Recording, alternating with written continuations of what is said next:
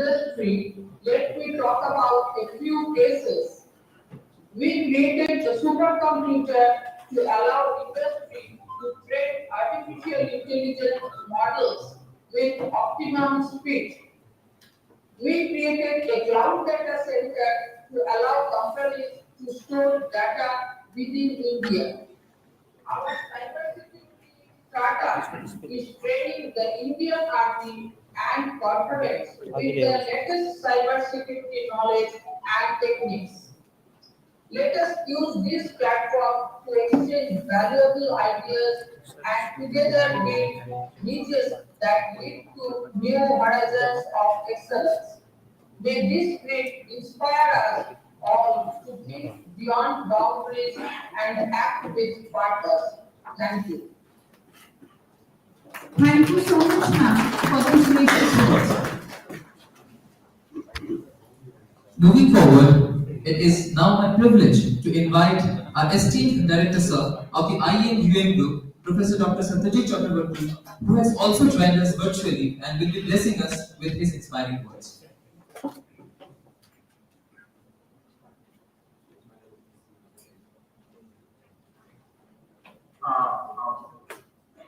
Thank you, respected Chief Guest, Sri Dr. Buddha Chandrasekhar, for accepting our invitation.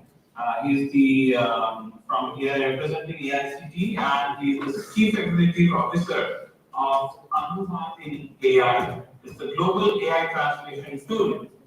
Respected Chancellor Madam, respected organizing team members, Preeti Sharma Madam, and my dear students and delegates. This is a great occasion, IIIM. Every year, this is our flagship conference, which brings together academia and industry for collaboration.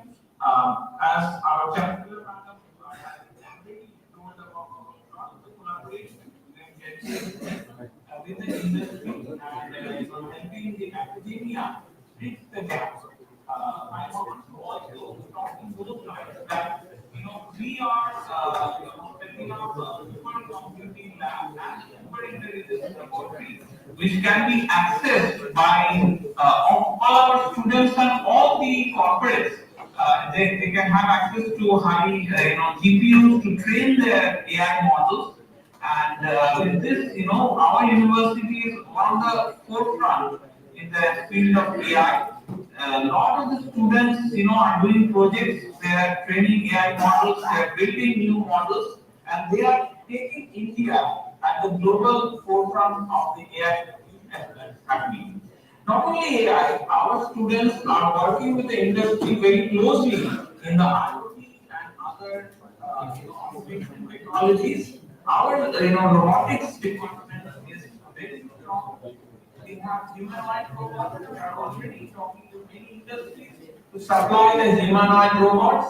Apart from that, all the other emerging technologies like augmented reality, virtual reality, blockchain, all these technologies are being researched in our university, and we are providing solutions to the industry. Our associate partner is already a cybersecurity auditor, certified by the government of India. We are already providing cybersecurity trainings to various army, navy, various organizations in the industry. So we are very closely working with the industry, and especially, I want to say that this Anubhati, this AI translation tool of the government of India. We want to work closely with Dr. Buddha Chandrasekhar sir, because we are also very strong in AI, and I believe that we can also work together and make India into the forefront in the AI revolution, which is now powering most of the stock markets around the world and actually most of the economies around the world. So with this, I pass the microphone back to the host.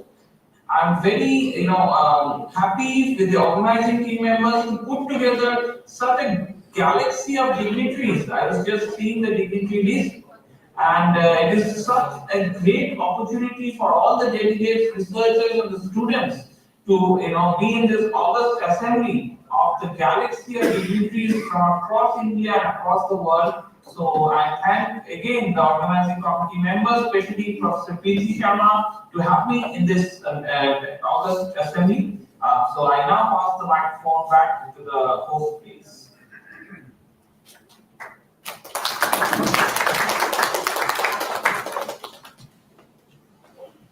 Thank you so much, sir, for those illuminating words. Now, to commence this auspicious occasion, I humbly request our esteemed guests and dignitaries to kindly grace the stage for the ceremonial lamp lighting. This act symbolizes the light of knowledge, wisdom, and collaboration, the guiding spirit of the IIIM Synergy Summit 2025. May it inspire meaningful partnerships and innovative pathways towards a brighter, sustainable future.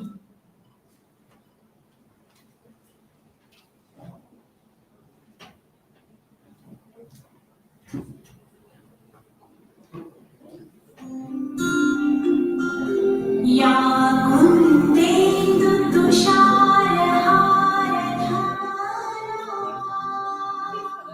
या शुभ्रवस्त्रावृता या वीणावरदण्डवन्दितकरा या श्वेतपद्मासना या ब्रह्माच्युतशङ्कर प्रभृतिभिः देवैः सदा वन्दिता सा मां पातु सरस्वती भगवती निःशेषजाड्यापहा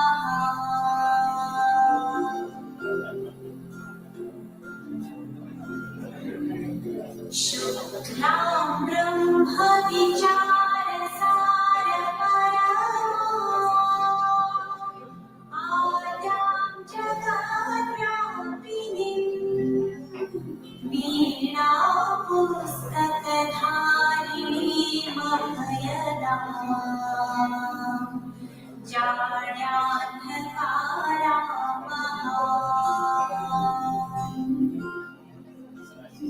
हस्ते स्फाटिकवाटिकां विदधतीं पद्मासने संस्थिता वन्दे तां परमेश्वरीं भगवतीं बुद्धिप्रदां शारदाम्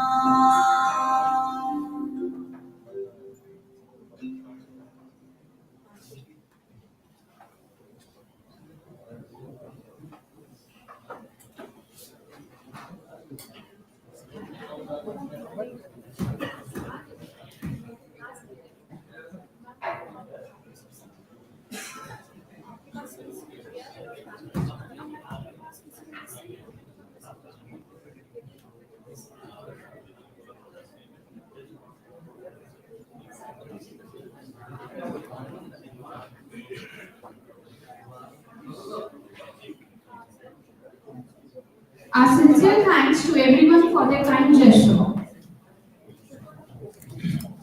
Now, moving forward, we are honored to welcome our distinguished personalities whose remarkable achievements and visionary leadership have driven innovations, shaped industries, and inspired positive change worldwide.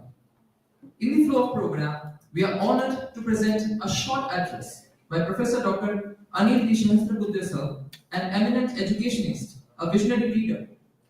He is currently serving as the chairman of the National Educational Technology Forum, NETF, the chairman of the Executive Committee of National Assessment and Accreditation Council, NAC, and the chairman of the National Board of Accreditation, NBA. Owing to his demanding schedule, Professor Anil was unable to join us physically today. Nonetheless, he has kindly conveyed his blessings and message through this special video. Good morning, everybody. I'm very delighted and happy to be part of IIIM Jaipur for the synergy meet on this 8th November 2025. The invitation was given to me by Dr. Preeti Sharma, who came all the way from Jaipur, driving 6 hours in Delhi traffic. And I could never say no, but since 8th November I had some other schedule. I said I will come online and then present my some rules so that people will get encouraged. People from industry, academia, they are all converging, both from India and some of the countries abroad. And this is going to be very encouraging event for faculty development in a manner that how they have to move forward in the next decade, especially in the light of changing circumstances, geopolitical changes that are happening. On one side, India has embarked upon a mission of Viksit Bharat, so that is one of the prime ideas of this conference. Second one is of that of industry connect, both in terms of employability and also creating entrepreneurship. Small and medium scale startups which will feed to the larger industry, and that is what will help the larger industries. And what is important is this is an international event. United Nations Center of Excellence is also associated with this. Thereby, we think about the global peace, global happiness, which is very vital in these days when several countries are at war. Therefore, entire humanity has to look forward for creating next level of citizens who will understand each other, respect each other, and that is the spirit which Dr. Chakravarti, the founder of this particular institute, played both in Calcutta and Jaipur. I'm very happy that all of you are meeting here on this summit. This is a sort of convergence of industry and academia. We will think about the future course of direction, both in terms of curriculum, in terms of industry practices, and how we create excellent society, a planet worthy of living here in this world. Thank you very much. Namaskar. Jai Hind. Thank you so much, sir, for those blessings and those enlightening words. Now, moving forward, it is with great pleasure to invite our Honorable Vice Chancellor, sir, of the University of Engineering and Management, Jaipur, Professor Dr. Biswajoy Chatterjee, to deliver us the welcome address. Professor Chatterjee is a distinguished academician and researcher with expertise in nanoscience, applied robotics, and computer vision. Let's give a huge round of applause for sir. I was feeling very ashamed when my designation and my introduction was being read, because when you are surrounded by a galaxy of stars like this and reading out your designation and your small achievements, it really feels very bad. Thank you so much. Thank you so much for calling me over here. See, there are certain days in life when you feel like that wherever you are standing a little higher than that. Whatever the university was till today morning, definitely in the evening the university will be achieving a level or two higher than that because of this galaxy of stars present over here. I wholeheartedly welcome Dr. Buddha Chandrasekhar, the Chief Coordinating Officer of All India Council for Technical Education, AICTE, and the Department of Higher Education, Minister of Education, definitely, of Government of India. I welcome Professor Ramesh Arora, Trustee and Chair of the Institutional Development Group, Professor of Public Administration at the University of Rajasthan. That's his designation, but actually he is known because of his millions of followers in YouTube and people across the world following his motivational lectures and getting motivated to do their own work in the best possible way. I wholeheartedly welcome Dr. I. Balakrishna, Joint Director and Scientist, Ministry of Electronics and Information Technology, MeitY, Government of India. Dr. Gaurav Kumar, Assistant Director, Promotion Directorate, Indian National Space Promotion and Authorization Center of InSpace. Dr. Rajendra Dulkar, Scientist, DRDO, Defense Research and Development Organization. I wholeheartedly welcome Brigadier Ashish Maini sir. He very kindly agreed in the last moment almost to join. Thank you so much for that, sir. I wholeheartedly welcome Dr. A.B. Madhu, Vice Chancellor of Vivekananda Global University, Jaipur. I welcome Professor Anil Mehta, Professor of Management, Department of Legal Studies, Manasthali Vidyapith. He was prior to that, he was with the University of Rajasthan. Dr. Deepa S.P. Mathur, Professor and Head, Department of English, University of Rajasthan. Professor Manoj D. Mishra, Chairman of Quality Circle Forum of India, UCFI, Jaipur Chapter. Professor Rajesh Solanki, Director, Quality Compliance, Jaipur. Colonel Dr. Raja Maji, Strategic Leader, Logistics and HR Specialist, ex-Indian Army. Dr. Vic Gaffney, Founder and Director, Brahma Culture, Nepal. Dr. Arani Adi Khan, Professor in Indian Institute of Technology, IIT Jodhpur. Mr. Raman Raman, Co-founder and Chief Marketing Officer, UNMED Delhi. Mr. Manish Kumar Mishra, Practicing Advocate, Trademark, Copyright, Patent Designs, Cyber Laws. Charles Stuart Thompson, Entrepreneur of Australia. Shri Shilai Raj, Sounder Rajan, Scientist in Charge, National Guest House in Goa, Jaipur. So these dignitaries will be present over here in the University of Engineering and Management today. And it is my honor to welcome you all, sir. Did I miss anybody? Did I miss her? Did I miss you, sir? I did not miss you. Okay. Thank you. It feels I'm a little bit afraid to tell the list because so many dignitaries present over here. It's a big thing for us. Thank you so much, sir. Very quickly about this university because you have come over here, so many of you might not be knowing, so I will just take 1 minute to quickly introduce. University of Engineering and Management, UEM Jaipur, is one of the universities of the IIM and EVM group. IIM and EVM group is the oldest self-finance institute of West Bengal, and it was established back in 1996 as the first, as I said, the first self-finance institute of West Bengal. And from that day till today, in West Bengal, we are honored to have the best students because to the West Bengal Joint Entrance Examination, which is the government examination for engineering entrance, we are always the first institute to close our admissions with the best ranked students. It is only after our university that our institute that other institutes start their admissions. So it's a prestige and big thing for us. In 2009, we, by God's grace, we stood first in the Technical Education Quality Improvement Program, which was led by World Bank. And we stood first in the country by God's grace. And then we were invited by the government of Rajasthan to establish this university. So we were here from 2009. The university got established in 2011. We took that time to have the land within the building, and government of Rajasthan was really very enterprising and helpful in having this university established over here. And I'm very proud to say from there onwards, our students are present in almost all sectors in all countries in top positions. Because of my work, I need to travel almost to all countries of the world.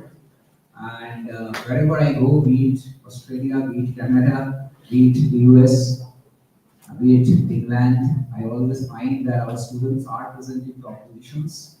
Every year we take about 700 of our students abroad, either to London or to Australia or to Singapore for study abroad programs. And we always try to put this thing within them that wherever you are, you learn, definitely you learn what is going on internationally, but please come back to the country and serve your country. And do good to your country. Our country has to be a Vikshit Bharat, and definitely by 2047 we can achieve that if you all learn properly and contribute to the development of your nation.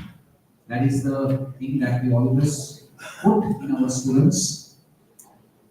And that is about UEM Jaipur. Thank you so much. We are into the, what should I say, this all AI, IoT, metaverse, all the emerging technologies. We are teaching the students, all our students are in development of AI platforms And if time permits, we will be demonstrating one or two small things if time permits over here. And we are very keen to work together, and whatever we can contribute from our side as a university in terms of research, we are always there to do that, sir. Thank you so much for coming over here. Thanks to all the guests. Welcome all of you. And thank you so much. Thanks, Preeti Madam, for organizing this and all the sir and all the other organizers over here. Thank you so much. Thank you so much.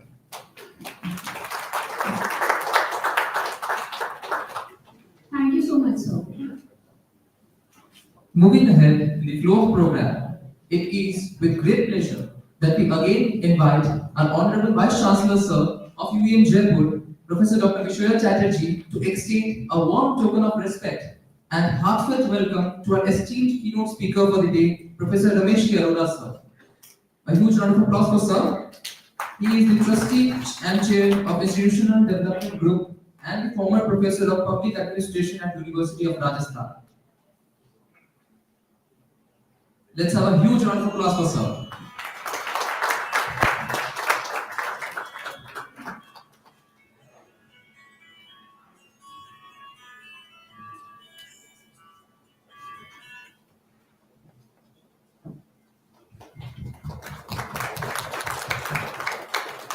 Professor Arora's extensive academic experience and commitment to educational excellence have greatly influenced policy research and higher education advancement in India.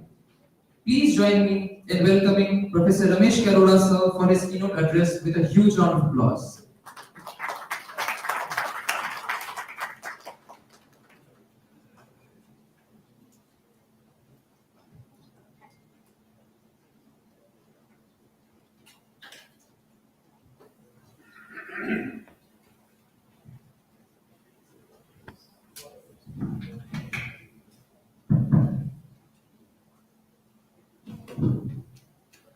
Honorable Mr. Vice Chancellor, the great galaxy here of various experts, academicians, and the practitioners of knowledge, those who have brought a great change in the various institutions they have worked with or headed.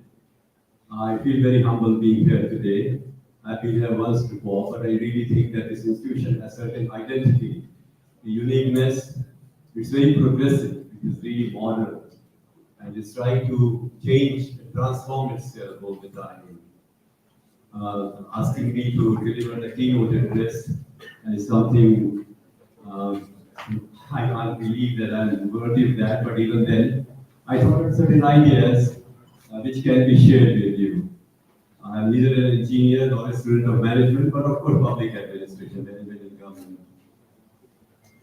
When you look at the goals of education and read the book, The Aims of Education by Alfred North Whitehead, or ideas of Bertrand Russell on education or Radha Krishnan for that matter, you will find that there is no mention of employability as one of the objectives of education. Long time ago, when the whole process of education had started, in India particularly, and even in China, education was not meant to be an instrument of gaining jobs. It was meant to develop a personality in holistic sense. That a person should become a complete person, a total person, an integrated personality, a composite personality, person with a vision, person with a mission. And from that point of view, they wanted education to become a most helpful instrument in developing 7 dimensions of human life, of every individual. That a person should be fit physically, and see that some of the people are watching mobile, please don't do that. I'm here only for 20 minutes. And I won't waste your time, I assure you. The first dimension of life and with which education ought to be integrated is the physical dimension of life. We need energy, we need vitality, we need zing, we need enthusiasm, we need work, we need potential to work for 12 hours a day in business, in industrial organizations, engineering institutions. Kautilya Shastra had told that an emperor should give only 6 hours to himself, including his family sleep, and 18 hours for the job. Ashoka the Great. It's chronicle. worked for 18 hours a day. That was management of the government, of course. But if you look at the disciplined life of the great managers, you find they work very hard. Whether you take the example of Andrew Carnegie, Henry Ford, Nelson Rockefeller, Ratan Tata, very disciplined person. Azim Premji, marvelous. I mean, they work even during their lunch. Ratan Tata used to have working lunch meetings every day with his staff. He did not take lunch alone. He had no family of that matter, but then he always discussed. And what was the result? I was reading the life of Ratan Tata. I just made a video on Ratan Tata, which will be uploaded tomorrow. I mean, I wanted to look at his life, how he really trained himself. I'm telling you what holistic life could be. I'm giving only one example. He used to wake up at about 5:30, 6 o'clock and sit on his chair. Would you believe it that he will make the to-do list every day himself, by hand, not on computer? Then for half an hour, 1 hour, exercise, so walking with his two dogs, pretty dogs. And then after getting ready, he will sit on his chair, working chair, at 8 o'clock, and would start his meetings at 9. There were meetings from 9 to 11, all different. There are 100 institutions under him. Tata Sons, he was a chairperson. And he really had information about all the organizations under him. And then he'll have his lunch, and then after that, there will be an innovation meeting every day from 2 to 4. What new can be done? What new things have you done in the last 1 month, 5 months, 4 months? And what new can be done now for future? Tata means something new. More than 100 products from Tetley Tea to Air India. Everything you think of which touches human life, certainly there was involvement of Tata's in that. And the type of integrity and honesty and ethicality, morality which he introduced in every operation was amazing. He said, my job is to spread values of the Tatas, whether that's been Jamshedji Nasabanji Tata or J.R.D. Tata. I mean, here's a person who really was a flag bearer of ethics in business and morality. Once he was asked a question by an interviewer, sir, why some people, including what he meant was certainly Ambani, why they have gone ahead of you? Tata replied calmly, if we had adopted their means of development, we would have been ahead of them. I don't want that progress which is not rooted in ethics and humanism. And the type of compassion that he represented. I want all the managers today, and all the engineers to know that there are very significant attributes of a very good engineer or a manager, and that is first creativity, and second is compassion. Holistic development of personality does take place. But I was only talking about physicality and, of course, the fitness, mental development of human personality in management and education. Always know something new. There is information in the classroom. Knowledge is outside the classroom. You know, engineering is an applied science. Management is applied science. Physiotherapy is applied science. Books have only a limited role, marginal role in the development of knowledge. You go outside and really have hands-on experience. That is why the collaboration between industry and institutions, education institutions, is extremely important. First of all, you must always tap the resource of your alumni. Don't leave your contact with them. Make them your faculty sometimes. Make them your guest faculty. Bring them here. They will have love for this institution. Nobody forgets his own institution, whether school education or college education. Even they are abroad, call them once a year at least. I think your whole institution will be internationalized, globalized, if you are having continuous contact with your faculty, with your alumni. It's very, very important. Which IIM people are very much particular about. all the IIMs, alumni, are continuously and integrally and organically having relationship with their old alma mater. We should do that.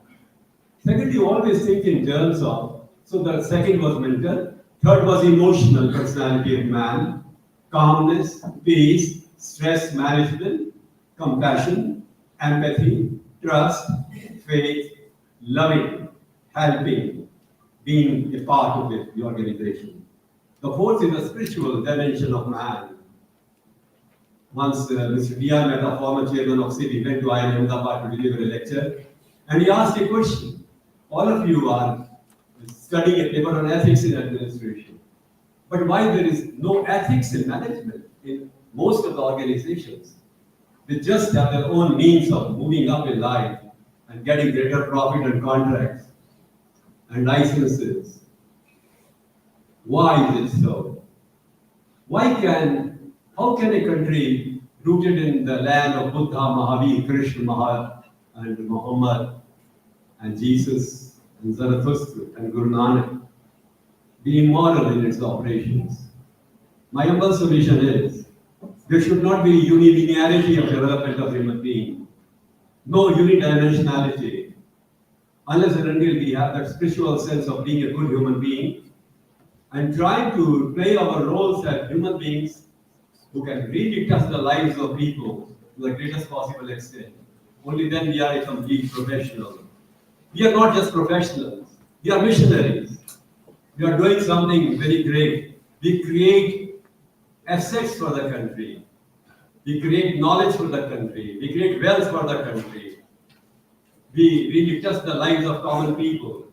And all this has an ethical basis, moral basis. It's very significant. Therefore, spiritualism and morality go together. You don't have to be religious. The spiritual means that you have bodily development, number one, mental development, number two, emotional development, number three, but spiritual development, number four. That is the indicator personality. The fifth dimension of life is family. There are two things in life which are most important. You know what happened a long time ago when I was a student? I had a dental problem and I had gone to a dental surgeon. You know, they always make you wait. So I was waiting, I looked at the Reader's Digest. And one small little minute I saw was very, very interesting. A young boy, a very small boy of 5 years of age, wrote to his grandmother in USA, "Granny, give me an idea which will help me for the whole of my life." And Granny wrote a letter, long time ago, it was only letters, we don't exchange. He said, "My dear Sonny, remember one thing, love and work can conquer anything and everything." I want this love and I want this work to be the most significant guiding dicta for every person. Love the work that you do as your professional occupation and work for the people whom you love. Now, people whom you love are just not confined to the family. Make this world a family. That is why when Tagore wrote about education, they said we want to develop through education a universal man, not just a global man. Global is physicality, it is structural globally. You look at the geographical limits of the world, but he says universal, go beyond the globe and always have your integration and association as if you are a part of the great cosmos. I think we should develop in our profession and mission, which is called the zeal, the zing, the enthusiasm for being useful to as many people as possible. Lord asked a question once, "How alive are you?" And people couldn't answer. People thought it was only how healthy are you. No, I want to ask only one thing. How alive are you? And so the people couldn't really understand the implication, the manifestation of that particular question being asked by Lord Say. He said, my answer is, please understand. How many lives are you touching? With compassion, with faith, with love, this big sense of forgetting oneself.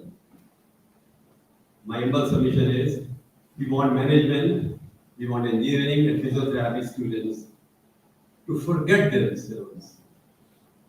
The best meditation is when the devotee forgets himself. The best love is when the lover forgets himself.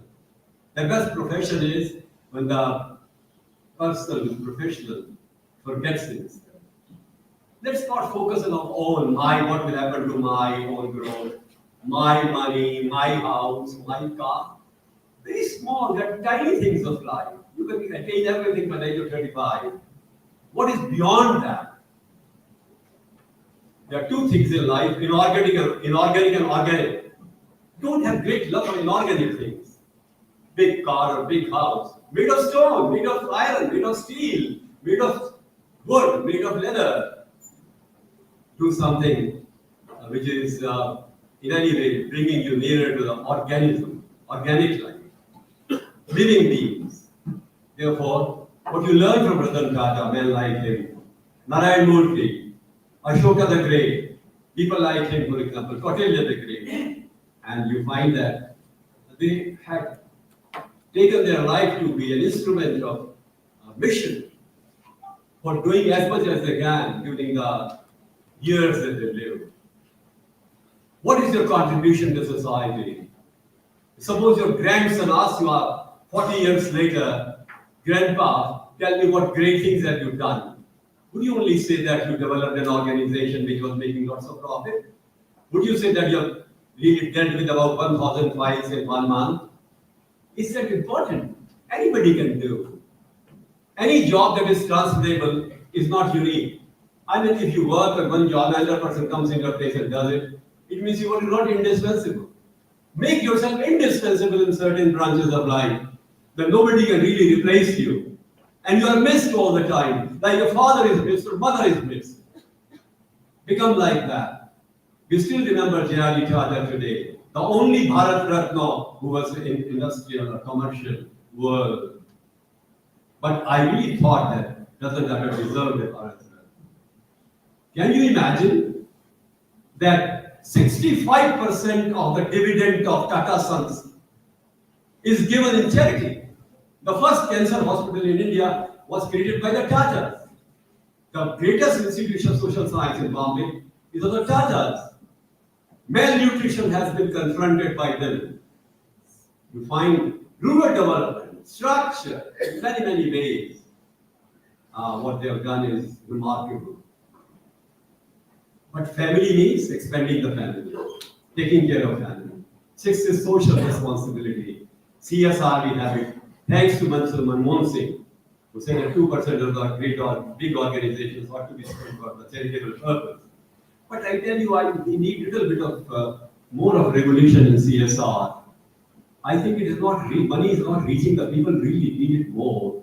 I think we should be more particular about the usage of that particular crores and crores or millions of rupees that we have. And the last important point is we should become professional. As the education policy of India says of 2020, we need internationalization of education. As the Vice Chancellor said, his students go abroad for training. But my humble solution is, don't think of globalization. Globalization is common practices in different countries for doing a particular job or running a particular organization. I want internationalization, which is what a spiritual sense too, where you feel that you have to grow, you have to serve and touch the lives. Unfortunately, in India, not a single product you can really boast of which is being sold in USA as only made in India. We are not really in any way. I'm sorry. See, basically what we are doing is, we are not international today in India. For all your children are studying abroad, all of you want foreign jobs. Gandhiji wrote a book in 1909 and he said, the real freedom will be when we don't go to the West for earning money or for earning knowledge. We are not doing that. I want international students to come to India. Are they coming? How can we become international and global? Unless they find something unique in India, they should come here. Not many students of foreign countries, except for developing countries, IITs and IIMs also. So we are not a global leader in education. We are less developed. I want institutions like this indeed to become come to the forefront of being an island of excellence. Forget it is in Jaipur. I think I spoke on the. So give me this. I'm very sorry. I apologize. Yes, I have mobile. I don't know how to use it. Putting on the flight mode. Not good.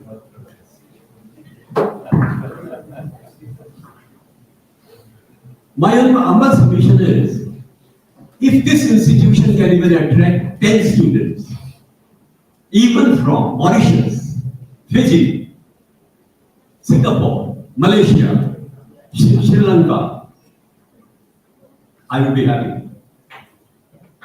Our presence abroad is not important. I want foreign presence in India. And that is not happening. Okay, it doesn't matter. I have only 5 to 7 minutes more. I know a lot of things to be done in the first session. But I have certain requests to make. First is, please modify your syllabi continually. Meeting once a year or twice, once in 2 years is not enough. Any important event, Board of Studies must meet.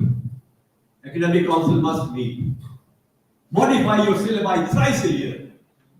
If AI has come, let it be introduced in all the syllabi. It's something new, and then don't just look to technology. Look to humanism. Look to compassion. Look to empathy. Look to relationship between the bosses and the subordinates. Recently, the government of India has made a list of attributes which are essential in management and industry and engineering. First of all, technical skills, agreed. Second are the green skills. There are 80 green skills which are identified by the Skill Development Board of India. 80. And most important are related to engineering aspects of engineering aspects of power, wind power, solar power, power wave, saving power, and economy power, water management, waste management, cleanliness. All these are 80 green skills. Engineering skills, great skills, and management skills. All of us, all engineers must be taught management. And all managers must know what engineering is.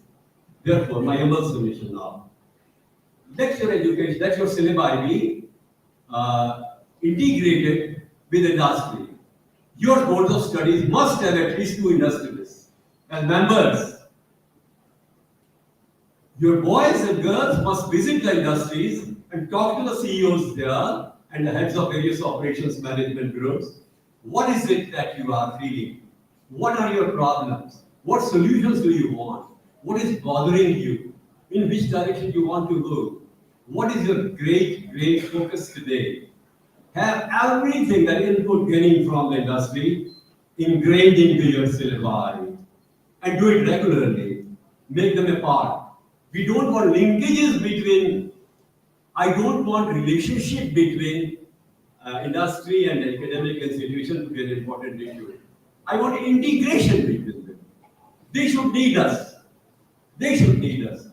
Presently, we are needing them because of employability, placement, and jobs. We are the receivers. I want them to be receivers. Therefore, do studies and research which are needed by them. So all your boys and girls should form a group of 4 or 5. Conduct the research there in collaboration with them. Bring out a monograph of your institute. Let there be 12 monographs in a year of 20 pages each. And let these monographs be distributed to industry. And let people know that you're doing it 20 monographs a year, like IIIM does. You don't need to really, in any way, even have a placement cell. They will come and have your boys and girls. There should be visibility of an institution. In this competitive age, when there are more than 11,000 1,100 universities in this country and about 40,000 colleges more. How do you develop your own identity? Through publications, through newsletter of yours, which should reach all industries. And I want to suggest one thing. Don't confine your education only to the limited confines of your subject. Make it interdisciplinary, multidisciplinary. Do you know the skills I was talking about? Technical skills, managerial skills, and of course, green skills. There is a list of soft skills given in all important handbooks of education, Government of India, ILO, international bodies, that these are the skills needed in all people who are studying engineering or management. And the most important is humanism, compassion, time management, stress management, happiness, and above all, team building. This is what is needed in India. We are brilliant of people in everywhere, on all organizations. But we are short of team. Learn from the army, learn from the navy, learn from the air force. The team building, they know best.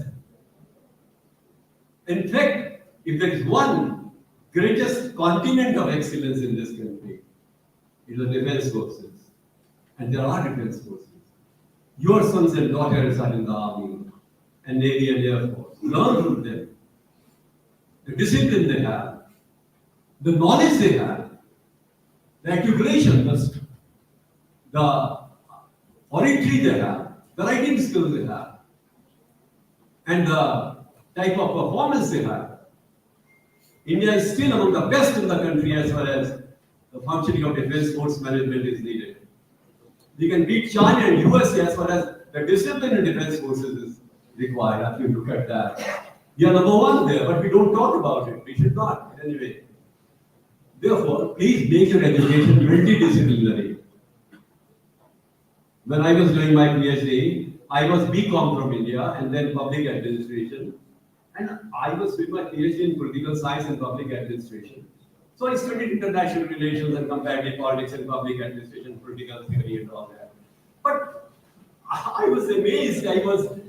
I was made to offer as a part of my course with grades and units.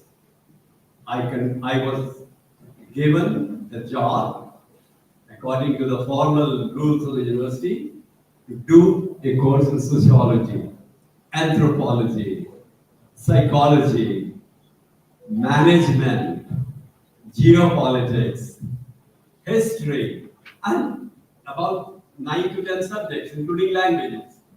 I mean, that's why those boys and girls, after they graduate, really become people who can manage affairs in any dimension of life. But okay, don't be that ambitious. At least have 2 papers, psychology and philosophy, bit of economics and sociology combined.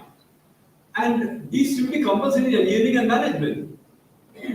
They know how to deal with people, of course. Well, I have many more ideas, but I was only looking at anything I've left. Yeah, there was one point. The weakest point in Indian education institutions is research. Internationally, let me tell you, 2022 World Statistics of Research papers, based on the research journals, which are very eminent in various disciplines of science, technology, and even social sciences.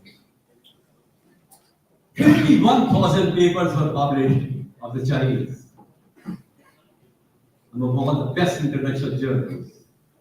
36,000 by USA, 3,600 by India, none from China. My humble solution is, be different. Don't be having a philosophy of being ordinary. Don't just follow the rules and laws and regulations of the AICTE and all. They are very common. Nothing spectacular about them, nothing distinctive about them, nothing earth-shattering about them. Forget that you are in Jaipur. Maybe you think that you are in maybe New Jersey, maybe in Bonn, maybe in Frankfurt, maybe in Paris. You can make this India a great center of learning. Therefore, do something unique and don't focus too much on classroom books and all. It is very pedantic. Any student can read books at home and then online. Send them out. Send them out. फैल जाएं आपके सारे विद्यार्थी इस विश्व की विभिन्न दिशाओं में और ज्ञान एकत्रित करके संकलित करके एक नवीन संस्कृति का उत्थान रूप से जन्म दे उसको. Then it is possible that you become a great institution. And my human solution is please research and bring all the industrial people into your road of studies, academic counseling, teaching. Call an international professor for 7 days. Pay him, doesn't matter, $500,000, doesn't matter. But your institution, your students will be enthused by it. They will see, my man is 72 years of age and working for 12 hours a day. No comfort zone in growth of man. No comfort. Continuous dedication, perseverance, on all the time thinking in terms of progress and growth is very, very important. At the end, I would only like to mention last point. Please have regular seminars for future. India 2047, long distance over here. Why can't you think of India 2030? This institution 2030. And then it should be rolling plan. Next year it will be 2031. Next year 2032. Still have a rolling plan of the futuristic plans for the growth of this country. Your institution too. Don't look to always the macro dimensions of growth. Look to the micro dimensions of growth also. Make this institution great. I'm very happy to be here. For you know, you are the sterling qualities and virtues of a great institution. And I see great hope in you. And I feel each and every person today in this institution, whether teacher or student, has a future. So that person should think of the future. Very grateful.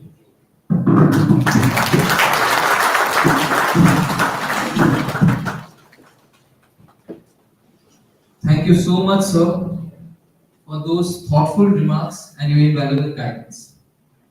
Now, for the moment, I would like to invite our Honorable Vice Chancellor, sir, to kindly felicitate our esteemed keynote speaker for the day, Professor Ramesh Arora, sir, with the prestigious Lifetime Achievement Award. Oh, no. And I request all to kindly stand.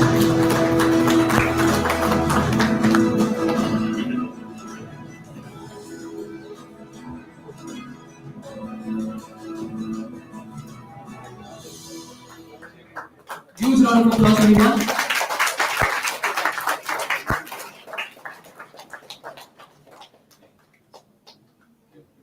Great honor and a surprise. So good of you. Thank you so much. Thank you. Moving forward, we again welcome our Honorable Vice Chancellor, sir, of the IIIM Jaipur, Professor Dr. Biswajoy Chatterjee, to extend a warm and heartfelt welcome as a token of respect to our esteemed guest of honor for the day, Dr. Buddha Chandrasekhar, sir, Chief Coordinating Officer, AICTE, Ministry of Education, Government of India, New Delhi.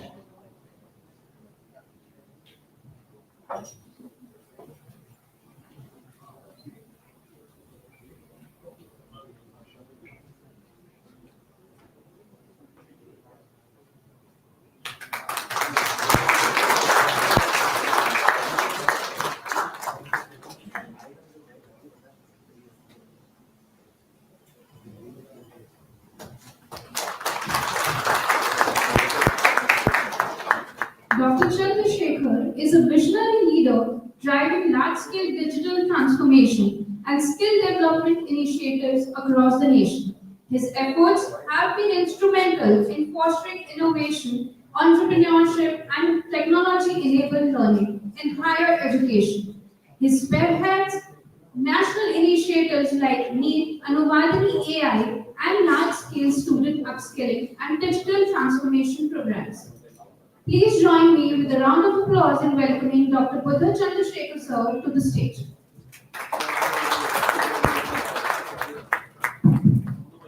Good morning all. On behalf of Minister of Education, Government of India, I welcome all of you for this wonderful University of Engineering and Management IIIM Summit. As I see a lot of scientists here, my very good friend, I call him Fachi Balaji. I'm sure you will learn a lot from him, along with other scientists and researchers and innovators sitting here. And the upcoming researchers and innovators, because I don't see you as a students, because your world is already changed because of the various dimensions. So the one of the biggest dimension, as you all know, that we have a best of the best prime minister for this country. And I think we are now transforming our country from a developing nation to a developed nation. So in order to transform ourselves from a developing nation to become a skill capital of the world, knowledge capital of the world, education capital of the world, one thing is really missing in our country is a collaboration between industry and education. Because when I did my diploma in electronics and telecom, I was an engineering student. So I dreamed to work with a chip making company. Maybe Balaji knows very well. So there is no nano chip making company in our country. So I was trying my best, somehow to get into some kind of a company to create that chip. Because people used to call me the craziest guy in my college because I used to wear a chip around my neck. So I used to roam around the campus saying that, one day I will make a chip, I will make a chip. So then I understood there is no chip making company in our country. Then I moved slowly towards programming. And I became a programmer, then I don't know what people call me as an architect, software architect, technologies, whatever it is, but I worked for Microsoft in various countries. Then I worked for US government, then I came back and joined the government of India. So I'm not a babu. I'm a technologist basically. So who joined fortunately or unfortunately with government of India. But then I understood, God gave me an opportunity to connect the industry with the academia. Because I come from a Banya family. And I don't know how many South Indians understand Banyanism. I come from a business family. So we used to, do business for 10% discounted trading rate. So that's our grandfather's business. So I learned a little business on that side. And from my education by default, I'm an educator, and I sold 7 companies to Gore people. So I earned some money there. Then I came back to the government and started working for government. So luckily, fortunately, God gave me the opportunity to understand these different worlds. So the biggest gap, what I understood, sir, maybe what Ramesh Arora said is 100% perfect. Businesses in the world changes every quarter. It means every 3 months, the way they do business changes. But education system curriculum changes once in 3 years. There is a fundamental difference between these two. That is the reason education goes south and the industry goes north. So now we need to interconnect these two. So that's where I see the wonderful policy.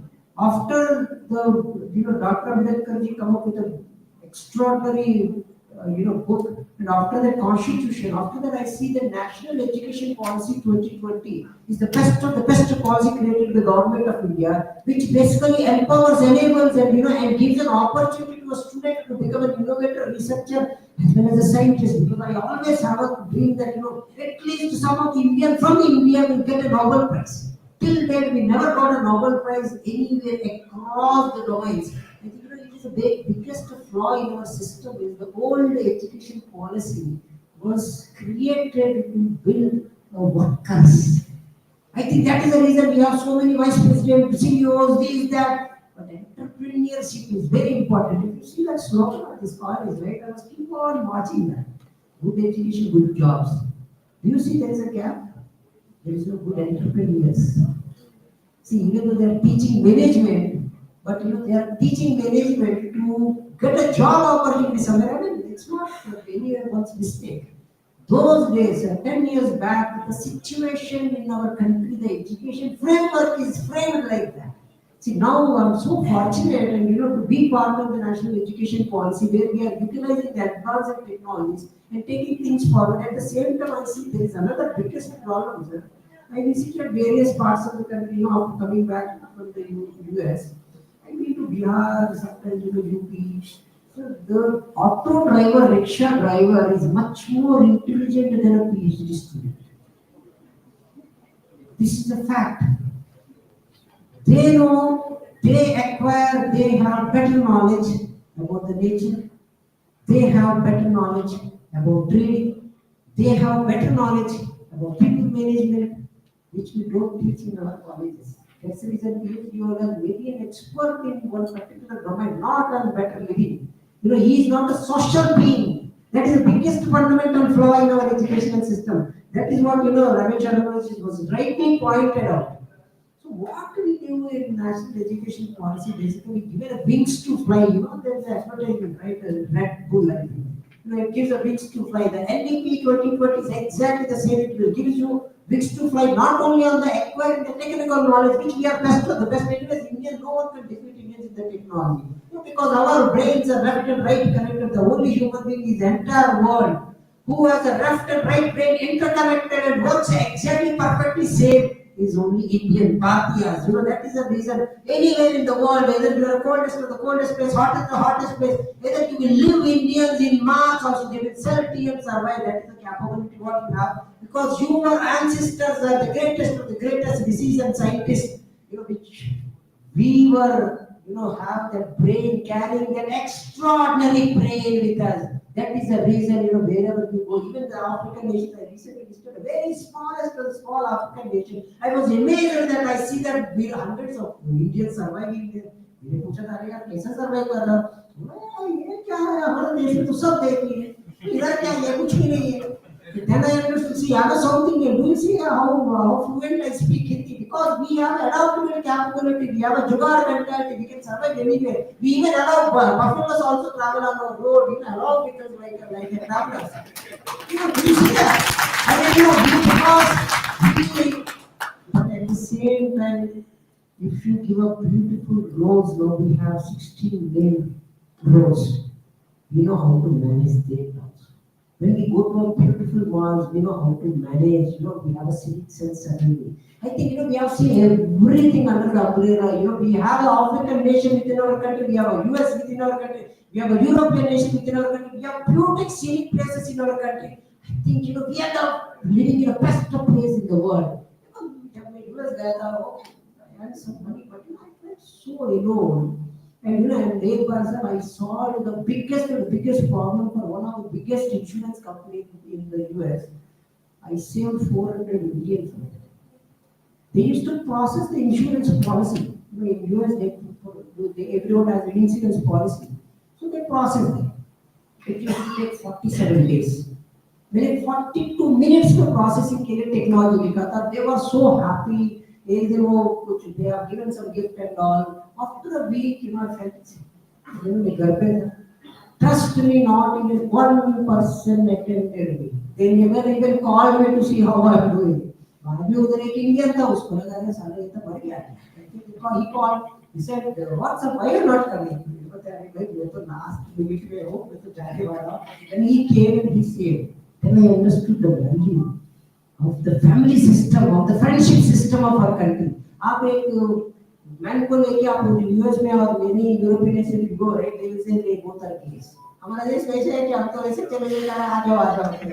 There is a fundamental difference on way of living also because we feel different family culture which others don't have. But I just want to come back to our 5 T's what I strongly believe. I think everyone in our country needs to take it forward. The first T is technology. Of course, the technology is the one which is ruling the world, and now the businesses became a global businesses. You can create a smallest of the small service or a product in Jaipur, and you can sell it to them across the world, right across the world. You don't need to sell it only to nearby. So there is a e-commerce, v-commerce, m-commerce, whatnot, different kind of a commerce, and we have a customer UPI system. किसी को बोलते हैं Paytm का. Recently हमारा वो कुछ सब्जी बेच रहा था हमारा छोटे गांव में जब मैं मेरा गांव गया था वहाँ पे south Indian from Visakhapatnam. I went to a small place called Nairobi. It's a tribal area. घर गया था मेरे बताया अरे मेरा मुझे 1 रुपए भी नहीं है. मेरे बोला अरे भैया पैसा नहीं है. उसको पेटीएम है क्या है. चलो पेटीएम कर लो. लगाओ my God very this living in a small tribal village area, and he's talking. Do you know that there is no paytm system or a UPI system in other developed nations? Do you see that we are transforming ourselves from a developed nation to a developing nation to a developed nation? We are already getting transformed. We are almost on the edge of it. The only fundamental problem with us is what Sir said is another team, the teamwork. Individual Indians are the best of the best, no one can defeat, but we never work as a team. That is the biggest fundamental problem because we are more egoistic than anything else. We have so much of ego that कि मुझे लगता है कि नहीं मेरा knowledge मेरे पास है क्योंकि मैं आपको शेयर करता हूँ इसको शेयर करता हूँ उसको शेयर करता हूँ उसको क्योंकि वो आगे बढ़ जाएगा. There is a crab mentality what I really see. This is the only problem what Indians have. I think now we have a best leader who is working 24 hours and without taking even one day leave. We got a God given an extraordinary gift. मुझे ऐसा भी डर था कि जब corona आया था I was felt so happy. We are so fortunate to have Prime Minister. उसने ताली बजाई. मुझे लगा अरे ताली से क्या होगा. Then I understood sir. In the entire AICT, मैं अकेला आदमी AICT campus में के अंदर था. My family is in Bangalore and I'm sitting in AICT hostel or guest house, whatever you call it. तो कोई नहीं ये सिर्फ God security guard में.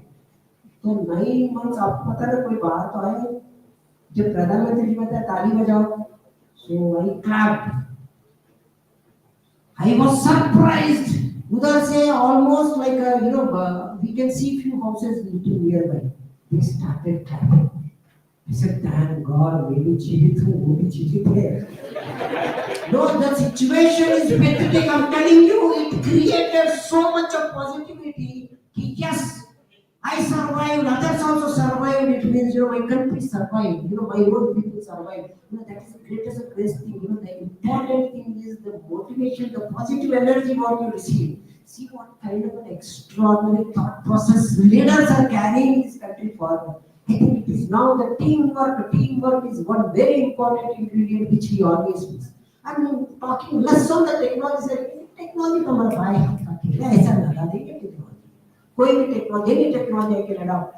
Sometimes Balaji, my wife always teases me, saying that कि रात को उठते हो, बोलते हो कि suddenly engineering में NAND gate or gate, क्योंकि रट्टा मार दिया ना, it is here.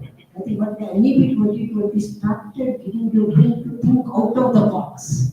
It is giving you to work with the industry. So the industry collaboration is one of the main important things which we started. Now we are sending students to the industry.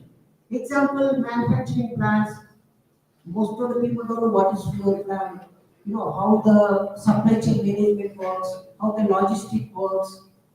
Most of them doesn't have any idea.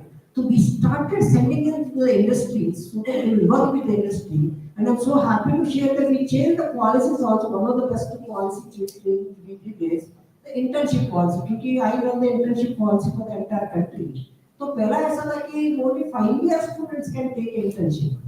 Now we have done. I said, why only 5 years? Why not everyone? So that we have changed. So now every first-year students, like any student, can take an internship opportunity. Not only engineering. I said, why only engineering? Why not non-engineering students? Started putting there also.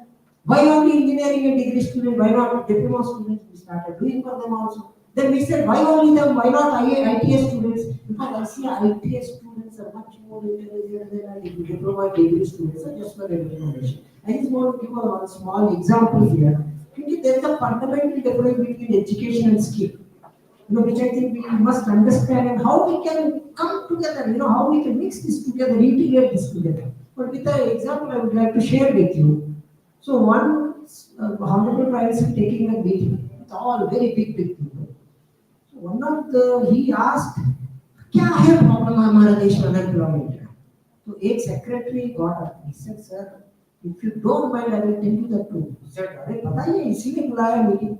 He said, साहब देखो, मैं IIT Kharagpur का gold medallist electronics से, अभी भी उसका नाम है, आप जाके देख सकते हैं. Extraordinary secretary. He said, sir मैं गोल्ड मेडलिस्ट हूँ इलेक्ट्रॉनिक्स से टेलीकम्युनिकेशन में, उसमें इलेक्ट्रिकल भी एक सब्जेक्ट है. सो एक दिन हमारा घर में फैन खराब हो गया. So of course he got married. We don't know about who got married. They know about wives. You know, wife. Maybe can't say wives, but one is more than enough for this life. So wife thought, you know, आज इसका देख लूँगा कि she said, you are the best of the best electrical engineer, gold medalist, तुम्हारा नाम है, चलो repair करो फिर. He said, you know what, I'm a gold medalist. I'm so sorry to say that I can't repair that. But I know that how the electron flows from one place to another place. I know the sine wave, cos wave, you know, ones and zeros, you know, and there is a chip inside which controls these, that, blah, blah, blah, blah, blah, blah, blah, blah, blah, blah, blah, blah. यही करते हैं हमारे education में. She said, बकवास बंद करो यार, अब मैं electrician को बुलाओ. So electrician को बुलाया, electrician is not able to attend that day because he is so busy, because they are very demanded nowadays. उसका 7 साल का बेटा हो गया. 7 years kid came, he fixed that issue in 2 seconds. वो वायर को तोड़ गया था तो he fixed it. So wife is always like, you know, all are laughing with luckily my wife is not here, so I can say anything. So wife, she said, बेटा इधर आओ वापस. That small kid, बेचारा डर गया कि इतना बड़ा बंगला, पुलिस बिलिस, इसको लगा रहे मैं तो 200 रुपए पूछ लिया था, maybe, you know, out of 100 rupees I asked 200 rupees. That may be the reason that madam is calling. She said, नहीं madam, just give me 100 rupees, please take 100 rupees back. That madam asked me, बेटा, what is your education qualification? He said, I failed 3rd standard. I am with my father.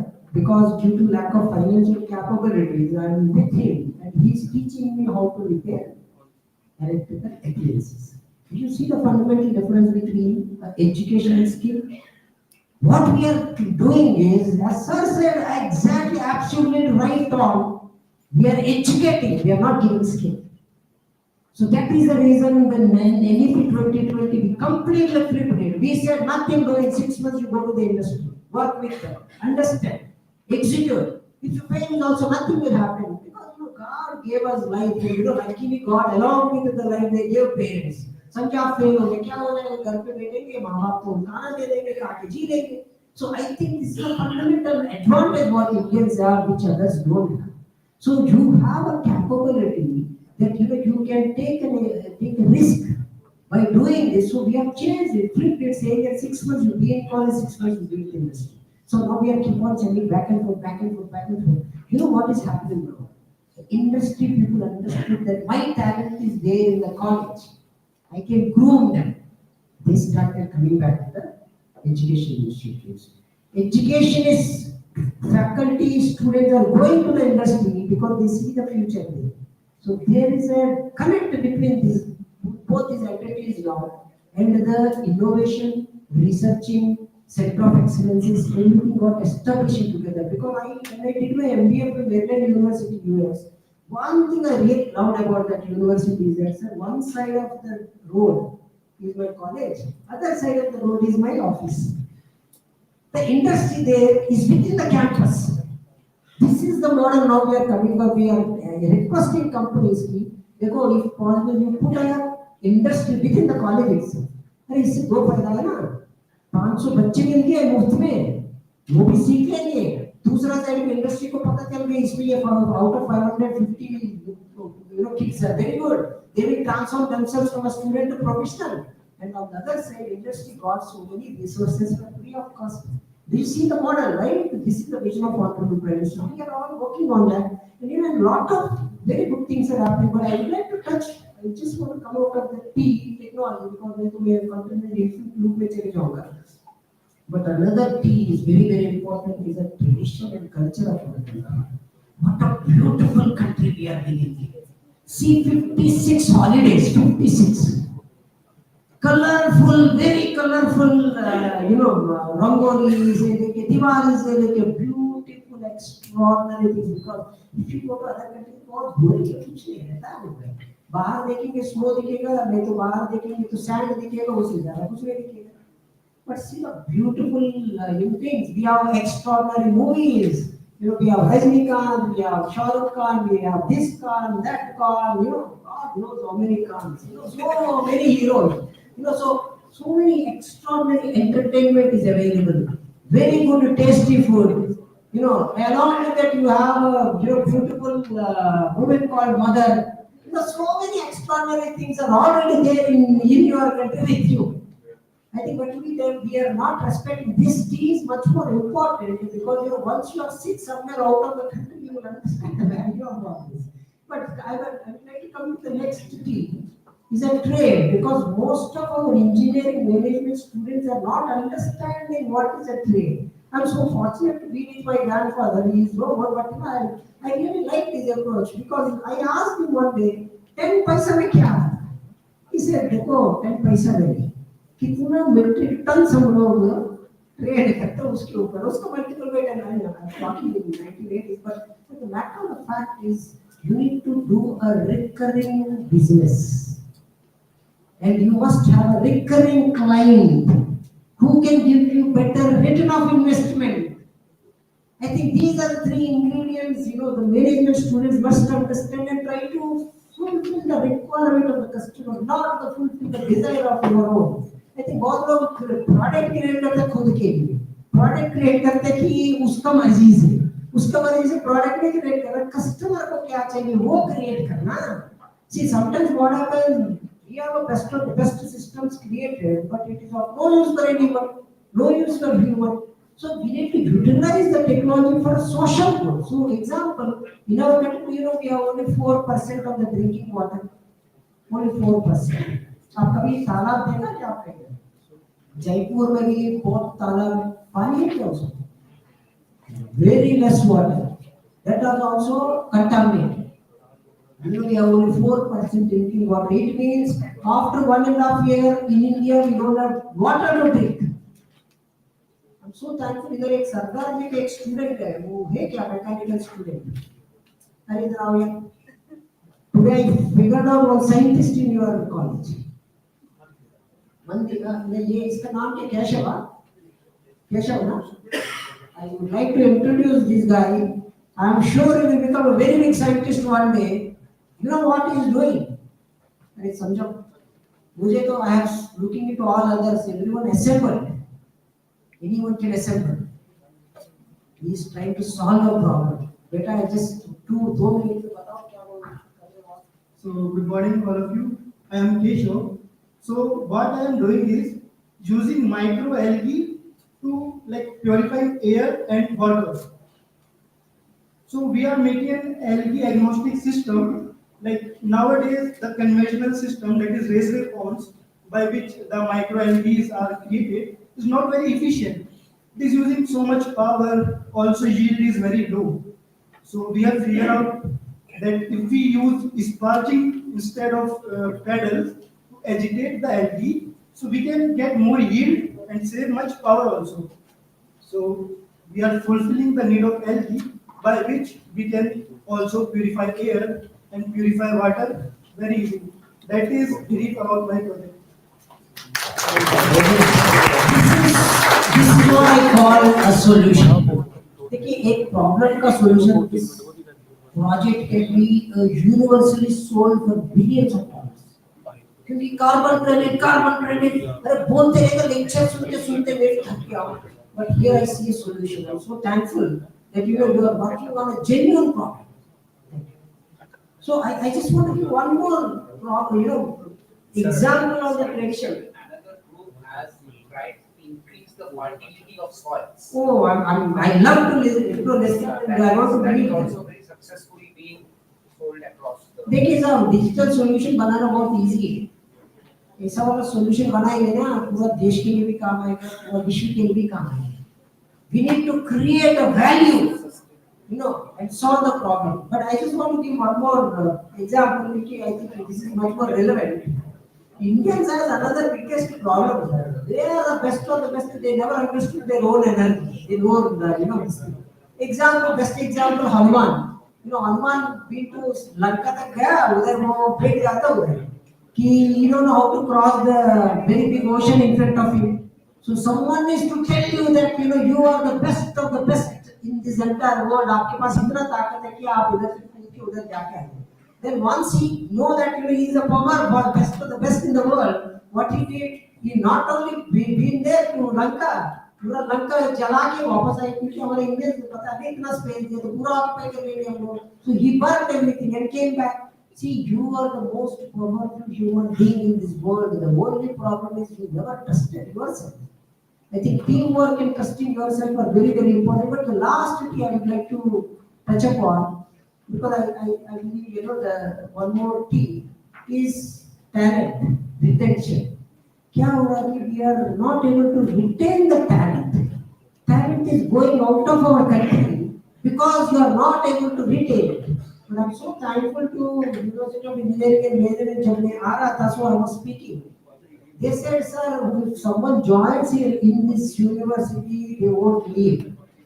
Now, I'm so thankful to the management for being so friendly and being so open and positive. Because a lot of people treat education as a business, but some people treat it as a social service. I'm thankful to the institute, who is doing it. So we need to learn how to retain the team, how to identify the talent. वो जब नहीं तक नहीं करेंगे क्योंकि recent हमारे पास एक intern आया था. आप ही कहेंगे वो कौन सा क्लास में पढ़ रहा है. He is in 7th standard. वो मिनिस्ट्री ऑफ एजुकेशन में आके अभी इंटर्न कर रहा है हमारा exam. You know what he is doing. Space का गेम बना है सब बच्चे. He has a thought process to create a space game. उसको हम लोग कॉलेज स्कूल पे पत्र लिखा कि ये बच्चे को हमारा पास भेज दीजिए. So every day he comes to office. He used to come with his parent. We said no, parent को बताते हैं कि आप बताइए इसी को भेज. He himself learn how to come to office and he comes with his own laptop. He sits, he works with the colleagues who are engineering students or already engineers or tech leads or architects. He's working with them. You see, we need to connect, interconnect, identify the talent irrespective of their religion, irrespective of their color, irrespective of their age also. Because age has no value, nothing to do with the talent. I think we need to identify this talent and take it forward. So these are the 5 Ps I strongly feel that we need to do. But one last but not least, India became a little backward because of the language barrier.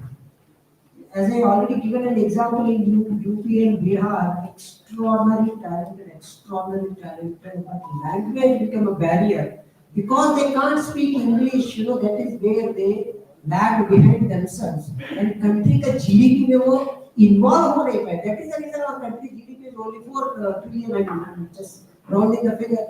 But Japan इतना छोटा है. How come they have 4 trillion GDP and this is such a big country have only 4 trillion GDP? The reason being is 85% citizens of this country is not involved in the GDP because of the language barrier. So that is where we have created this Anuvadini, which is a dream of Honorable Prime Minister to translate books from Indian to all 22 Indian languages. But slowly we have spread across to all 22 Indian languages. We have 57 foreign languages.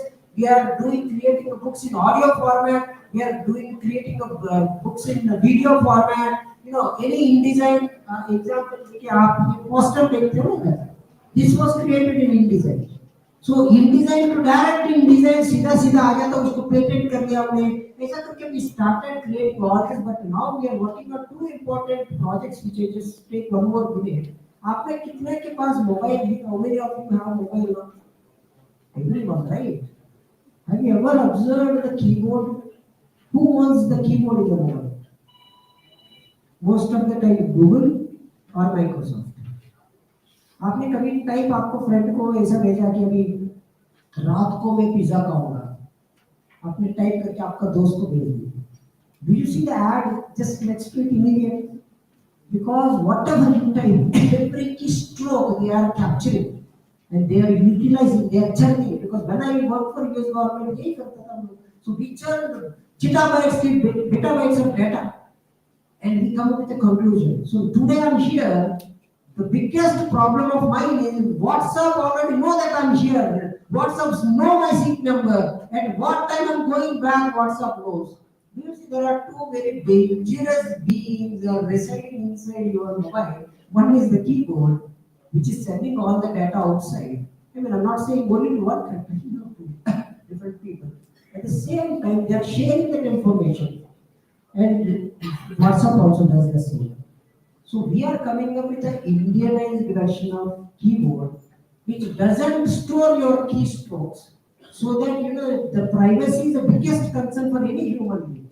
So you don't, without storing any data, we are creating a wonderful, extraordinary, with more features, making India keyboard. It works in 22 Indian languages and 47 foreign languages. And at the same time, it has another beautiful thing called, example मैं तेलुगु भाषा में तेलुगु में बोल दूंगा आपको हिंदी में आ जाएगा दूसरा for him it will come in English.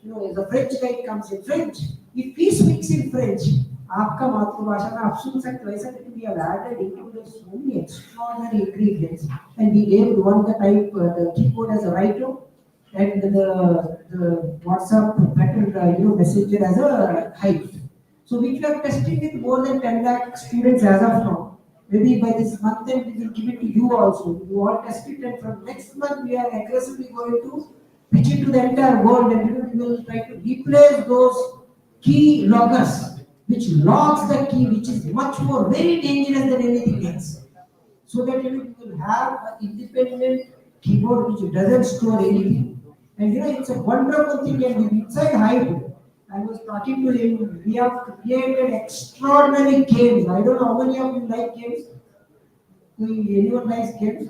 And if you like games, you will love hybrid like anything. ऐसा games create extraordinary games we put in. If you are interested to learn languages, we have. If you are interested in jobs or internships, we have included all this into a better version of a WhatsApp called Hype, along with the communication one-to-one and group communication. So all this coming together, what I'm trying to say is, see, this is a transformation happening in our country, so that we will become a Vishwaguru once again. So let us all work together. I thank everyone for giving this opportunity, and I'm so thankful to management because yada raja thada praja. It means how your king behaves, your entire institute behaves. So I'm so thankful and very scenic place.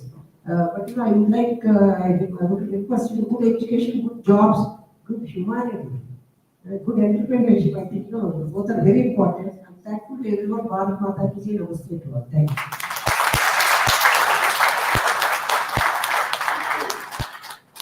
Thank you so much, sir, for those enlightening words.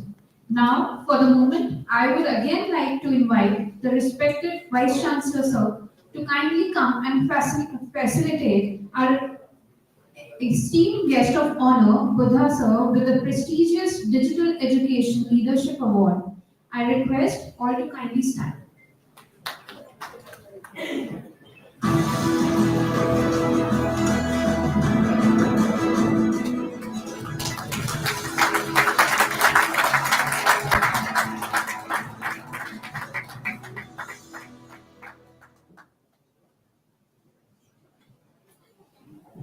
Thank you all.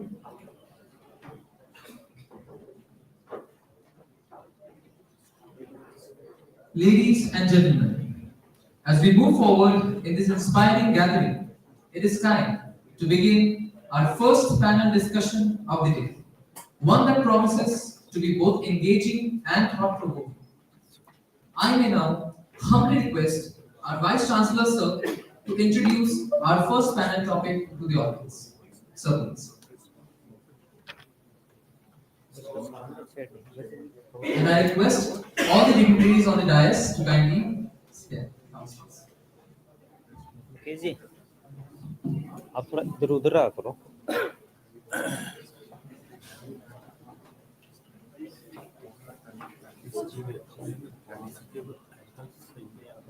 Okay, so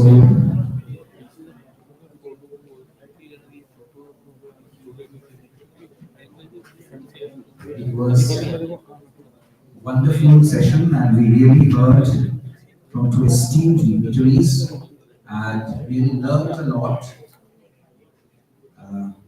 It is really, really an honor to hear from you, sir. I just want to quickly focus on the fact that someone saying India is an amazing country. So I wholeheartedly believe that when we will stand on stage and say Bharat Mata Ki and people say Jai, they really don't understand what this Jai means. We are really living in an amazing country, an unbelievable country, an incredible country, but people don't realize it. A country which had a literacy rate of roughly 28% in 1975. I'm talking not back, just 50 years back. So around 28% in 1975. It is having a literacy rate of 80% plus now, more than 80% plus. So other countries who had a similar literacy rate in 1975 has gone down even below or has not made so much of progress. And we have not only made progress, we have made a progress of almost 3 times, which is really unbelievable. And when I stay in other countries, people actually ask me, you tell me that how is it possible in India? How have you done it? How is it possible that in 50 years the literacy rate just increased 3 times? They really get amazed with that. A country which I should say the economy was not in the first 10. Our economy was not in the first 10, 30 years back. We were not in the first 10 positions. Is now in the 4th position in terms of, yes, there is debate. There are different parameters of measuring economy, but at least in terms of GDP, we are in the 4th position. We are not even in 10th, maybe 30 years back. So yes, we are living in an amazing country. Now the first topic was really thinking on that, sir, that if this country has to progress further, this country has to even progress further and have to have a Vikshit Bharat by 2047, then we must shape an ideal student. We must shape a good student. Now, in our university, we say that we are teaching all the students with the emerging technologies. We are teaching AI to all the students. It's the age of AI. We are teaching AI to all the students. All the students know that how AI modules are trained. That is what we say. Okay, he can be a good student. He can be a good student in terms of building our society. But again, building a society is not the only constraint. What is a good student in terms of a parent? For a parent, the good student is who does good in examinations, get good marks. But that same parent, when he is of 80 years of age, for him, a good son or a good daughter is the one who is taking care of him or her and is not leaving him. We are teaching our students to get a very good job in US maybe.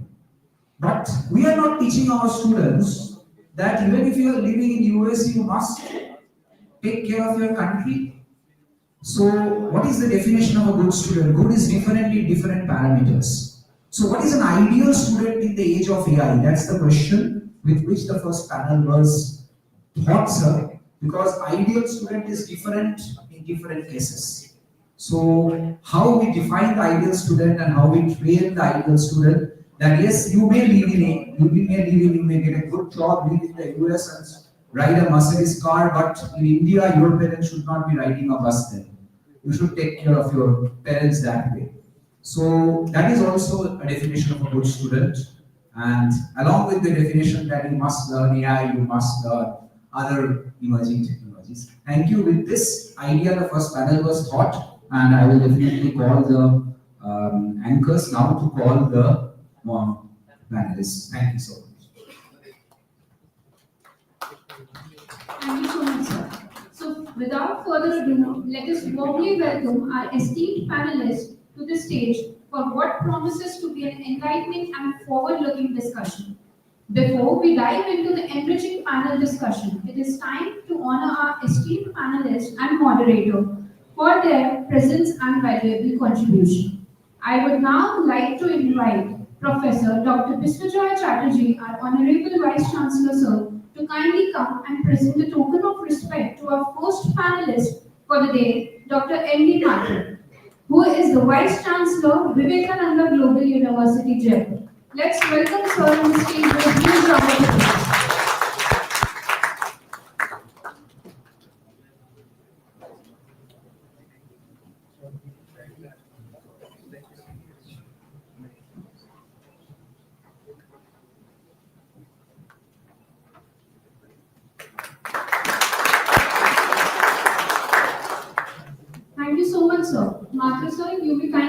your seat on the dais. Dr. Mathur is a distinguished academician with over 45 years of teaching and research experience in economics.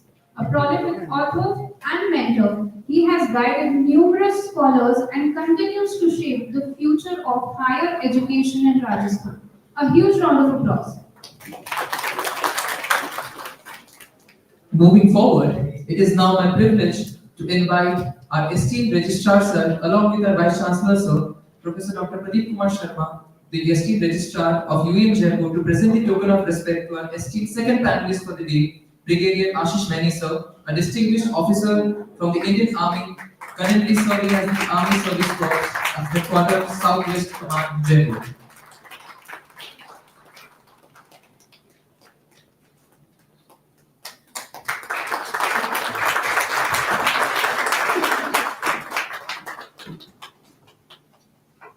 Thank you so much, sir. Ashish sir, you may kindly take your seat in the dais. He is a leader of exceptional discipline and dedication. Brigadier Maini, sir, embodies the true spirit of service, strategy, and national pride. It is now my privilege to invite Professor Dr. Preeti Sharma, the collaboration architect of this summit and Associate Dean Management, UEM Jaipur, to present the token of respect to our esteemed third panelist for the day, Dr. I. Balakrishna, who is the Joint Director and Scientist Ministry of Electronics and Information Technology, Government of India. A huge round of applause for sir.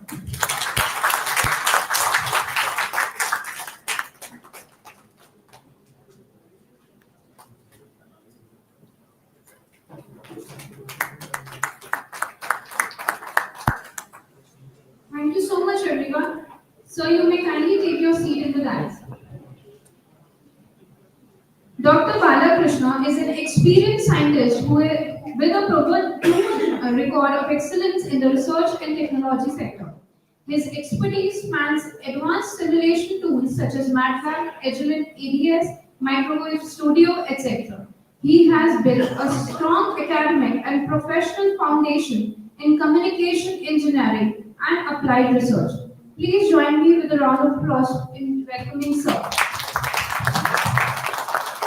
It is now my privilege to invite Professor Dr. Mukesh Yadav sir, the Associate Dean of Academics and Foreign Affairs, UEM Jaipur, to present the token of respect to our esteemed fourth panelist for the day, Colonel Dr. Raja Maji sir, who is the Strategic Leader, Logistics and HR Specialist, ex-Indian Army. A huge round of applause for sir. Raja sir is a seasoned professional with over 22 years of leadership experience in strategic management, human resource, logistics, and administration, with distinguished background in military and organizational operations. Known for driving excellence through people-first leadership, operational efficiency, and transformational training initiatives. We welcome you, sir. You may kindly take your esteemed seat on the dais. It is now my honor to invite Professor Dr. G. Uma Devi, the Associate Dean of Engineering, to present the token of respect to our esteemed fifth panelist for the day, Dr. Vic Daphne, Founder and Director, Permaculture. A huge round of applause for her. Dr. Vic is a seasoned global consultant with 4 decades of expertise in corporate strategy, education, legal advocacy, and marketing, blending knowledge, innovation, and leadership across industries. A huge round of applause for sir.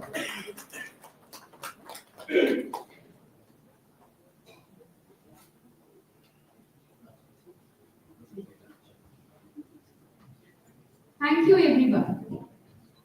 It is now my honor to invite Professor Dr. Tapas Singh, the Associate Dean of Research, to present the token of respect to our esteemed first moderator for the day, Professor Dr. Anil Mehta, Professor of Management, Department of Legal Studies, Vanaspati Vidyapith. A huge round of applause for sir. Professor Mehta is a distinguished academician with over 36 years of teaching, research, and leadership experience. He has authored 11 books, supervised 17 PhD scholars, and is widely recognized for his contributions to management, education, and training. Let's hear a huge round of applause for Anil Mehta, sir. Now, I may kindly request all the dignitaries on the dais for a small group photograph.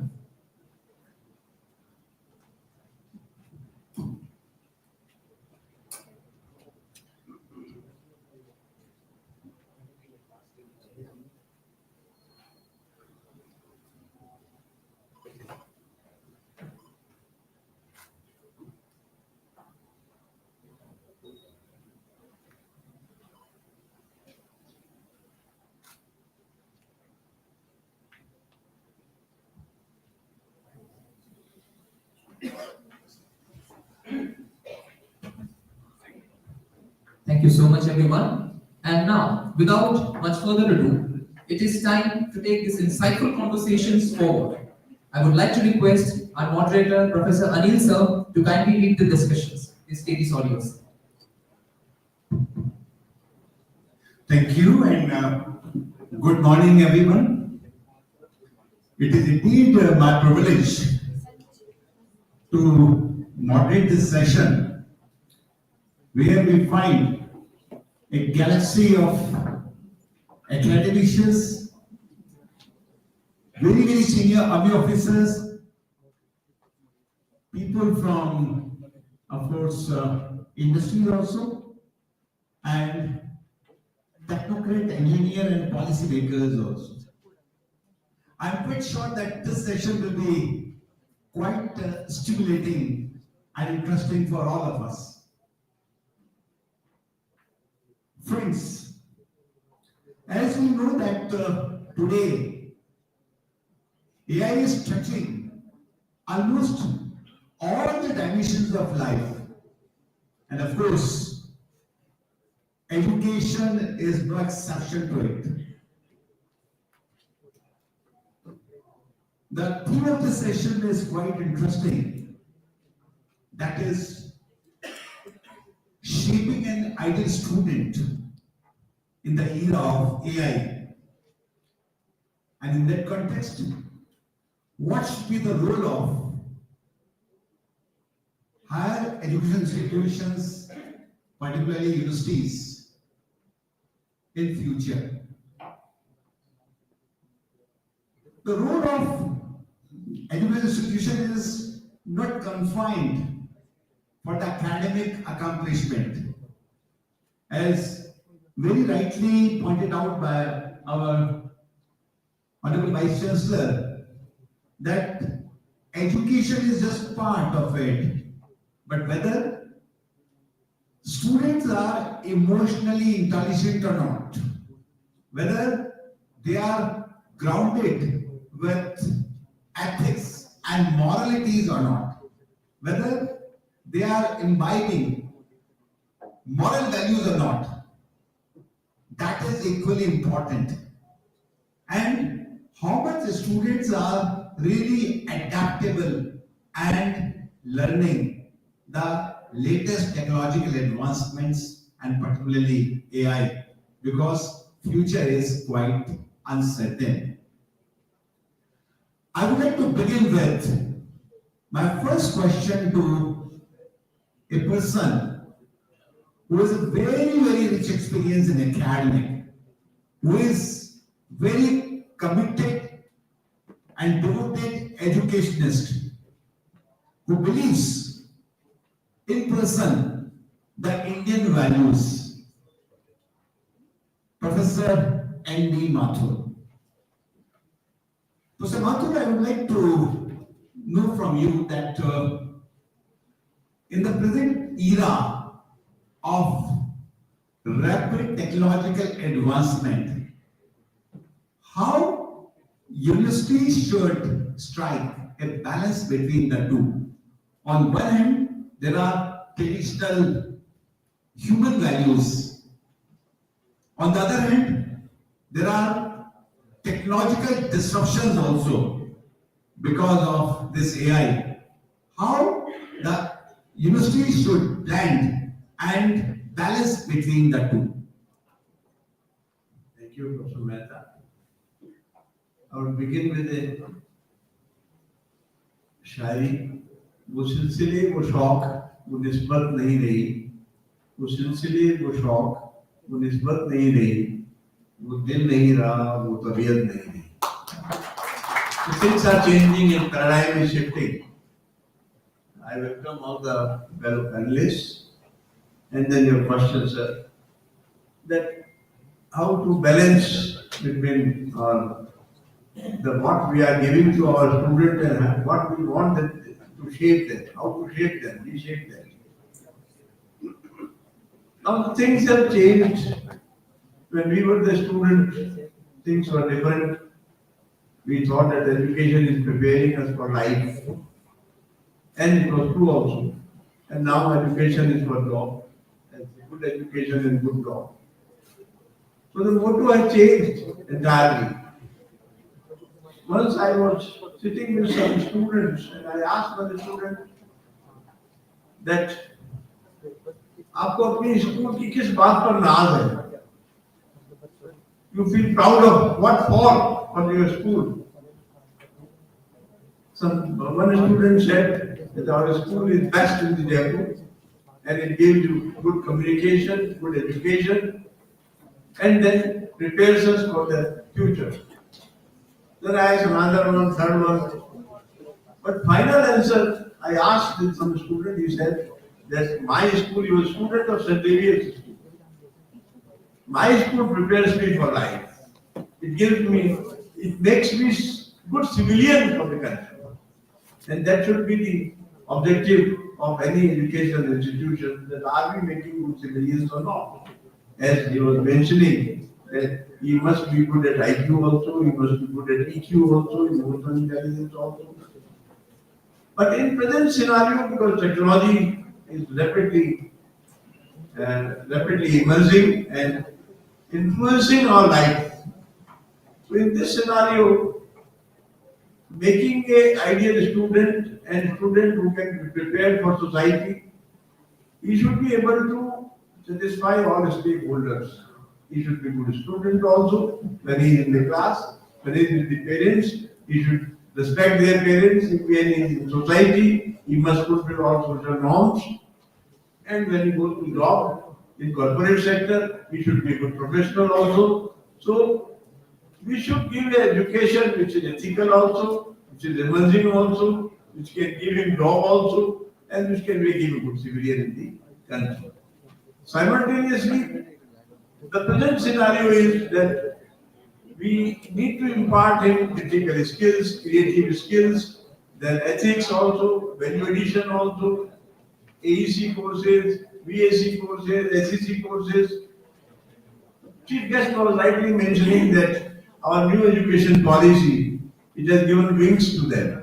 Now, a student of engineering, a student of arts faculty, a student of management, a student of physiotherapy, they all can sit together if they want to learn in their optional elective. They want to learn data analytics. So, engineering student will also learn in the same class. Arts student will also learn in the same class because it is balanced cohort.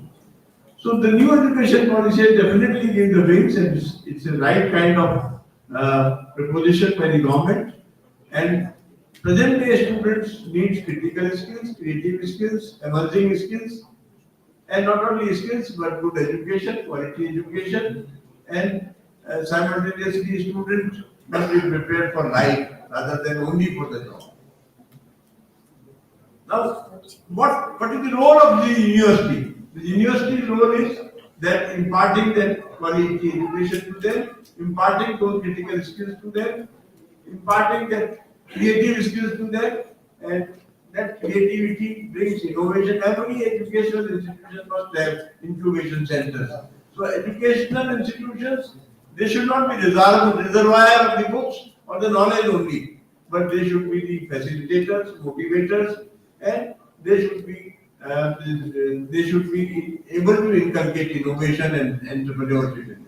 Because now more important is entrepreneurship and innovation. So those incubation centers in the university, that the institutions should become incubators of entrepreneurship, incubators of innovation, incubators of the creative skills, etc. Then they must provide them ethical knowledge, good moral so that in the society, when they go back from campus to the society, then the campus sometimes dance on their rhythm, but when they go back to society, they will have to dance with the rhythm of the society. And that is why they should know that what are the societal skills and what is required in the society when you go back to the corporate sector and the social sector. So those knowledge should be there, and that should be imparted by the university or the institutions. Then institutions must see that they are not only because nowadays what is happening, the numerics, the biodata numerics is increasing, CV numerics is increasing, but the academics is falling. So that should not happen. Even within, I see in many CVs, the academics is falling on those CVs and the numerics is rising. So they are these much conferences or these much internships and these much projects. But the academics, beside academics, beside numerics, the academics must be there.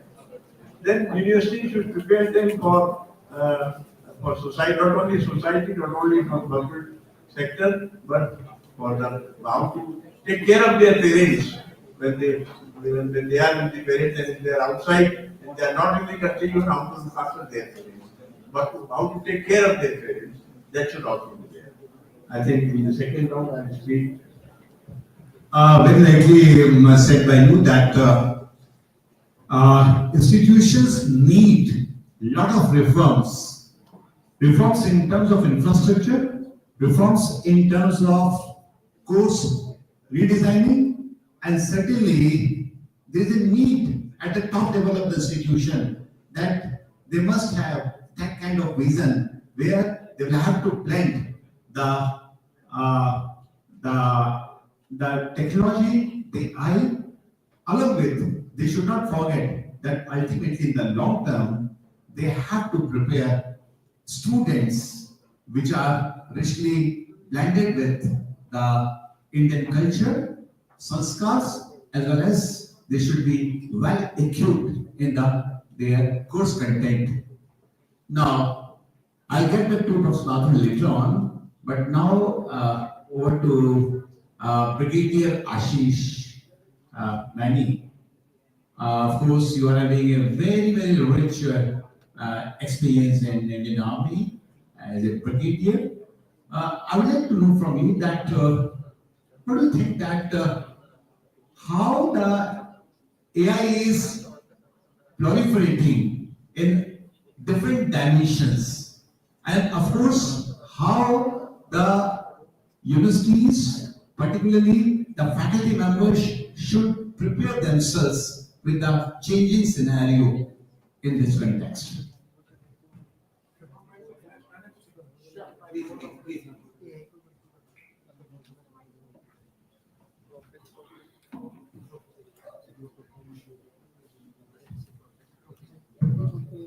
That hurts my heart actually.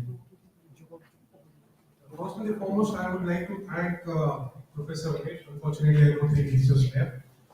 After having heard what he said, I don't think we require other discussion on it. It was so enlightening and so enriching. And Chandrasekhar sir, you were, I think, the Josh box of the day. It was indeed wonderful listening to both of you. I'm sure you must be following the news, and yesterday, one of the top headlines that we had, that about 153,000 jobs have been laid off. It was announced by a few companies of the United States. And these one school of thought is that the companies had to do a little bit of overhiring during the pandemic, and the employers were not required in the current scenario, hence they were laid off. But the underlying school of thought, which actually hasn't emerged in the media so much, is that AI is taking those jobs away from us. And if that be so, two things we have to understand. Can we do without AI? No. So what do? We adapt ourselves so that rather than the AI using us, we use the AI for our own. First and foremost, I'm no subject matter expert on AI. I'm just an ordinary man like you who uses AI. So I will speak like an ordinary man. And since I didn't have much time to prepare, I certainly refer to the notes. So what is AI? artificial intelligence, these are two words that make you feel scared.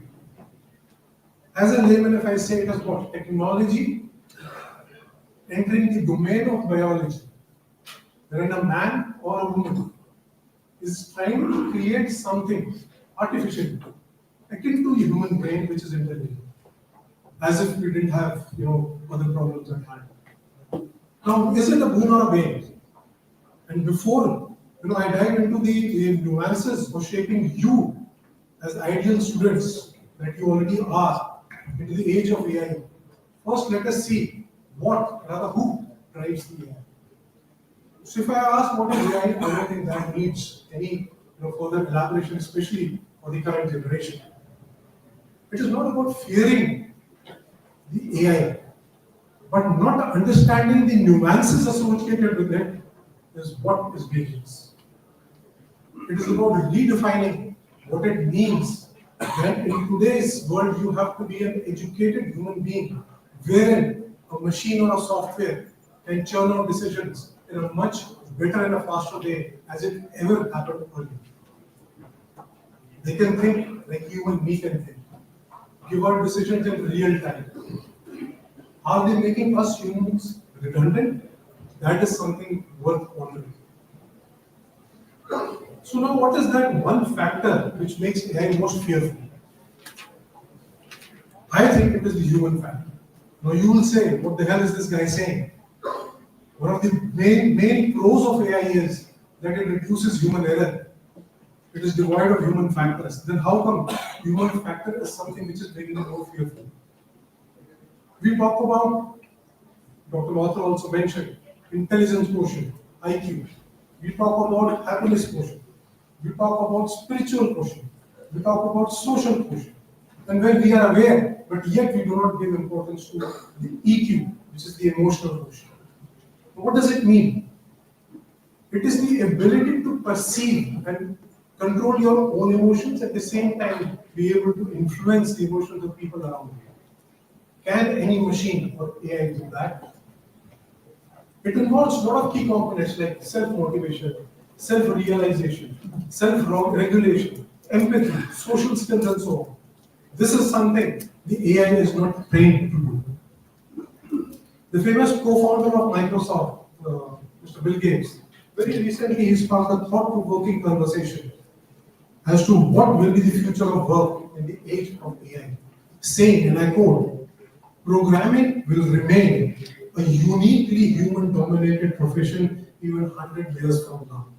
So if that be so, this is an assertion, and this assertion makes us consider which are those skills which are irreplaceable as AI continues to evolve.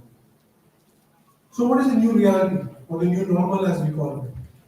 AI's proliferation, we all know, is in every sphere of our life, in every profession. In our day-to-day life, we are using AI. So it is not a future's event, it is today's reality. Certainly it is a very efficient tool, there's no doubt. It offers personalized learning and can dramatically improve efficiency, but at what cost? Over-reliance on AI, which means reducing and diminishing your own cognitive reasoning and abilities and skills.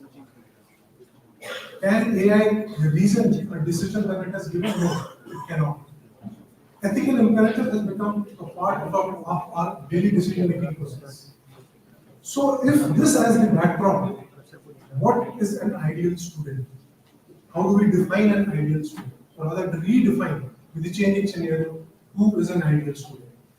The student of the past was defined by knowledge acquisition.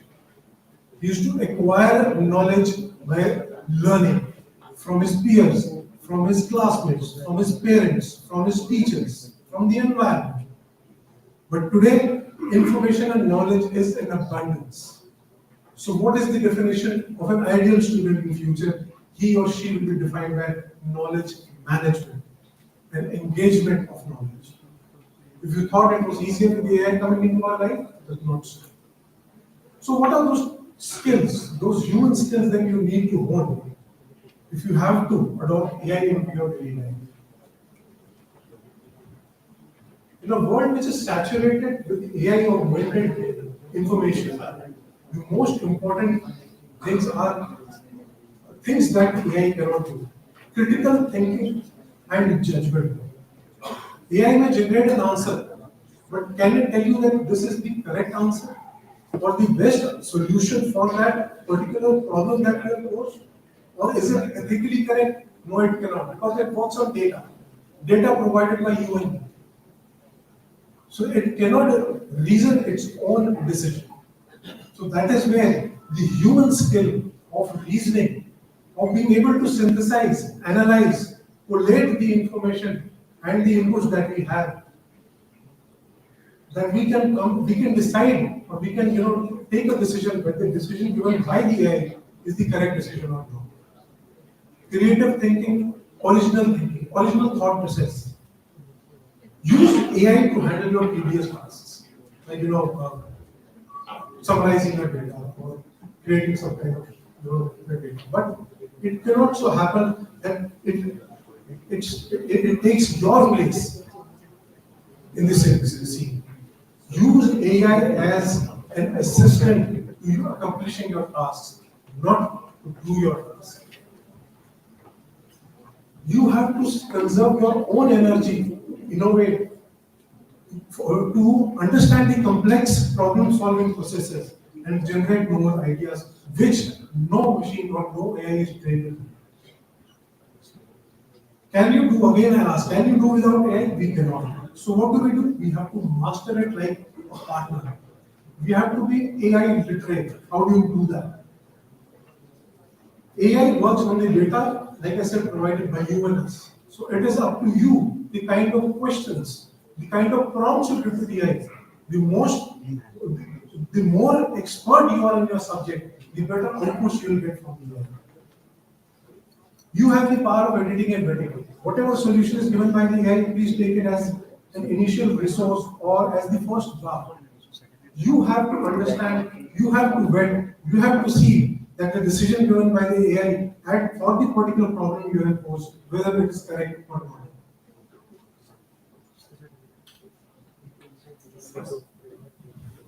So what does the role of universities in this? The faculties must move away from being the primary source of information and we are transmitters of knowledge.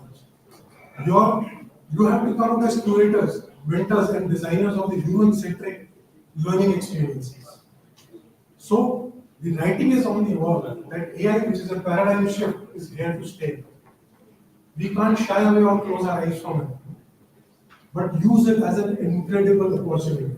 Don't be a spectator, but be an active and critical thinking architect of your own education and training. We can't let the AI become a replacement for our brains, but only an enhancement. That is Thank you.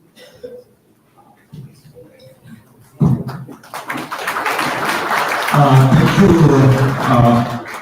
Brigadier Ashish. Now coming to Mr. Balasundar, you have been in the senior position in the government of India and certainly playing a pivotal role in policy formulation.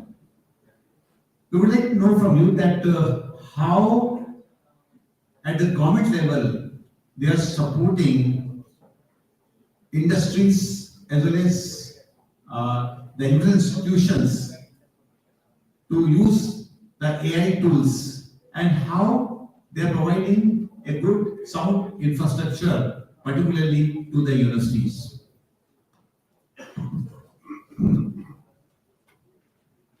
Very good afternoon to all. First, I would like to thank the event coordinators and the management of this university. And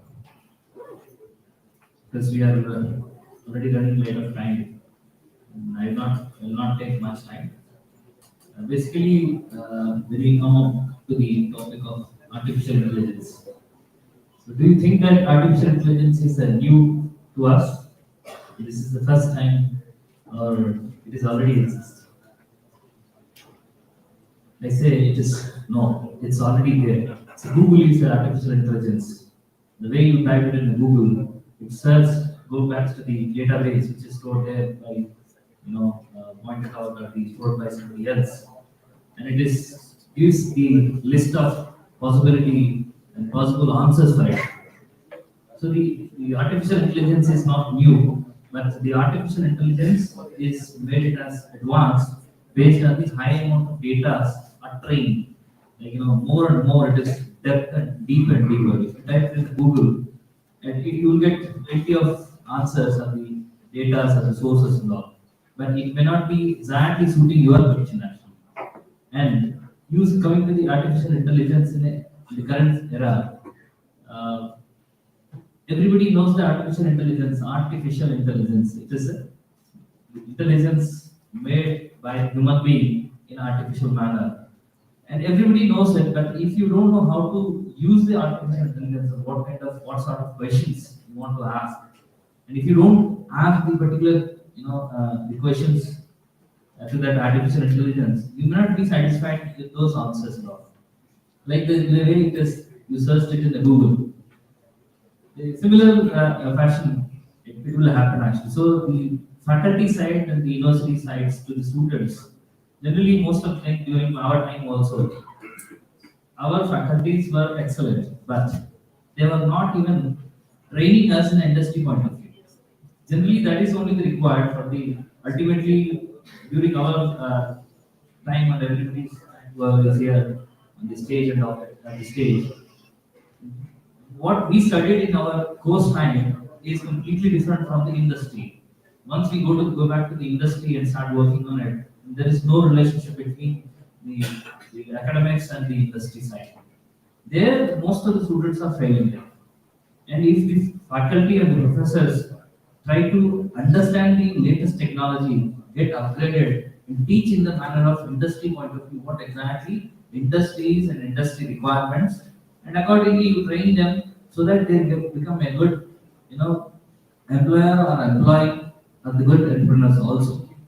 And in the government side, if you see, before 2018, if you see the startups are hardly you can count it on a finger, less than 100. But now you see the scenario of the lakhs of startup companies are, initiated by the government of India, because most of the intelligence minds, if you see the abroad and the various research organizations and all, like NASA, ESA, European Space Agency and all, 50% are Indians. And if you bring them to the India, then almost their strategic and technology side also in a different scenario. Sir, very brief. Yeah. So it is like this. So to retain those human resources, intelligent human resources in India, the Startup India program has been initiated by the government of India with a lot of funding opportunities, because we have good ideas and good talent, and we are able to make and capable to make the products, but nobody there to support in a financial point of view. And no private industry or no government industry is used to support. But by considering all those things, the Startup India program, with a lot of funding, agencies like IIIM, Innovation for Defense Excellence, is the first program which is initiated by the government of India to support with your problem statement with few crores and give full funding support. And once you start your startup company, generally everybody has their own opinion that if I'll get a fund suppose 10 CR now. But after that, what is my role? Because there are big MNC companies are also there. So competing with those companies, it's the biggest task and big headache for the competing with the MNC companies and all. For that, the government of India has given a complete assurance that if your idea to be a product to be useful for the societal benefits, let it be Indian Army and Navy or the defense and space application side, government is ready to support in a one-to-one basis and for establishing a laboratory or building of the products and all the things and all. So this kind of ideology has to come from the college itself. That's what I can suggest the faculties and the students also. Nowadays, the students are also very much interested than the books. They are very much interested in the product development, how the industry requires. Ultimately, they have to earn money for their feeding food to their family and all. For earning money, you should be strong in the fundamentals, not the subjects. So with this, I can. Okay, thank you so much. Thank you. Kanda Radha, you have a dual experience of working in Indian Army as well as currently you are into industry also as HR and logistic expert as well as leadership strategist. We would like to know from you that based on your army experience and the industry experience now, what HR lessons need to be taught in the universities, particularly in the context of this digital and AI era, where we are expecting the students to become a responsive digital citizens as well. So, what's your view in this regard? Thank you so much, sir, for giving me this opportunity. First of all, I just give a small example from my own home. It's very interesting, so I thought it will take a lot of brains here. I've got two sons. So the elder one is a computer engineer. He comes up to me and he says, okay, see, you got a headache. So you know the reason? I said, okay, tell me. So he says, see, the magnesium in your body is less, the calcium could be low, and various things he listed out. I said, then probably you should eat this, probably you should do that. Where are you getting these inputs from? It's simple. AI, ChatGPT. So I said, you are totally this thing on ChatGPT. Now you got everything for a small headache. You have taken out so much of data, and you don't know what to do with it. Now, if I go by your suggestions, I should be having 10 different types of tablets every day to cure it. Is that logical? So now there's my second son. He is in class 12. I tell him, what are your views on AI? ChatGPT. He says it's bullshit. It's stupid. Man, I go, why? What is this? You're just copying from the net. Nothing else. You're not working hard. You're not finding the truth yourself. You're not analyzing anything. So now, why is the difference in these two thinking? Because the elder one, he's a computer engineer. Now, when they are working, so they have to rely on AI more. Now, the other one, he's in 12th and he's aspiring to go for aerospace and he wants to join ISRO and all. He says, suppose I want to do some research on space or this thing. I don't need AI to tell me. It is just going to generate the data. I need to figure out myself. I need to find out myself, use my brains. So there are two different schools of thought here. So all of you can just think about it and take it with a pinch of salt and utilize the lessons which have been drawn. Two different people staying in the same house, same this thing they are undergoing, but they have different thought process. Now, this is what is AI today. Now, as in the army, we have a different kind of a system which is very well structured. And being in a corporate, things I started experimenting, I started thinking what is happening. Now, when I hire a person, I tell the hiring manager, okay, you interview. It's a tech company. So I have to sit through the interviews. I said they are asking people about AI only. Which all platforms can you use? How do you think you're going to use? Please give us a demo of that. So I asked them, why is it that you are only asking about AI? I thought you want a data guy, you want a person who's good at SQL or some T24 chat or something. So the answers which I got is, we have deliverables. We are running against time. In an IT company, time is money. Faster we deliver, the faster we get the projects and our brand value increases. So it's business.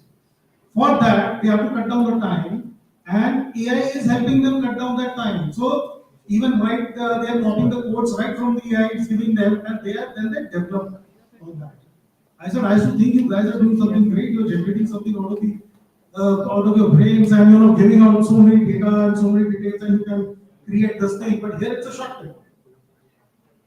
So it is business. Now, when we say today's student, what all can they learn from here? One thing which I always say is the discipline. Please follow a very, very disciplined approach. Disciplined approach in the army, without discipline, nothing is there. We don't have to be told, do this, do that. We are always on the right time, right place, with the right uniform, and with the right equipment. Everything is laid out. Now, I tell the students of today, please follow this. Dr. Raja, try to be brief, please. Sure. Similarly, that is one, discipline. Next, I would say ethical. Please be ethical, because you don't know what you are doing on the net and how it can help or harm a person. Take ownership. Learn to take this ownership. That's where the guides of today, the teachers of today have to guide the students. That they have to take ownership for their role, whichever they are doing. And there has to be continuous training, a structured format, because it is not that we train once and then we forget about it. Keep upgrading yourself day to day. Every day things are changing, so we have to be abreast of it. Thank you. Thank you, sir. Thank you, Dr. Raja. Now coming to Dr. Avik NV. Your focus has always been on sustainability and the holistic development. Of course, AI improves the efficiency, but it is often said that it lacks the empathy, the human touch. So the question arises that how to blend between the two. We want to, as Professor Mathur has also pointed out, that Indian values and human touch should be there, empathy should be there, students should be blended with our traditional values. But on the other hand, we have to keep them updated with the latest advances in the technology and AI. Now, how we can improve the efficiency on one hand, and on the other hand, we should make them a very responsible and citizen with high moral and character. Good morning / good afternoon to everybody. I'll stand up so you can actually see who I am. And I apologize, I cannot speak to you in Hindi so much, but I will use a few words here and there. So namaskar to begin with. Now, there's a very interesting question that's being posed to me. How do we make our students turn out with the balance of grappling with technology, harnessing it, using it wisely, and also being good people, good human beings?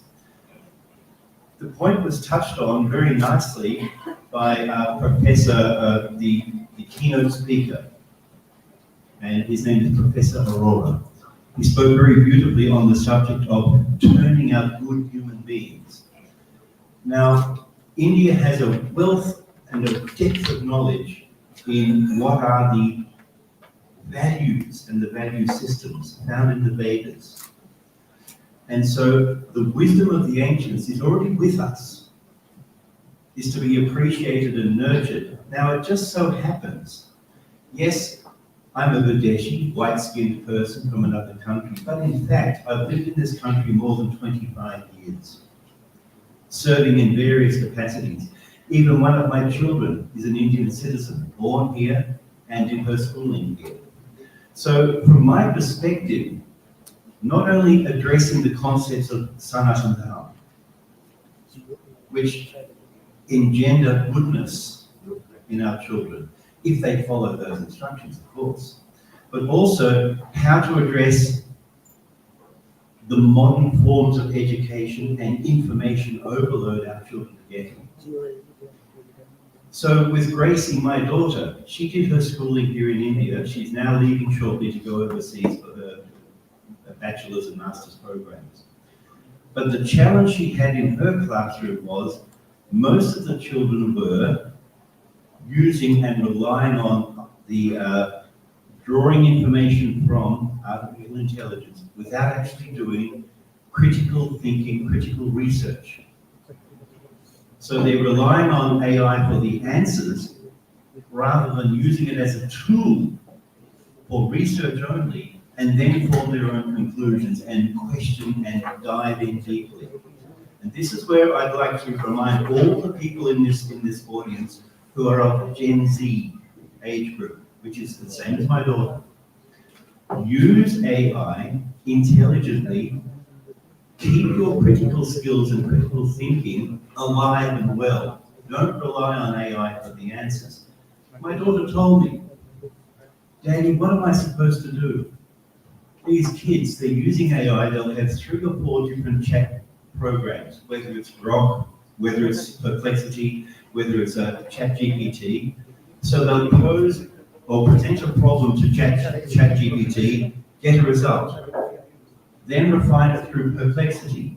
Then maybe go to Grok and say, listen, I want this final document reverse engineered to make it look like a 17-year-old wrote it and put a few spelling mistakes in there. To try and game the system so that the academics that are checking the work are being fooled into thinking, oh, this is a genuine piece of work. Now, the workload that the academics have in going through all these results and all these research, it's enormous. Absolutely enormous. They can't check everything in deeply. The school Gracie was going to asked all their reports to be put in digital format, because what they were doing was running it through AI to check how much of this content is actually AI. Many students were caught and were given zeros for their work. But is this approach really the effective way? Some schools are talking about, okay, we want you to put your work in handwriting, because there's optical character recognition, OCR, which is good enough now. It doesn't matter how disgusting your handwriting is, it can be read, digested, and then AI is used as a tool to determine how good is this work, how much knowledge is this student actually presenting, how much of this is genuine. So this is the dichotomy. I said to Gracie, and Gracie's a workhorse, she did not need motivation. She wanted to prove that she has got the best results and that she's earning her place in the Australian National University. And she owns her credits. 3.75 GPA. That gets her into Cambridge if she wants. It gets her into Harvard if she wants. Her marks are that good. But she put in the work. And so for those people who are not listening properly or looking at their mobile phones, I beg you, please, put your mobile phones down for the moment. These people here around us are giving their time freely for you. Take advantage of it and listen. Don't be distracted by the AI content that's being put in front of your nose. This is a very rare chance. Brilliant people, brilliant academics sharing their wisdom and their knowledge. So I said to Gracie, do not sweat the tough stuff. If you're going to get 85% for something, don't flog yourself with a whip and say, I should have got 95. You can't possibly be brilliant in every subject, but be sincere. Be sincere with the studies. Honor your parents because they're investing in you. Yes. Egg minute or? Egg minute. Okay. So honor your parents. Do your work sincerely. Use AI as a tool, not an answer to your problems. As a tool for research only. And then put your mind to it, turn it over, understand it, rewrite it in your own words, and then you'll be appreciated by your faculty for your efforts. On that note, namaskar and bahut bahut dhanyawad.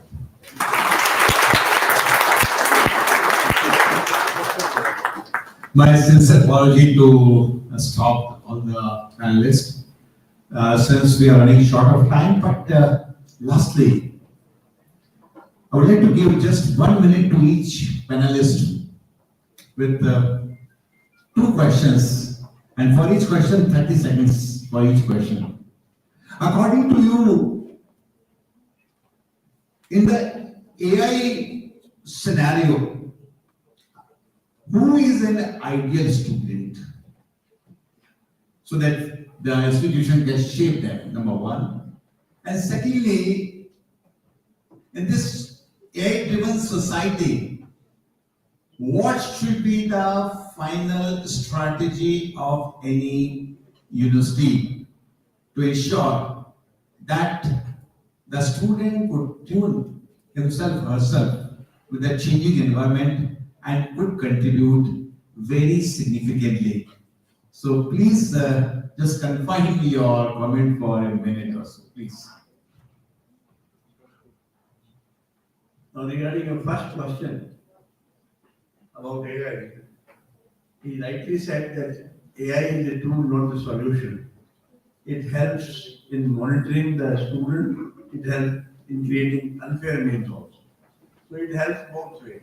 It helps the cyber police in cyber safety, it helps the cyber criminal also. So I think in AI scenario, the student should be such to positively use the AI. He uses it as a tool for his betterment and not a negative use of the AI. Then your second question was about? Yeah, what should be the strategy of the institute? Yeah, strategy of the institutes and the universities in the future scenario will become physical spaces only. And creating spaces for them for the better learning and then entrepreneurship and incubation, etc. And the future student will be more, he will not be receiver of the knowledge only, but he will be creator of wisdom. And the future teachers, they will be facilitators only, they will be mentors only, and they will be co-creators in knowledge, not only conveyors of knowledge, but co-creators of knowledge. Thank you. 1 minute's not enough, it's just not fair. So I'll divide it into 36-second bite slices. Firstly, in terms of how we can turn out better students, it means, I believe, more proactive input from the parents to be vigilant, to give guidance, and to use sound moral principles in the upbringing of their children. In other words, raising people to become good people. That's first. That's most important. Academia will flow from that, from sincerity in their studies. Secondly, when we talk about what is possible for the colleges or the university system, the education system to do, I think we need to start focusing more on capacity building the faculty to be much more aware of the power and the depth of AI and how it can be used and how it can also be misused. Because they also have to be vigilant to make sure the students aren't gaming the system. In both ways, it means much more proactivity from the parents and from the teachers. So your first question, who would be an ideal student? And I think with the AI coming in, this needs to start from the elementary level. We cannot start from the midway. An ideal student will be a student who will understand as to how the AI has first of all proliferated into our system and how best we can use the power of AI to our own benefit. As far as the faculty's responsibility, that is even more important because they have to empower the student and teach them as to how to use this AI as a tool and not as something else. Discipline, adaptability, because AI, the only thing constant is AI is changed.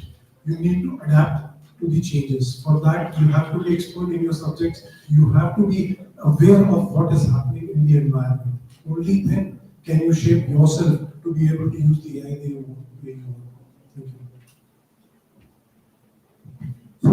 you. Because the time is 1 minute, so I would like to combine both the questions in one answer. Previous days, in everybody's life, if you have any questions, we will generally go to the teachers or the masters or next. But we rarely get the answers from the experts law. We don't get proper response from the respective people. But now, because of the AI, you can talk as like you're talking with your friends law. And second thing I would like to come with this thing is when you're inviting any experts from the industry point of view, you allow the students and the audience to interact with the experts. That is better than AI. That's what I can say this.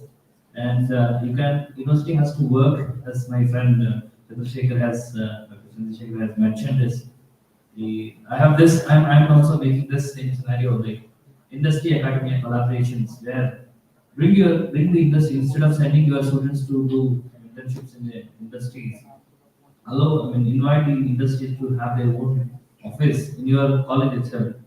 So the students have easy access to go to the incubation center in the industry side. They start thinking of the idea and build as a product. So in that line, if university functions, definitely the technology side and other with the help of AI, every technology has pros and cons, plus and minuses. So we need to think of the plus always. And this I can include this. Thank you so much. Thank you so much. Well, in today's world, the ideal student will have access to huge amount of data.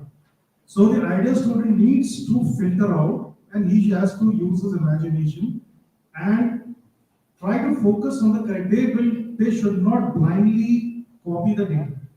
The data is there, and they have to just take the essence out of it and develop their own version of it and what is correct.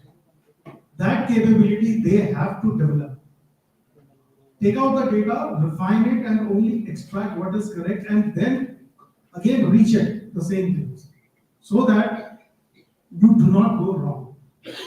As for the university, I feel that the entire staff of the university, from top to bottom, have to be AI compliant. Unless they are AI compliant, they don't know, if they are not knowing how to use the AI, how can they guide the students? And for that, it is not only the professors or the teaching staff. It has to be overall, the entire staff. They should know how to use AI, and that too ethically. Not just copy paste anything from anywhere and produce a presentation or a data for the boss. No, they need to use it ethically, and the same thing will trickle down to the students. Thank you so much.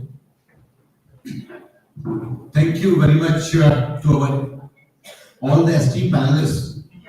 Of course, there was a big time constraint, but certainly we all have very enriching food for thought today. It is likely said that AI is a good servant but very poor master. We have to be very, very cautious and careful as far as this AI is concerned. Professor Mathur has very rightly pointed out that there is a need for restructuring the courses. There is a need to keep this point in mind that students are not merely just prepared for their subject domain, but simultaneously the analytical skills, the interpretation skills are equally important, problem solving skills are important, and certainly Dr. Wick has rightly pointed out that there is a need to plan the sustainability and holistic development besides AI. Brigadier Ashish has perhaps mentioned about the leadership traits, the discipline, and the adaptability. They are extremely important along with the AI. And certainly, these qualities which are equally important in the armed forces, perhaps they have a vital role to play in the career of the students. We should not forget that. Balakrishna ji has enlightened us about the government support, and certainly unless the infrastructure is very strong, unless the technology and AI is backed by the strong government support, perhaps it would not be possible for our students to keep pace with the changing environment. And Dr. Raja has very lightly mentioned about his own experience in the field of HR.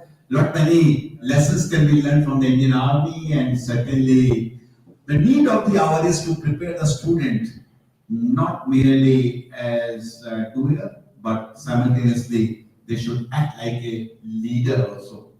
So thank you very much all the esteemed panelists for your valuable thoughts, but my sincere apologies simultaneously to all of you to respect each one of you. You have lot many things to share, but we had time constraints. So thank you very much all of you, and thanks a lot to Honorable Vice Chancellor sir, as well as Professor Priti Sharma for this session that has been given the responsibility to me. Thank you very much, sir. Sir, one audience question can be allowed? Sure, because sure.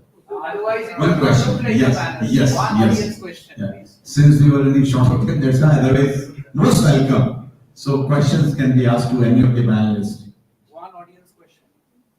but only one question can be permitted, sir. Yeah. Charles, you can't be the audience.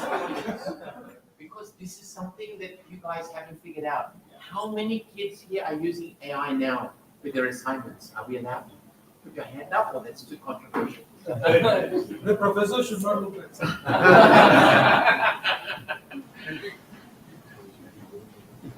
And no one dared put their hand up. So, But must. for slide of lead task, we use it.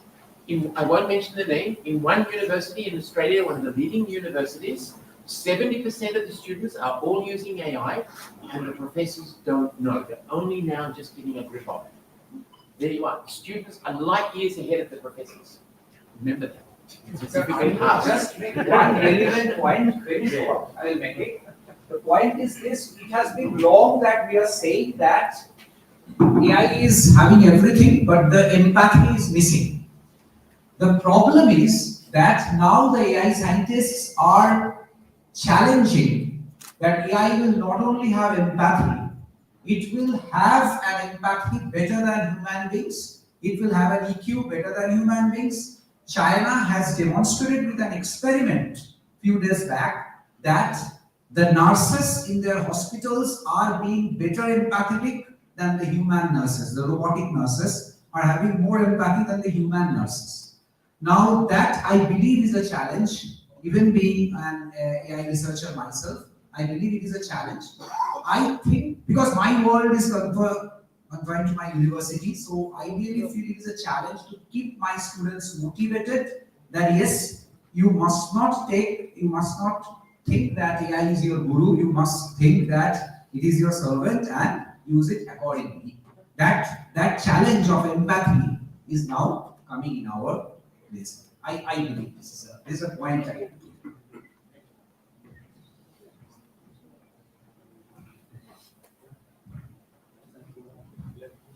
I'd just like to add one more point on our ever-growing reliance on AI. Recent research all around the world is suggesting that those people that rely more and more on AI to get their work done are taking a nosedive when it comes to critical thinking. It's almost like wearing crutches even though you've got legs to walk with. And if you're using the crutches instead of walking, at some stage your legs shrivel up and you can't walk. You've still got legs, but they're not functional the way they should be. Similarly, we should not use AI as something that we can simply rely on, let it do the work, and you take it easy and cruise along in life and think that AI solves your problems. It doesn't. It actually takes, by doing this, you're taking away your own critical thinking processes. You need to be in command of the information you're dealing with, and you need to use your own imagination and your own leadership and your own desire and your own creativity.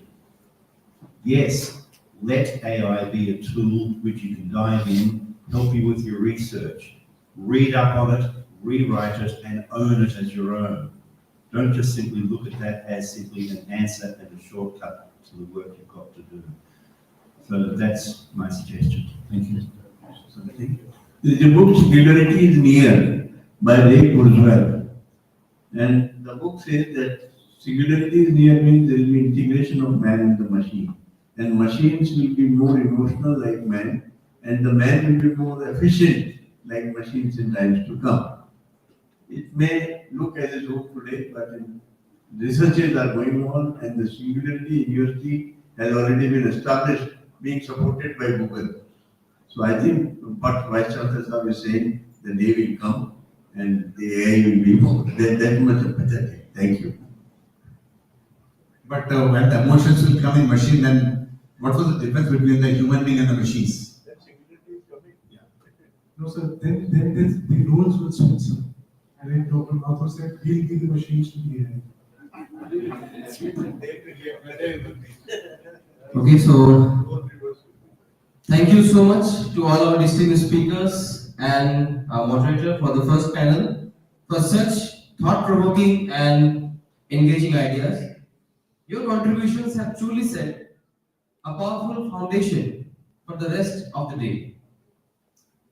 Now, before we begin our next session, we have a special moment that marks yet another milestone for IIIM Jaipur.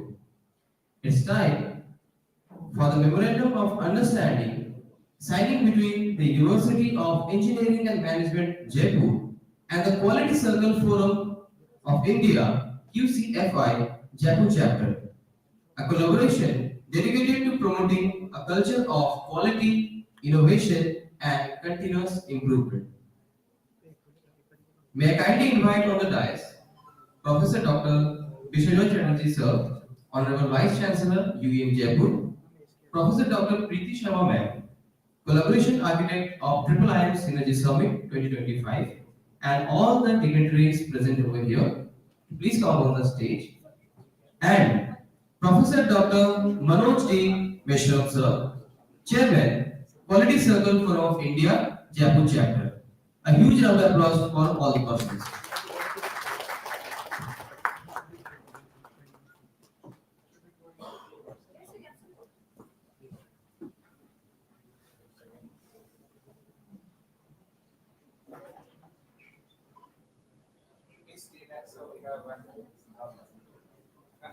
After that,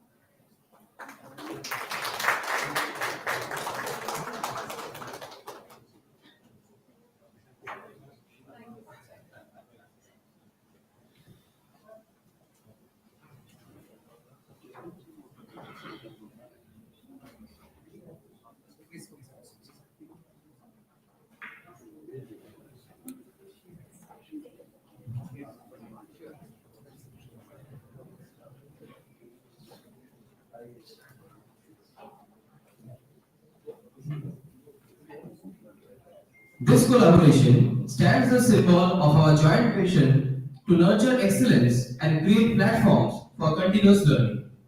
Thank you, sir, for this inspiring initiative. Thank you, everyone. This MOU marks the beginning of a new journey of collaboration and shared learning between academia and industry. Now, to give us a brief overview of this initiative and share his vision for the newly established student chapter of QCFI at UM Jaipur, may I invite on the stage Professor Dr. Anil Mehta, patron of the student chapter, on the stage. A huge round of applause for sir.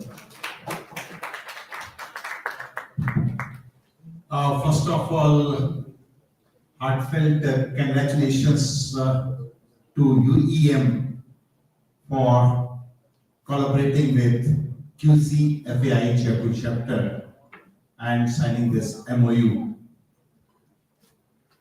This credit goes to Mr. Manoj Meshram, the chairperson of the QCFI Jaipur chapter. I request him to please come on the dais and along with Mr. Rajesh Solanki, please come on the dais.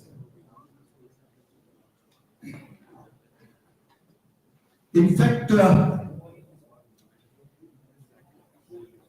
I belong to association with QCFI as well as IIIM as well as academic council member, and I found that this university is unique in the sense that they are doing a lot of innovations to improve the efficiency and to reduce the cost. And whatever inventions have been done here, they are quite practical and very useful for the society at large. That is also one of the purpose of this forum, that we promote, we nurture the industries to come out with the Kaizen and 5S and this kind of innovation. Every year we organize the convention, not only once but several times, conventions at the local, regional, national and international level, where industry representatives just come and present that what innovations they have done. The focus is on quality circles, Kaizen, 5S, total quality management, efficiency, cost reduction, and for this purpose, we are having pool of trainers which can impart the training and conduct the workshops. So, UEM can be benefited by the expertise of these trainers from time to time. And certainly, UM itself can start the quality circles within the campus for various problem solving kind of things, and not only in their university functioning, but simultaneously they can provide a lot of solutions for the industries, because this university is quite rich in terms of faculty as well as there's strong infrastructure in terms of their labs also. So we are quite hopeful that this university will be having a vibrant student chapter. They will be organizing programs from time to time in the form of lectures, workshops, seminars, training programs, and apart from that, whatever we are perhaps teaching and training outside, this university will provide a forum where they can experiment also, they can try out new ideas also. So we are quite optimistic and hopeful, and on behalf of Manoj Meshramji, I can assure that whenever any support, technical support, we are having very rich faculty like Rajesh Solanki ji, who can always be approached and he can provide you a lot of inputs, particularly in this Six Sigma or 5S, Kaizen, total quality management, quality cycle, and other related subjects. So I think very rightly said that today is the beginning of a new era, and certainly this kind of collaboration will go a long way. It will be a win-win approach, and certainly it will be a value creation for the society at large. So a few words from Manoj Meshramji and Solanki also in this wonderful occasion. Good afternoon. There is no sound. I mean, Josh is very low. So good afternoon. That is the way. So first of all, I take this opportunity to thank you, the entire management of the University of Engineering Management, and our very senior professor, having rich experience of more than 40 years, and he is the governing council member of the Quality Center Forum of India Jaipur chapter also. So he is the coordination. He is the main coordinator between the UM and the Quality Center Forum of India. So I am also thank you to Dr. Anil Mehta ji and the entire students who are present here. So many things has already told by the Dr. Anil Mehta what is the Quality Circle Forum of India? Basically, it is the propagation of the Japanese concept. The Japanese concept which are in the industry, and many industry are using this concept to improve their productivity, to improve their efficiency, to find out the problems, and according to the using the tools of the Japanese concept to solve the problems. So in India, it has the 36 chapters across the country and having the headquarter in Hyderabad. So in each chapter, we work for the industry basically. So it is the good time to have the integration between the academics and the industry. So in the discussion also, I will go through these quality concepts and various aspects of the quality during the panel discussions. I will not take much time. Now I request Professor Solanki also to give a few words. 30 seconds. This is my second opportunity to talk to UEN faculty and students. I gave a talk on Six Sigma. It was a 4-hour talk. That was a challenge given to me to train or introduce Six Sigma. So Six Sigma is just one of the quality concepts, as both of us have mentioned. But the quality concepts range across the entire gamut. The quality circles, from the highlight, is it is a people development concept. And those who have studied total quality management in the 80s, 90s, they understood engaging people, whether it's a university or industry or a business. How do you engage them? Until they don't see what's in it for them. So the way quality circles work is management doesn't tell the circle, the team, what problem to work on. The team is asked to look around in their work area and find what are the problems they have. Some are in their control, some are out of their control. They delineate those. It reduces the brain gain. I am inefficient because of management policy. There are a few things which are your problems. If you can identify those and then solve them systematically, you get empowered. You feel, yeah, I can do something about my condition.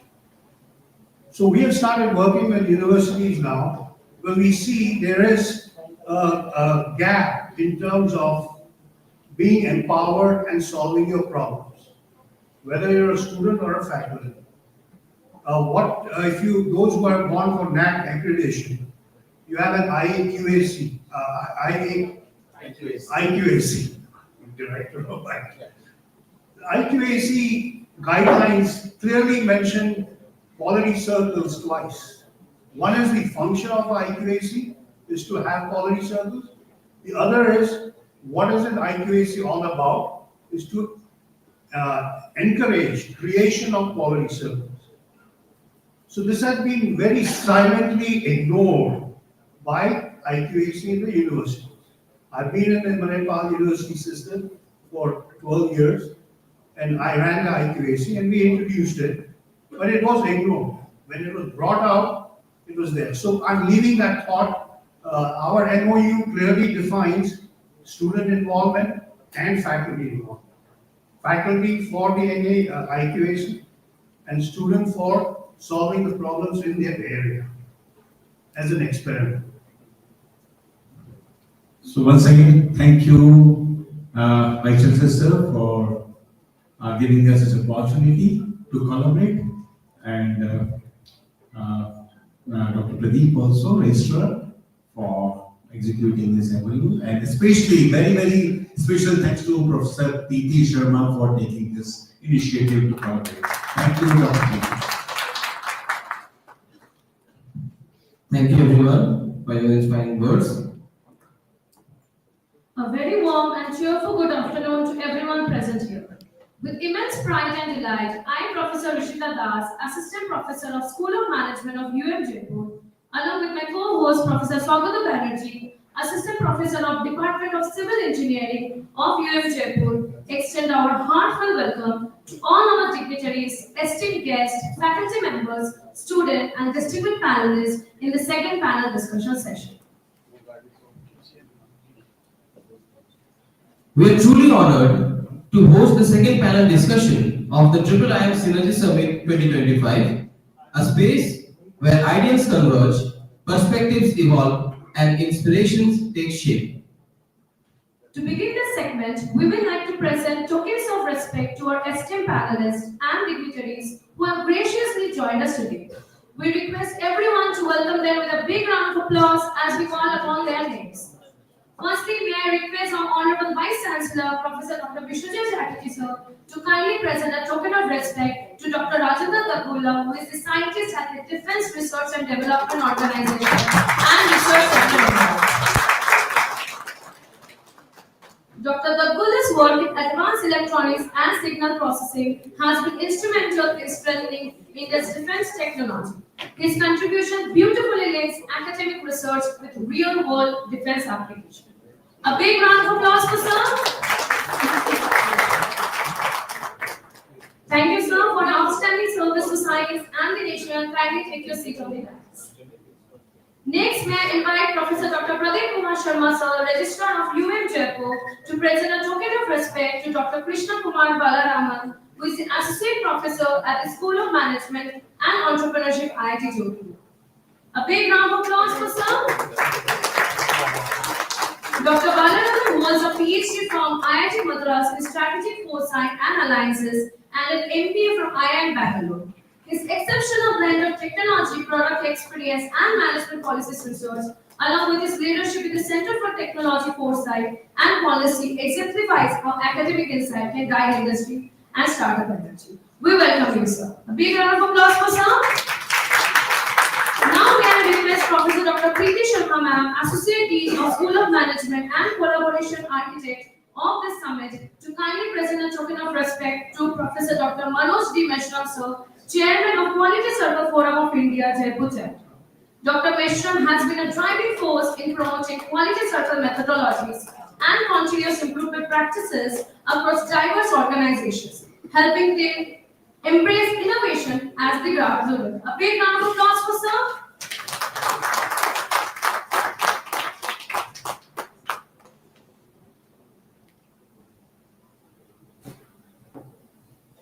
Thank you, sir. Please kindly take your seat on the dais.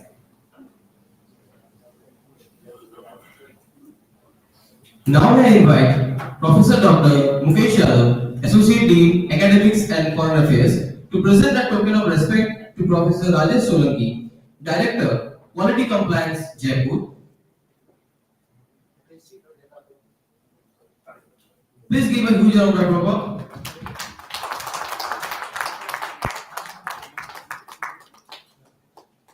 With over 4 decades of experience, Professor Solanki is a stalwart in Lean Six Sigma and academic quality transformation. His leadership has helped numerous institutions achieve measurable progress through data-driven quality systems and accreditation excellence.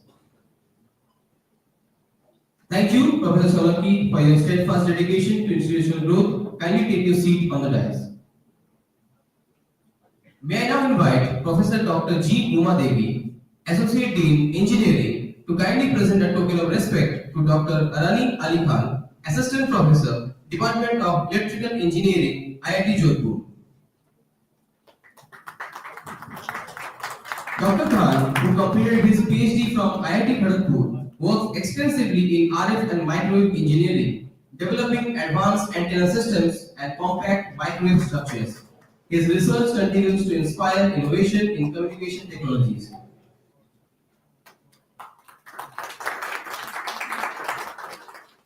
Thank you, Dr. Khan, for your contributions to the future of microwave science and engineering. Kindly take your seat on the dais.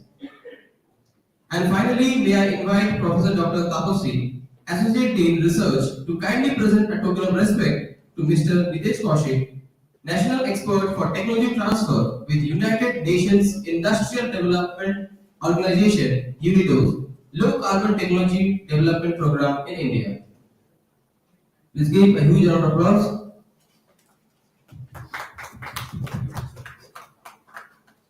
Mr. Kaushik plays a crucial role in strengthening the bridge between innovation, startups, and industry, ensuring that sustainable and low carbon technologies find real world implementation.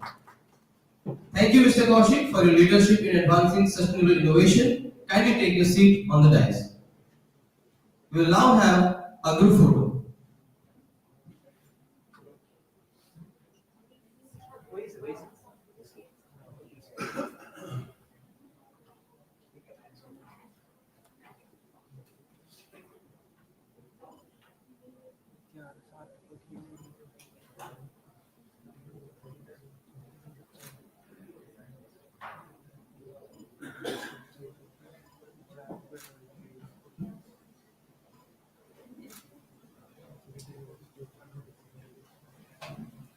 Thank you so much, everyone. Now, moving ahead, it's time to introduce the theme for our second panel discussion, a topic that resonates deeply with India's vision for the future.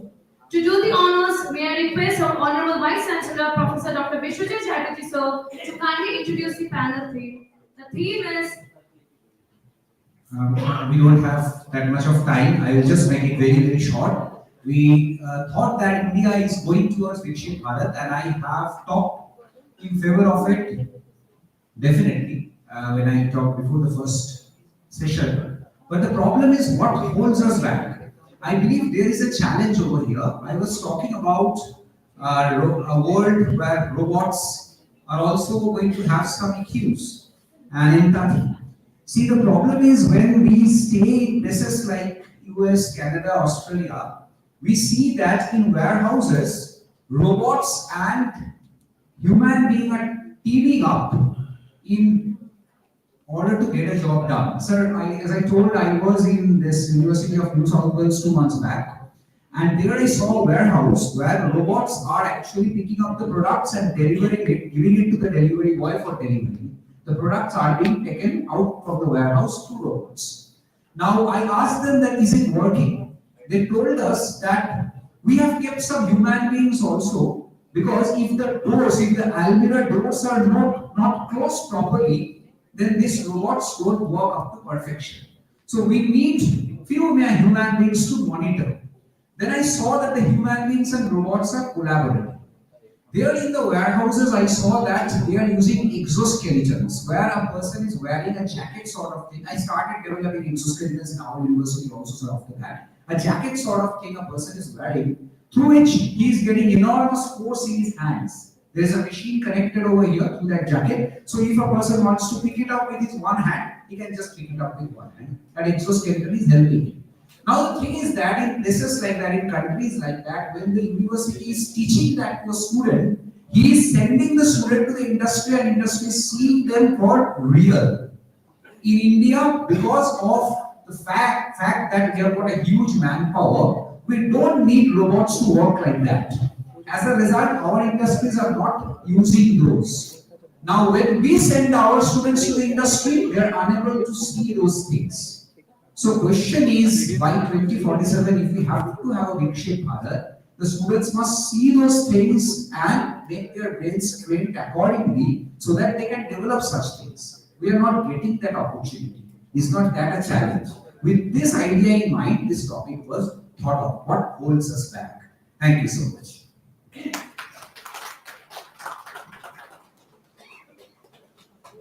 Thank you very much, sir, to enlighten us about the panel. Today, our panel brings together thought leaders from defense, technology, academia, design, and quality management.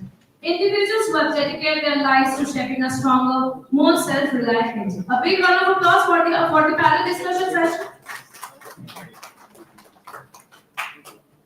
And now it's time to begin the much-awaited discussion, Road to Viksit Bharat 2047. What holds us back? What drives us forward? We now hand over the session to our moderator, Mr. Nitesh Kaushik sir. The floor is all yours.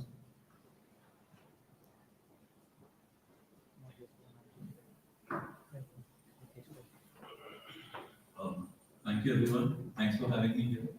I would first like to congratulate you for stitching a good panel, because whenever we get asked about Viksit Bharat, there are a few things that come to mind. One is being at the cutting edge of technology. We have technologies here. Second is quality orientation, because we want to become industrialized, we want to reach a certain scale. Without quality, we have good quality experts here. And academia, where all of us get trained, we have professors. So with this, we'll start the discussion. Couple of ground rules. We'll keep the monologues a little short. Lunchtime we had, so attention span be thoda hi hai. And we have about 45 minutes, and we'll try to do everything. Okay? Thanks. Yeah, so I'll start with first with you, sir, Professor Manoj. So when we talk about Vikasit Bharat, what is your vision of quality and productivity in Vikasit Bharat? How do you think that role coming in and taking us to that level? If you can start with that. Thank you, Mr. Joshi. उधर आवाज आ रही है क्या पीछे? जैसे sir has spoken that many of the students are actually playing with the mobiles. I will request please use some attention because it is very important session and very rich faculties having experience of more than 40 years, 30 years are here, so it is very beneficial for you.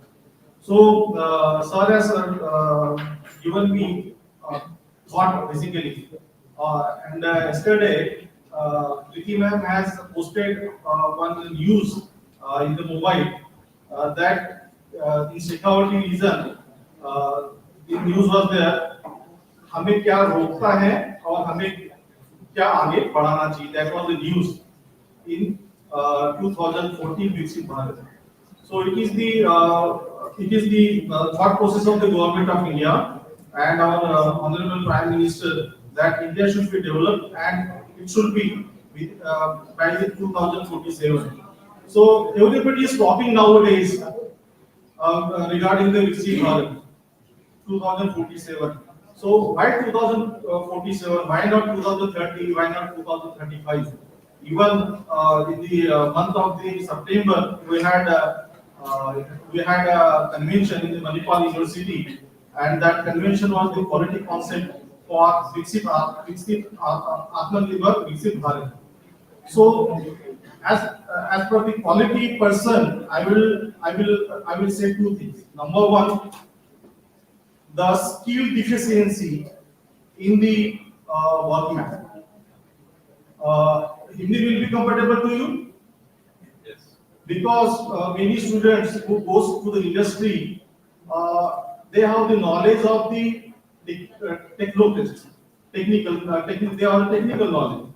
But when they interact with the workman, like the foremen, feeders, supervisors, like that, so the technical knowledge they carry with them, it is not useful in that area.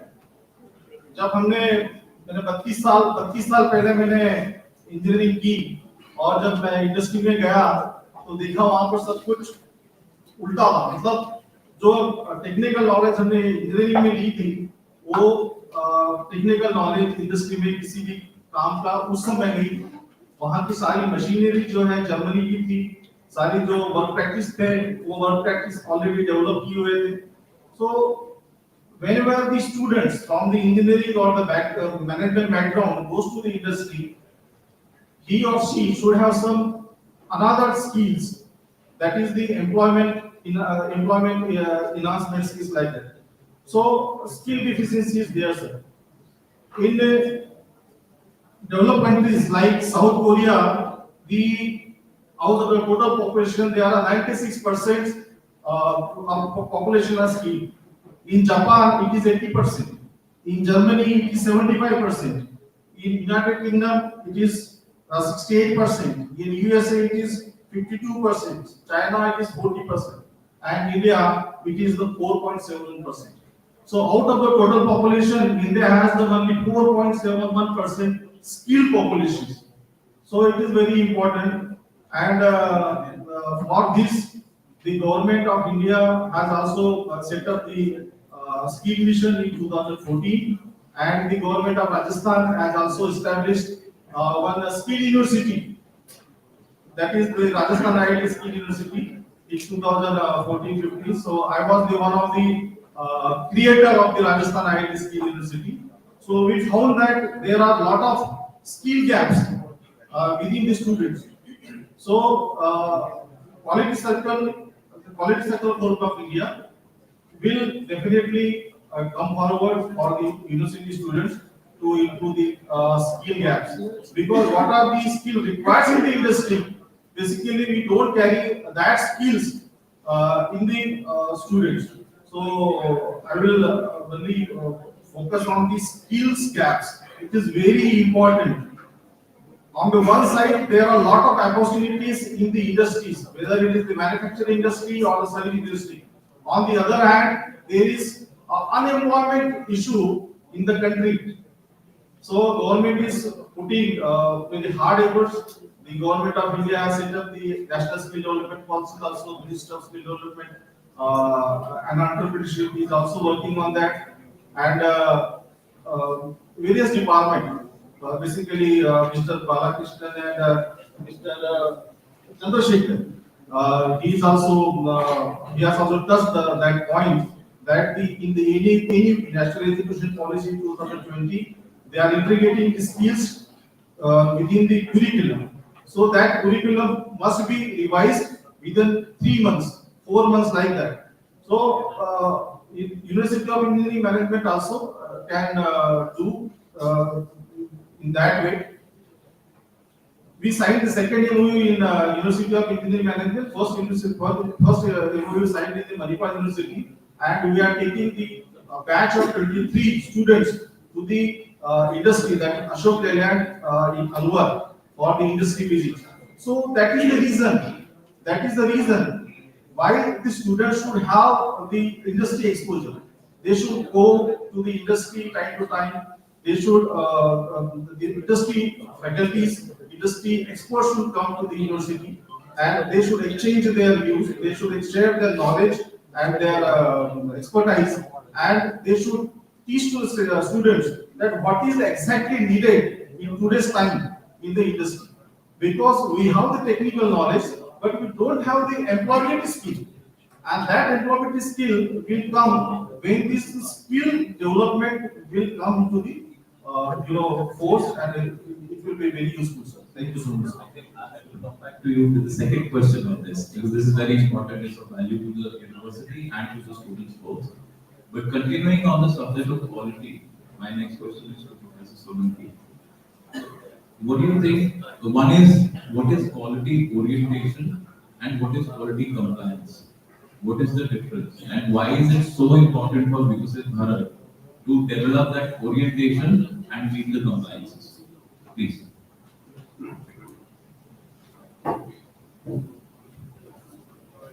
Very interesting question. Quality compliance is regulatory. If we are going to be Viksit or a developed country in 2047,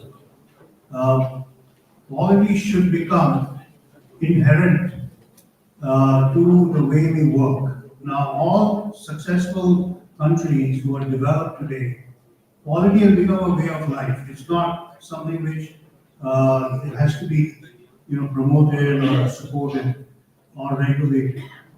From a 2047, the vision is we become a developed country. Forget about the GDP numbers and all that. A developed country, there are several traits in which skilling plays a huge role along with education. The challenge we face today, which is actually everyone knows, around 40% of our graduate students are unemployed. And when you talk to the employers, they say that you don't find the right people. Now, I have met many students who have graduated, who are unemployed. They didn't get the full education. What I mean by full education is they passed with third class or second class in the old, C grades or D level. Now, that was a partial education. When they go to an employer and get interviewed, they don't even clear the interview because they don't have the so-called skills or the ability to communicate. So today the challenge is we are churning out large numbers of graduates. We have privatized our university system, which is a good thing. We made it democratic. Anyone can go get an education as compared to earlier when it was not privatized.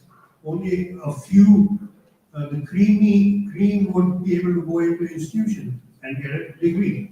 But today we are getting that. So now we want this lopsided approach where we need doers who are diploma holders and theorists or designers who are engineers, but we have switched all those roles. So when it comes to quality, we are finding that quality circles or other quality concepts, which if we inculcate right through the schooling, in fact, some of our chapters of QCFI have started working with schools.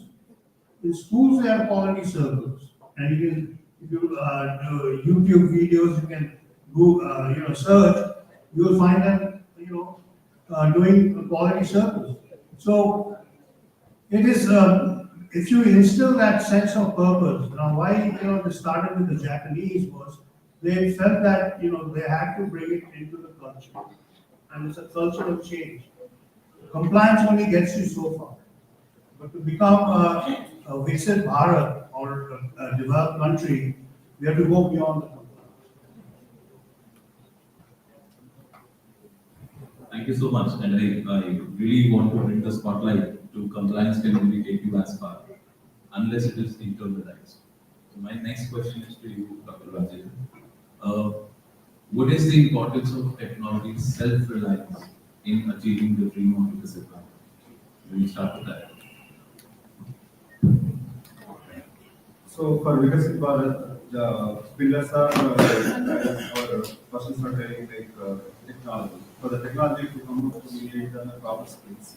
So these skills will be improved by universities that are coming from the universities. The students which are learning these skills, so they have to understand the cutting-edge requirements of the society, and they have developed those technologies, those skills.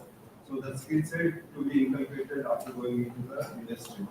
Okay, so as our quality persons are telling, like if you are seeing this technology also, it should be very quality technology. So for any product to function properly in the working environment, it should be the quality of the product should be fine. So this will come from the development of the product, like there is raw material selection or writing a software quality or everywhere wherever some development is there the quality will come into picture. So all these aspects need to be understood from the education itself.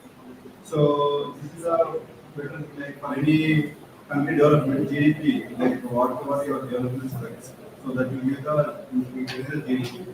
So GDP of aggregate GDP, not aggregate GDP, per capita GDP also very important. So that means every sector should know the technology, should understand the technology, should develop products. Then only our country's GDP will be increased. So all this will come from the skills or technology development or quality concepts following. All these things will it is a cohesive things. All these things are coming to into a cohesive and only we will go into that is important. So for this, not only technology, you have to develop infrastructure, you have to develop, it should be, another important thing is you should be self-reliant. The country should not dependent on imports. You have to develop everything inside the country itself. So the basic fundamental, like if you see, we are lagging, at this point of time we are lagging in the semiconductors. So most of the semiconductors we import. All our area activities are semiconductor dependent. So if there are any sanctions of semiconductors, we won't move ahead a single day also. So all these things we have to self-reliance, we have to develop inside the country. So this technology, this becomes from the technology development only. So for everybody, all the developments are built because of the technology. So I strongly stress that we should develop the proper skills and we should develop the technologies and we should develop the products. We have to increase our country GDP. So with this, we will thank you. Thank you so much. Next question is to Professor Krishna. So, like at the beginning of the conversation, academia is where everybody gets trained, and the fuel for R&D, technology development, everything comes from academia. So, what is your vision of academic contribution to literacy? How can academia contribute to it and accelerate it? Thank you, Rakesh, and thank you for having me here. First of all, I'd like to give the three disclaimers. One is whatever I say here represents my point of view, not the institution from which I come or the institution I'm associated with. Second thing, whoever is seeing mobile phone, please continue doing so. You're not going to miss anything. And why we have a challenge with Pixel is because half the stable is empty. There's no curiosity in this country. Right? Having said that, I'd like to say that when we were ruled by the kings, it was Yata Raja Tata Praja. Somebody said that. As the king was, the people were. And now it's democracy. It's Yata Praja Tata Raja. The governance actually reflects the attitude and the capacity and the wants of the people. So when I think about what is Viksit Bharat, I'm a foresighter. I look at future and future trends, weak trends, which gives future possibilities and scenarios and those kind of things. And when I look at that, when I talk about 2047 to many people, they cannot think more than 3 years because by definition, bureaucrats are stationed in a particular position for 3 years, and they are looking at the next thing after 3 years. That's a structural issue, right? So everybody who says 2047 said beyond 2030, you cannot even look at it. So it's obvious that many people find it challenging, but if you go back to our country, we have always been a country which has set grand visions, which has looked at the future. So in that sense, I would say Bharat is already Viksit in as much as it would have been in this past 75 years. The biggest foresight document we had looking at the future was our constitution. 3 years of deliberation in the Constituent Assembly, and perhaps our whole country still stands together because the basis of that single book, right? So it could not have been, that came from a lot of academics. If you go into the Constituent Assembly, many of them are intellectuals, academics, and of course, nationalists in terms of freedom fighters and wanting best for the people of this country. And India has always been a forefront in adopting technology, right? We had our first rocket launch somewhere in the 50s, 60s. We have a nuclear program in the 60s. We started satellite television in the 70s. Many of you will know it. It's UGC net was there. And guess when in 1982 the Times Person of the Year was the PC. It was not Person, the Mission of the Year of PC. In 85, 84, we had the Rangarajan Commission which said we should computerize all our banks. And what we use as UPI today is a function of that. If there's no computerization, that would have happened. Of course, we went into BSNL, we set up a network, open networks, and now we are again at the cusp of AI. It's another technology, just like, I think, internet, just like a browser. Nothing very dramatic, actually speaking. It's just that we need to have a different way of thinking. And when I look at academics, there are a lot of people are looking at technology, a lot of people are looking at the legal structures, social structures. I look primarily at the societal structure. I think what will propel us for Viksit Bharat is that we have a very strong academia, we have very strong research, we have very strong capable people. But what is going to stop us is that we do not have a focus on excellence, we have a focus on entitlement. So that's why somebody was telling about how a lot of our CEOs and in foreign countries are all from India and all that kind of thing. That's because excellence has moved on. Excellence will find its level. So the question for me, the challenge as an academic, when I think about it, what keeps me awake at night is that how can I contribute to shift the attitude towards a sense of excellence rather than a sense of entitlement. And once all of us working with that attitude, I think we should be able to achieve 2047 in 2035. I don't mind. I mean, the problem is we are not parameterized what is 2047, what is Viksit Bharat. Is it healthcare? Is it education? Is it jobs? Is it GDP? And GDP now is not a term which is used very frequently economists because it's very skewed. We use PPP, which is purchase power parity in some sense, right? We still have not quantified what is 2047, and as any quality expert would say, What you can't measure, you can't change. So what are the measures? I think as academic we need to look into what is the measure we want to be. Can it transpose by current parameters to 2047? What would be likely be a developed world? What would be a complete developed country? And then see are we going towards that with future roadmaps with current trends. So I think that's what keeps me as awake at night as an academic, and as an academic to start looking at that. Thank you. Thank you. Professor Khan, coming to you. So speaking in terms of what is that image of Vikas Bharat that we want to achieve, I think any image would be incomplete if we do not have inclusivity and integration. My question to you is, how do you see these two words in that image of Vikas Bharat?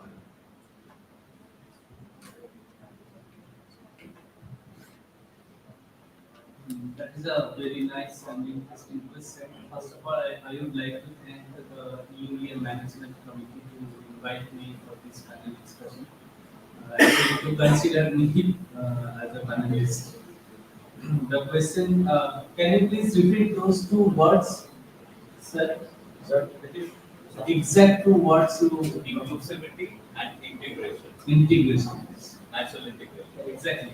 So, Viksit Bharat, if we talk about the Viksit Bharat, then we have to mention what are the components where we like to be Viksit and where we are already Viksit. So, if we talk about where we would like to be Viksit, then it may be technological self-reliance, one point. Secondly, good health quality, third, a very good society. And definitely one point I believe this is the most important pillar you can say for one basic country, basic thinking. So we should think very differently, we should think very uniquely, progressively, scientifically, but obviously with high moral values and humanitarian values. So all these things we have to be very sure about claim that we are facing now. So for that, the target should not be 2047. We should target it much as earlier as possible. At least the society kind of thing we can definitely manage very early. And if we can manage that, we can go for the next stage. So this is basically the integration process of the mixing product. Then if we talk about the technological development, as of my experience, I can share very few words. For the technological reliance, we should have very strong fundamental science research. In my opinion, India is lagging in that research right now. So what happened, if we talk about our technological development, mostly in software domain, why we have produced companies like TCS, Infosys, HCL Tech, but no company like Qualcomm, Intel, or global companies. The point is, when they demanded some technology, we started supporting them, and we provided services. Those are the software services. But we didn't think why they need this kind of demand, but our country has no demand like that. We are just supporting them. So the basic mission was that fundamental technological development, which was based on fundamental science research. For example, nowadays it is very popular term for electronics engineers, gallium nitride and silicon germanium technology. If we talk about that, we are in a race or in hurry to design circuits using those technologies. But if we talk about their fundamental developments, it was in 1980s, 1990s. So at least 30, 40 years before the physicists, they all made for countries like USA or European countries. But at that time, those kind of researchers were very loss-making kind of investment to us, even to them also. But now you just see how much profit they are earning. So our companies, Indian companies, should think about that. The companies should invest some advanced kind of research funding, so that those will be loss-making at this stage, but after 10 to 15 years, so we have to set the goal after 20 years what we want. What should be the, so that is the thinking, that progressive scientific thinking that we should have for the Viksit Bharat at least in 2027. And at the same time, the students, they actually have to play a great role in this progress. So most of the students in my experience, I can see, they just try to search for a job which they can get in software companies. I don't know, probably they need lesser effort. I don't know what is the exact reason, or maybe more availability of jobs in India. But now the crisis is if software companies start dumping those jobs due to AI progress, now the situation of India will be very bad because substitute job scope is very less in India. So we have to think about that, how we can create jobs in some other industries. That is another point. So all these points we have to consider if we want to become self-reliant, if we want to claim that now our country is big city. So these are the points I really want to emphasize for the. Thank you so much. And I will come back to you with the second question after a while about the role of students in attaining Viksit Bharat. Yeah, I will answer. Yes, yes. So I'm coming back to you, Professor Mishra. So you have signed an MOU. We've heard this word quality circles. So out of my own curiosity, and I hope it reflects the curiosity of the audience as well, what are quality circles? How can students benefit from them? How can the institute benefit from them? And how do they work? Please. Sir, quality and circle, that is quality circle. So quality stands for what? So the first question is, what is quality? Basically, we think about the materials, that is quality, this should be the quality, that should be the quality. But in the quality circle home of India, we talk about the quality in personal life and quality in the professional life. So the quality in the personal life must be there. Unless and until you don't have the quality in your personal life, you cannot produce a good quality in the other sphere of life. That is when you are working in the university or the manufacturing industry or the service industry like that. So quality comes from your heart basically. जब हम कहते हैं कि there are 3H basically. 3H, hand, you can produce the material, you can produce the production. Then your head. So by the combination of the hand and head, you can produce the production.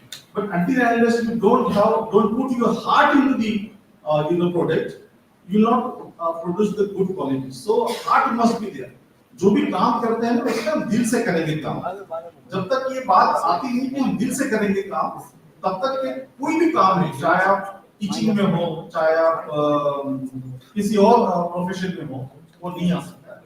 सो सबसे पहले जो है वो heart का होना बहुत जरूरी है. So that comes the quality. Now the circle. So all these concepts comes from the Japan basically. So in 1982, the one minister, the cabinet minister from the government of India, you might heard the name of Dr. N.D. Narendra Tiwari. So he was the industry minister, visited to the Japan, and he brought the concept, that is how the Japanese are working in their industry and they are producing a good quality. So that concept came into the India, and Quality Circle Forum of India established in 1982. And basically the last industry, NTPC, ONGC, GAIL, Coal India, like that, they are working on the quality circles. Now many of the industries, private industries also working on the quality circles. Now your question is what the quality circles are. So these are the circles. Circles, it is the team of, you may be 2%, 3%, 5%, 4%, that is the team of group of people, that is called the circles. And that circle, that circle basically works for identifying the problems surrounding them and within their group also. So they identify the problems, they sit together and they brainstorm. They brainstorm.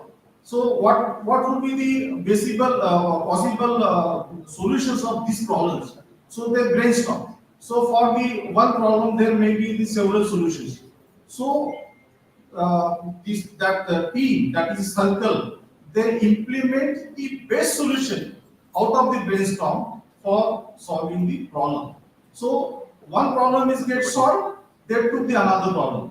They took the problem of the their working environment, their shop floor area, and in the various departments. Right? For example, the maintenance department can take their problem, the production department can take the problem. So that is the circles, and the benefit from the students circle will be they would be able to identify their problem in their own classrooms or in the university level or the college levels, and they will brainstorm how the problem can be solved. The solution will not come from the top management. The solution will not come from the your upper management. This is the problem, and you have to solve. You have to identify the problem, and you brainstorm. You find the solution, and you tell the management that this was the problem, and we solve the problems in this way. So, quality circle is institutionalized in the universities also nowadays,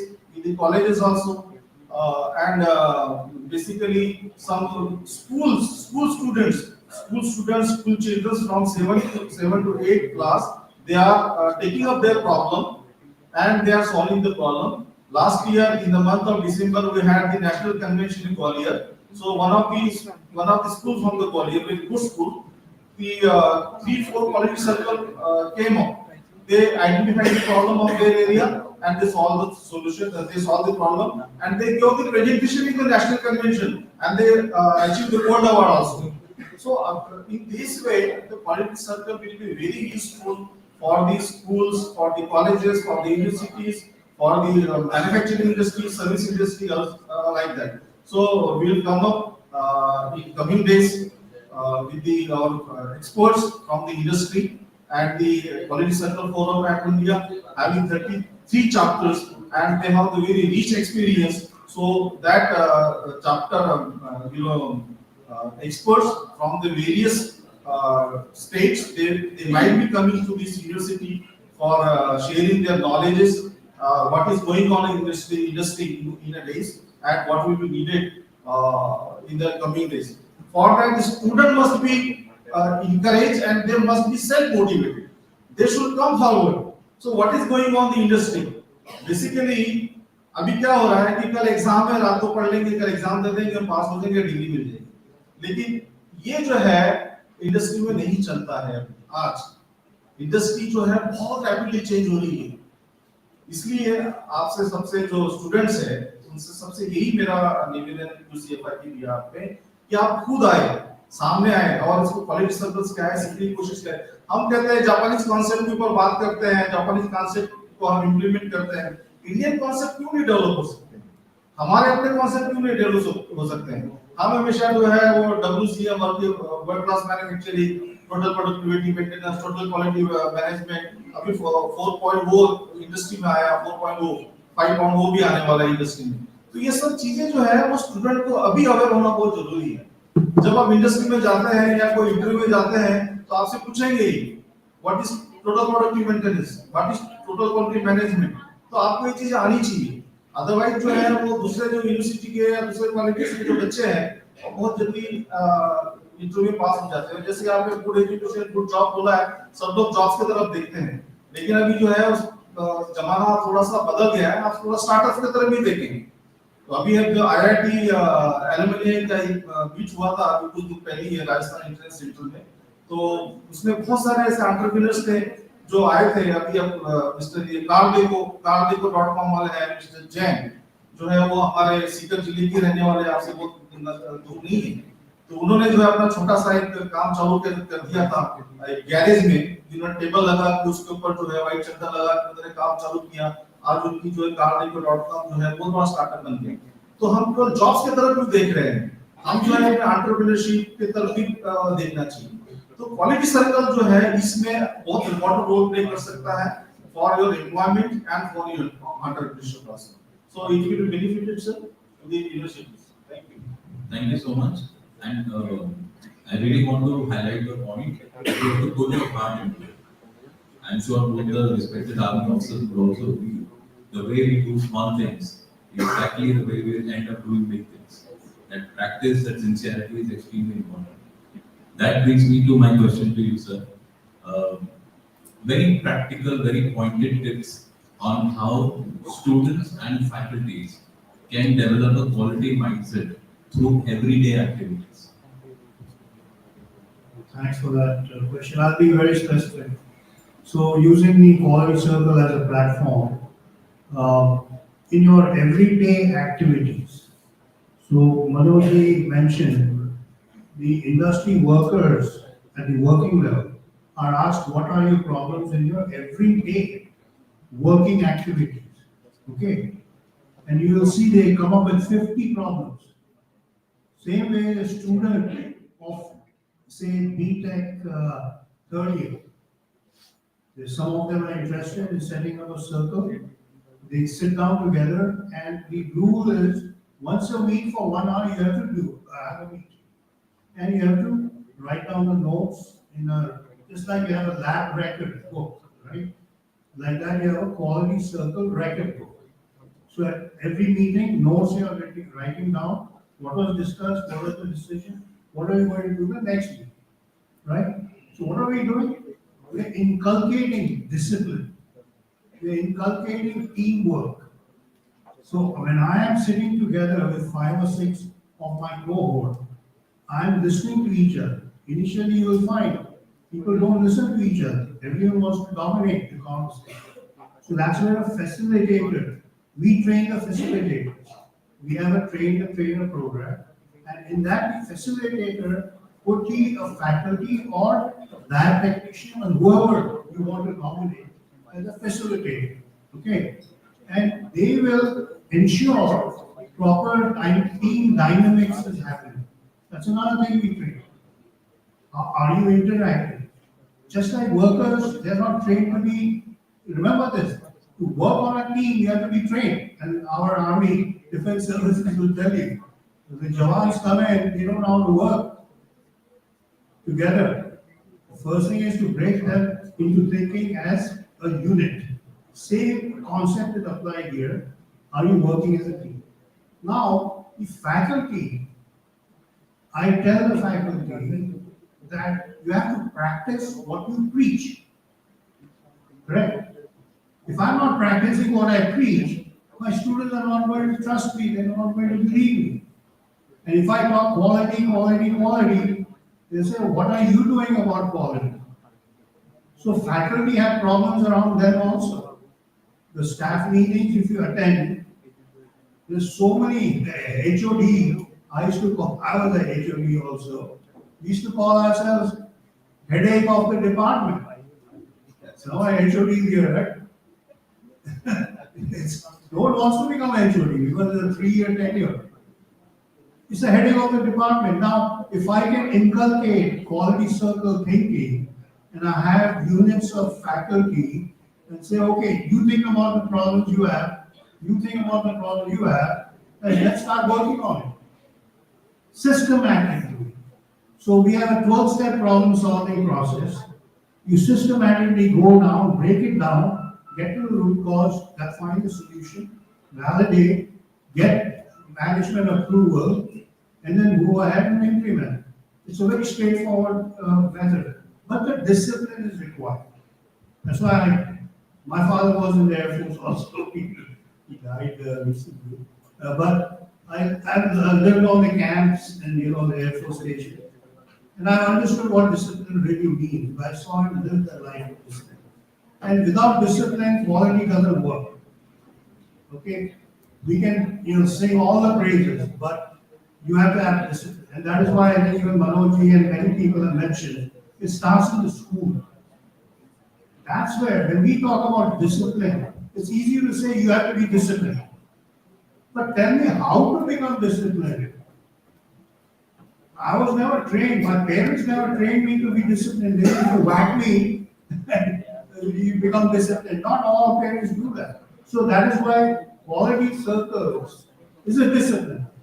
And well facilitated quality circles bring that discipline. And those who come out of that experience can go and develop technology.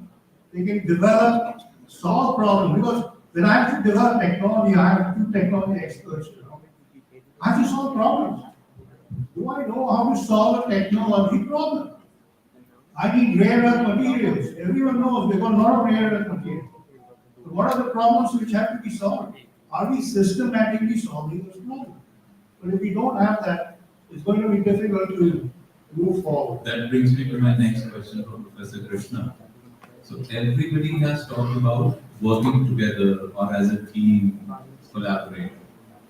How can an academic setting be a practice for that kind of collaboration? That is one. The second question is, so we talked about working together, that's also breaking the silos. How do you do it in a disciplined manner so that it doesn't turn into chaos? Okay. Let's start with a controversial statement. I think discipline is highly overrated. The reason is if I want to, and get serious on that point, if you want to really create, you want to be creative, you need to have a certain amount of looseness about your freedom of your thought process. I mean, that does not mean that you cannot be, you should not be regular, right? Regularity, curiosity, everything is fine. But if you really want to create something which is, again, I'm coming from academic process where in academia many times we look at things which are not out there. In research, we have to do something which is not out there. So it get into a so-called discipline or constraint, or not say constraint. I'm going to maybe do some certain solutions which may come. Right? Having said that, I will take the clue from the technology readiness levels, for example, and take that as a hedge for me to say. The first three levels of technology readiness levels are really base kind of research, right? When you're really going and finding out, trying to build a theory, trying to experiment, you're trying to do something, and maybe level 4 or something, you at least have a prototype. Now, where does the productization take place? It takes place maybe in 6, 7, 8, or maybe 7, 8, 9, if you will. So this level between, so there's one part academia is there, one part there is industry. And industry you require a lot of processization because you need to have outcomes which can be defined, products which address the quality, you need to address the process. Whereas when looking at academia, the discipline required is very different. It has to be freedom of thinking, experimenting, ready to fail, right? And then how do you connect these two? This value of depth, this technology readiness level between say 5 to 7, broadly speaking. How do we connect it? So one way to do that, this part of discipline you're talking about is, can industry come early up in the research way so that the researchers can bring a discipline or rather focus, and not use the word focus, into what is translatable into the industry. At the same time, and so that is what we need to bring in the industry people who later focus on the process and the quality, so to speak, so that they can help the academics focus in some way which is later translatable, right? The other part is, can the academics be able to give something to the industry people with which they can work in a very defined manner, in terms of technology, in terms of it. So I think it's a very circular kind of, and I want to differentiate the kind of discipline required in the academics, the kind of discipline required in the industry, are two different kinds of. Here, it has to be fail-proof in industry. I mean, I can't fail too much.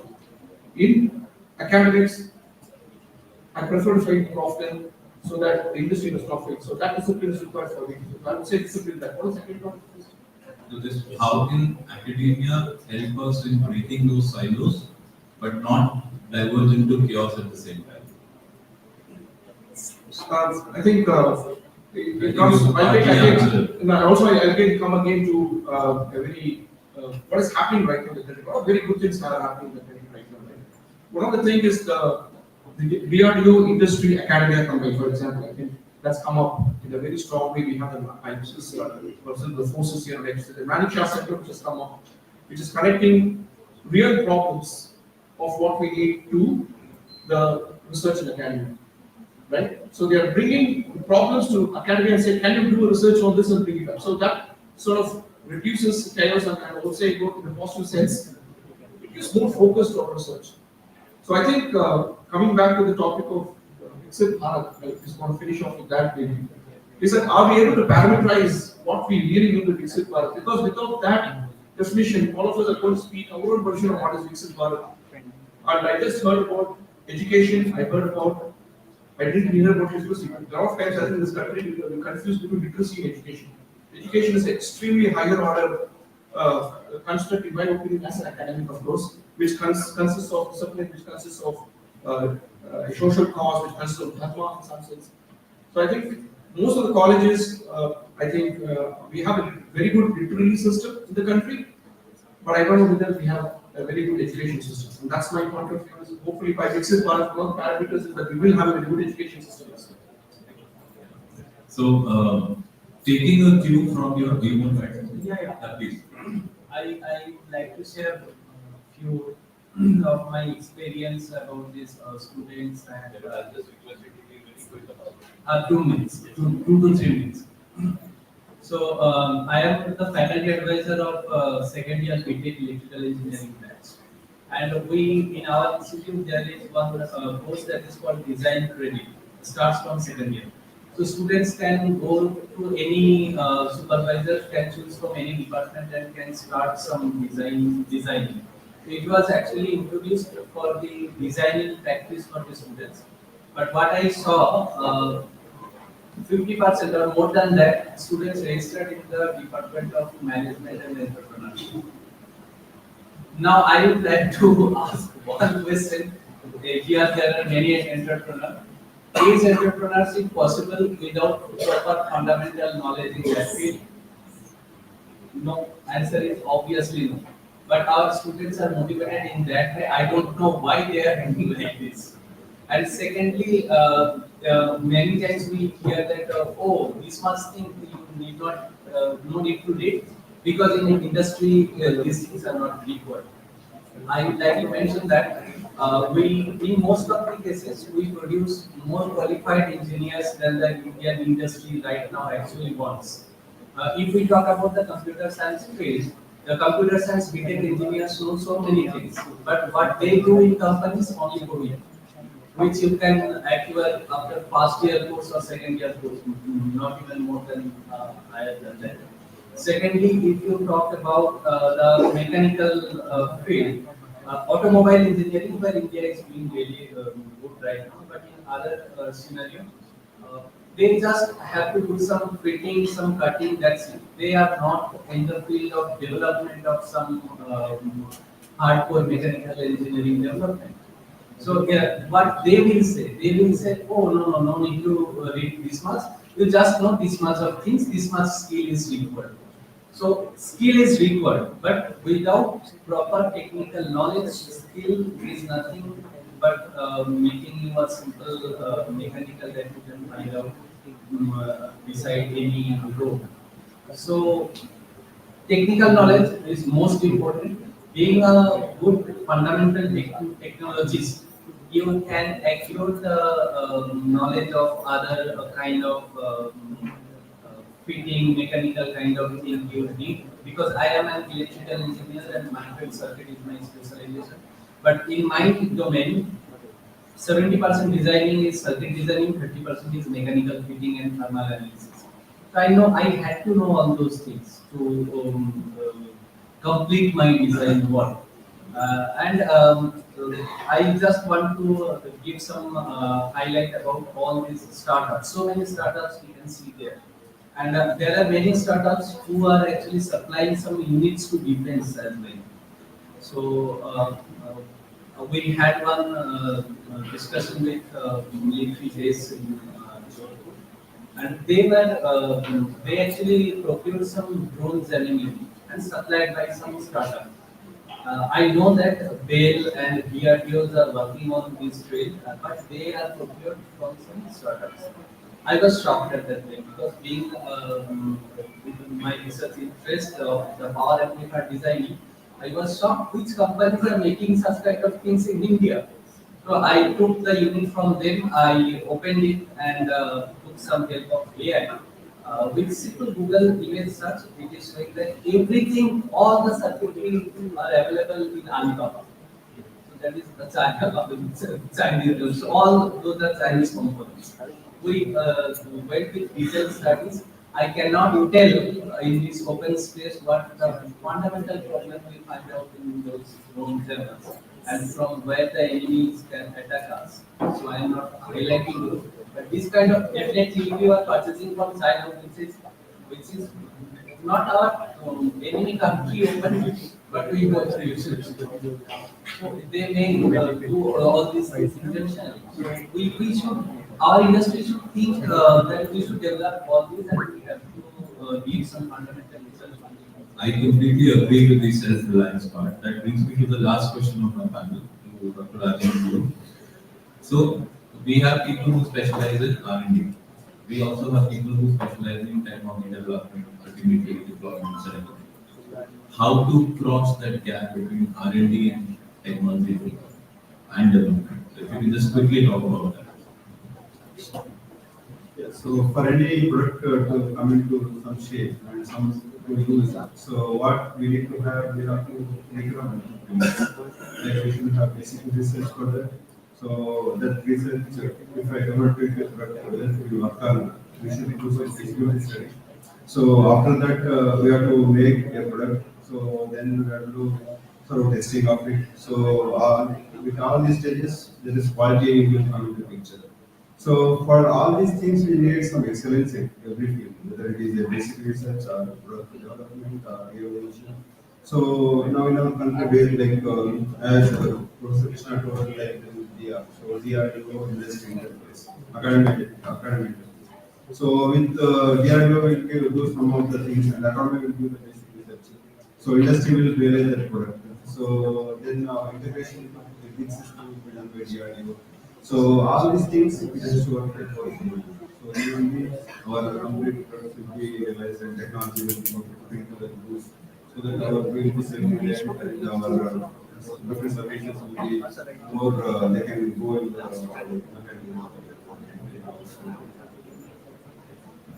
Thank you so much. So with the permission of the panelists, I'll quickly summarize the entire discussion.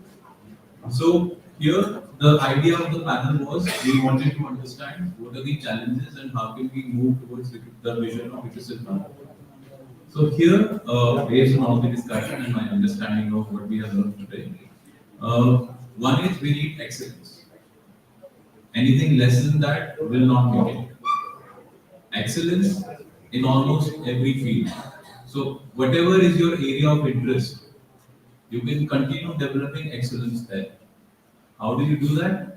By working with people. We have quality circles, we have industry, we have academia, we have collaborators, stakeholders. Work with them. Whenever you're trying to solve a problem, get feedback from people. And this is how we cross these, we call them watershed moments. Your R&D will move towards technology development, and developments will move towards deployments, they will move towards commercialization. What does it lead to? It leads to a more developed society, it leads to wealth, it leads to all the benefits that you would want to imagine of a Viksit Bharat. And last but not the least, if your picture of Viksit Bharat does not have inclusivity and integration, I would reiterate it, I think the picture is still incomplete. Thank you so much.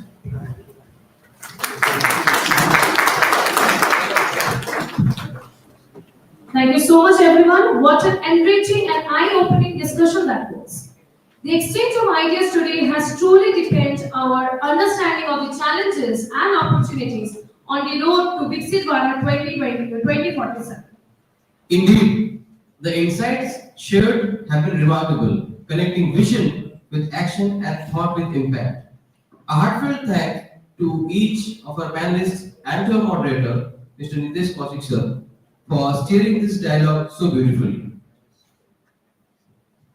A huge round of applause for all our panelists and moderators. Yes, now I kindly request all our esteemed panelists and moderators to kindly take their esteemed seats downstairs. Thank you so much.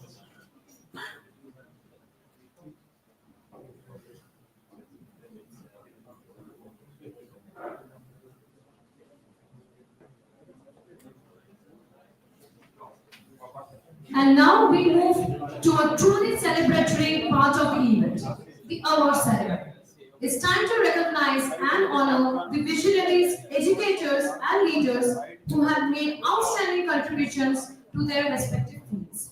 To present the awards this afternoon, may I have the honor of inviting on stage Professor Dr. Vishwajit Chatterjee sir, Honorable Vice Chancellor of UM Jaipur, Professor Dr. Pradeep Kumar Sharma sir, Registrar of UM Jaipur, Professor Dr. Preeti Sharma ma'am, Associate Team Management and Collaboration Architect of this flagship event, Professor Dr. Mukesh Yadav sir, Associate Dean of Academics and Foreign Affairs of UM Jaipur, and Professor Dr.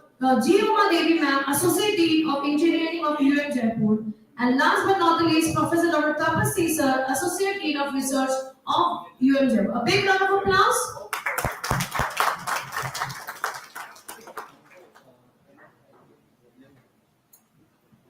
Thank you so much for joining us on the stage.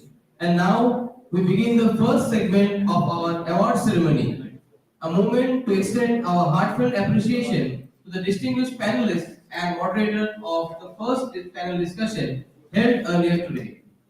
Next, may I request Brigadier Ashish Maini, Army Service Corps, Headquarters, South Western Command, Jaipur, to kindly join us on the stage to receive the Veer Leadership Award. A huge round of applause.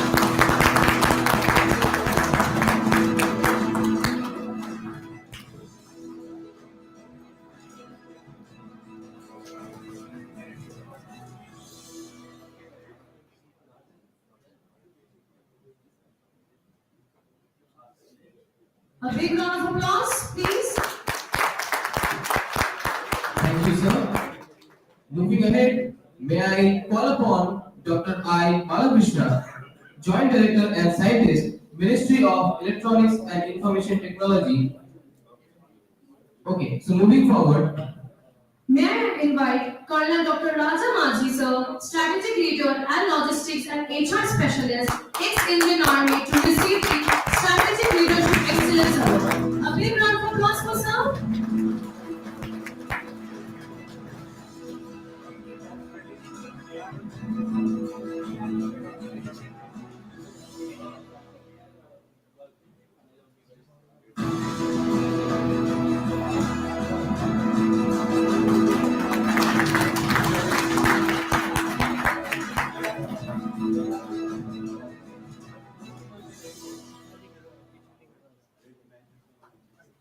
Thank you so much, sir. Moving forward, may I invite Dr. Vic Gaffney, sir, Founder and Director of Permaculture Nepal, to receive the Sustainable Innovation Award. A big round of applause for sir.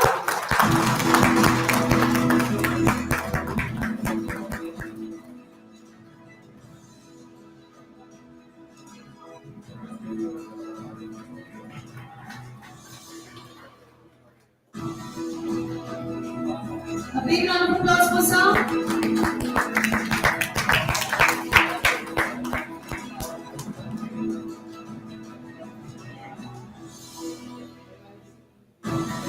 Thank you so much, sir. And now we move on to the second segment of our ceremony to honor the eminent panelist and moderator of the second panel discussion. Firstly, may I call upon on stage Dr. Rajendra Dabbula, sir, Scientist, Defense Research and Development Organization, DRDO, to receive the Defense Innovation Award. A big round of applause for sir.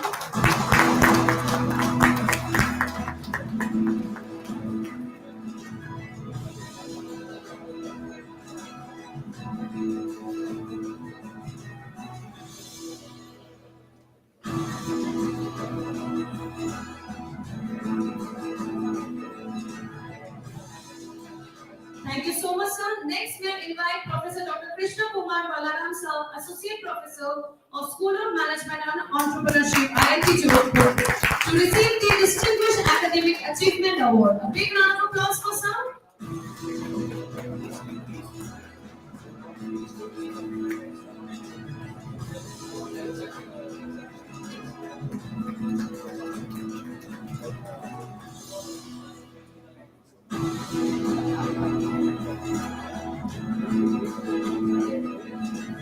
Big round of applause for Sam.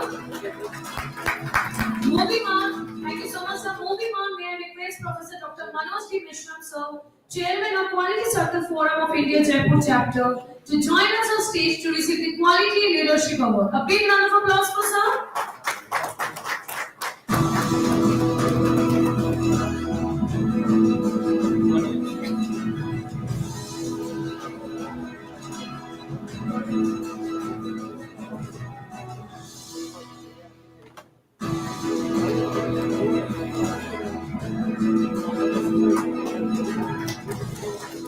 Thank you, sir. Next up, may I call upon Professor Rajesh Solanki, Director, Quality Compliance, Jaipur, to receive the Institutional Excellence Award.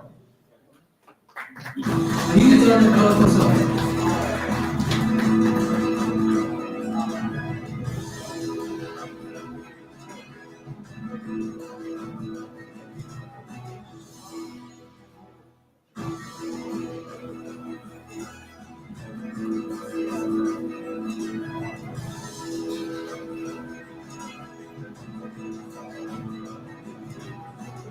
Thank you, sir.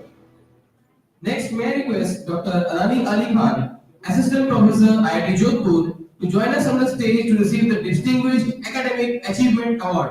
A huge round of applause for sir.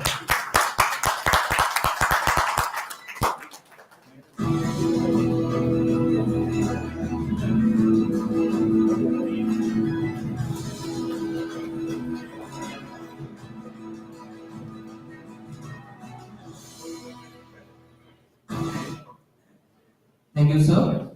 And finally, to our moderator for the second panel, Mr. Nitesh Kaushik, National Technology and Transfer Expert, UNIDO, Jaipur. We present the Innovation Excellence Award.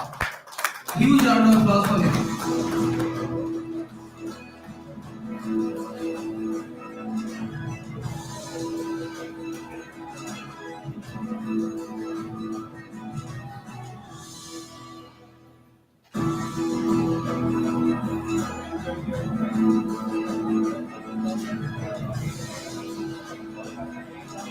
Thank you so much, sir. Each of you has enriched today's dialogue with your experience, insight, and vision.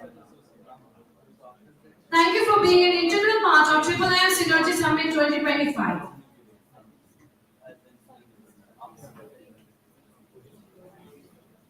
Now, we take a moment to celebrate some of the finest scientific minds whose work represents the spirit of research, innovation, and excellence that defines our nation's progress. May I invite the following awardees one by one to receive their award. Firstly, we will like to start Mrs. Anshumala Shukla, Scientist, Seed Chemical, National Test House, Department of Consumer Affairs, Government of India, to receive the Distinguished Scientist Award for outstanding contributions in chemical research. A big round of applause for that.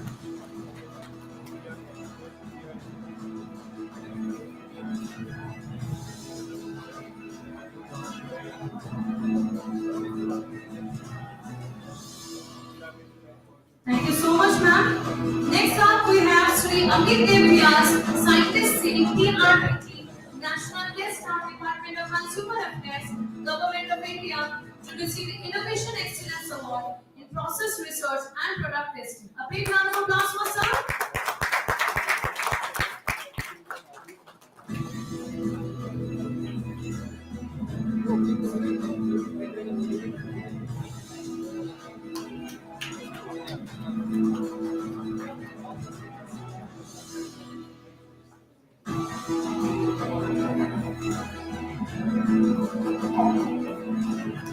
Thank you so much, sir. Next up, we have with us Sri Suresh Panwal, Scientist, Seed Mechanical, National Test House, Department of Consumer Affairs, Government of India, to receive the Outstanding Scientist Award for Excellence in Mechanical Innovation and Testing. A big round of applause for sir.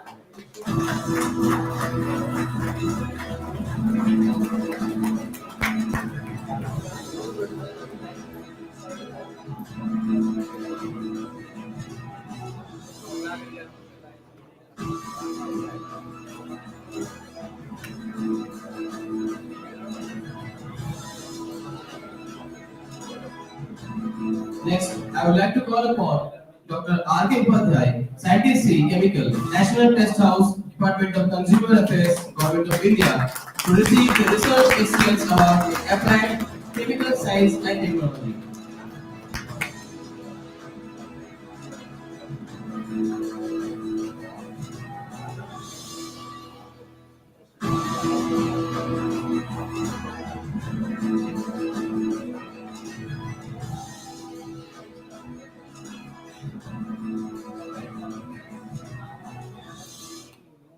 Up next, we have Sri Deepak Srivastava, Scientist Physical, National Test House, Department of Consumer Affairs, Government of India, to receive the Excellence in Civil Engineering Research and Infrastructure Innovation Award. A huge round of applause for sir. He is not present, so he's receiving the award.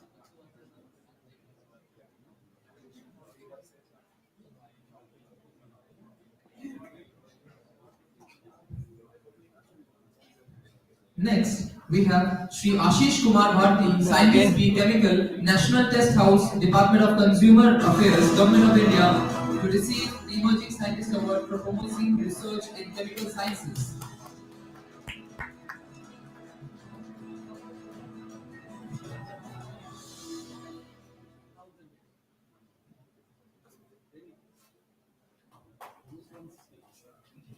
Let's hear a huge round of applause for all our scientists.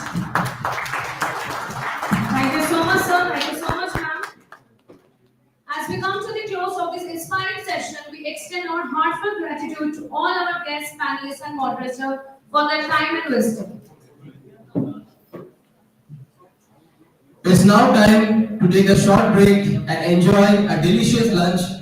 Please reassemble at 3 p.m. sharp for the third panel discussion, which promises to be equally engaging and insightful.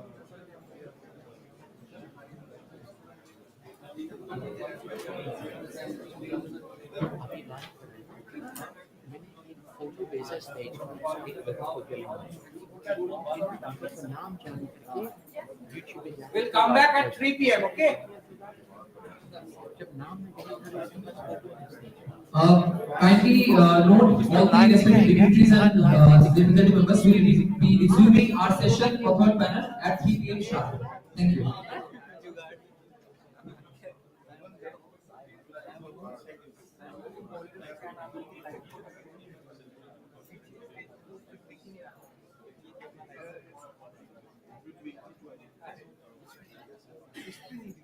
Yeah.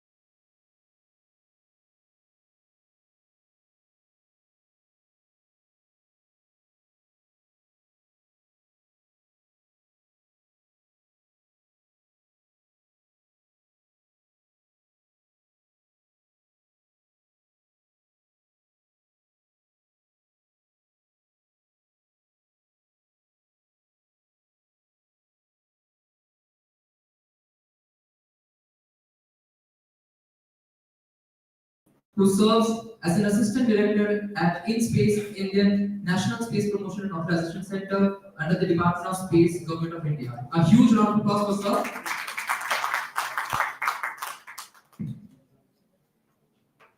Dr. Kumar possesses a multidisciplinary background spanning space systems, AI, and a full stack development at InSpace. He plays a pivotal role in promoting India's space sector by bridging technological innovations with strategic and regulatory initiatives. A huge round of applause for sir. Thank you, sir. You may continue, please. Moving forward, it is now a privilege to invite Professor Dr. Pradeep Kumar Sharma sir, the esteemed registrar of IIIM Jaipur, to present the token of respect to our second panelist of this third panel discussion for the day, Dr. Deepa S.P. Mathur. Ma'am is a senior academic in English at University of Rajasthan in Jaipur, where she has served as an associate professor and the head of Department of English for over 2 decades. Very welcome, ma'am. A huge round of applause.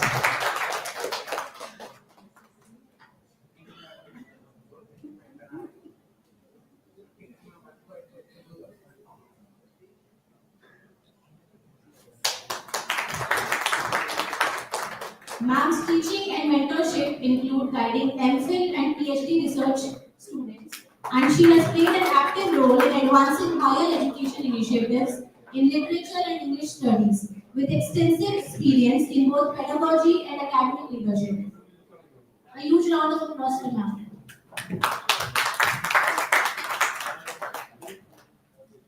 Now, it is my honor to invite Professor Dr. Preeti Sharma ma'am, the collaboration architect of this summit and Associate Dean of Management, IIIM Jaipur, to present the token of respect to our third panelist for this panel discussion session, Mr. Manish Kumar Mishra sir, who is an advocate at the Delhi High Court and is associated with the firm Intel Advocate. A huge round of applause for sir.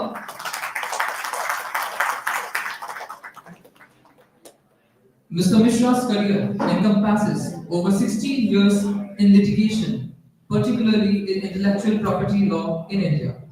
As a legal professional with both courtroom experience and teaching learning roles, Mr. Mishra brings a legal industry perspective to industry-academia intersection, particularly in regulatory compliance and innovative contexts. We welcome you, sir.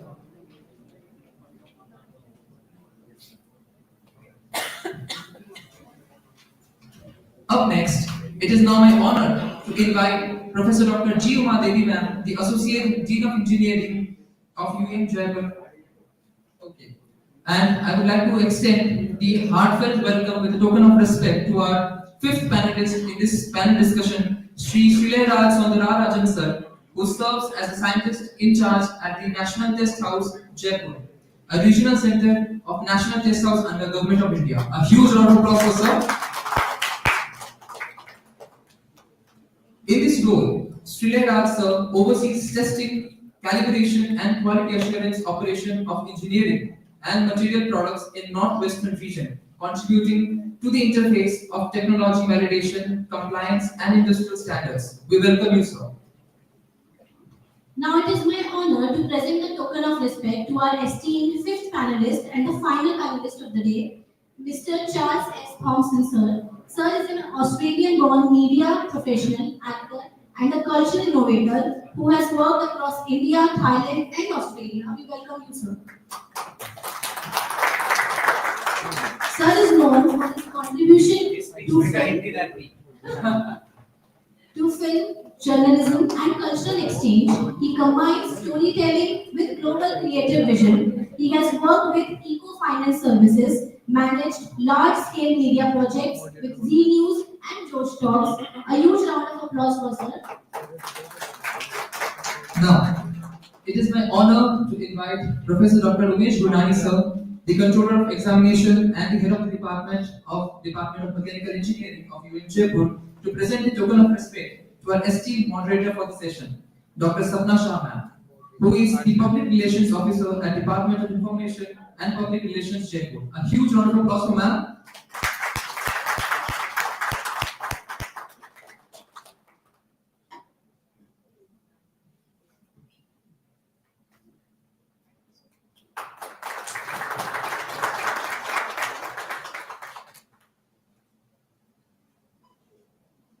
everyone. Kindly take your places. Now, before we begin, I would request all the dignitaries on the dais to come up for a small photo.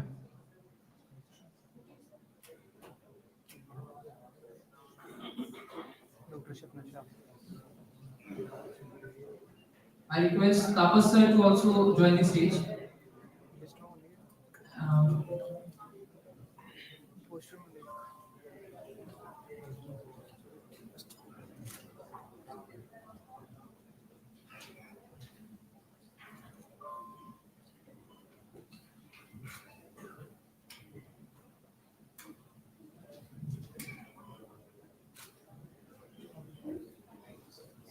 Thank you so much, everyone.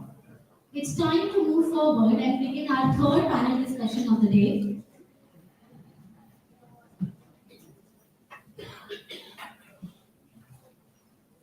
So, ladies and gentlemen, it's time to move forward and begin our third panel discussion of the day, one that promises to be both engaging and thought-provoking. For that, I would humbly request our VC sir to please introduce the theme of our panel.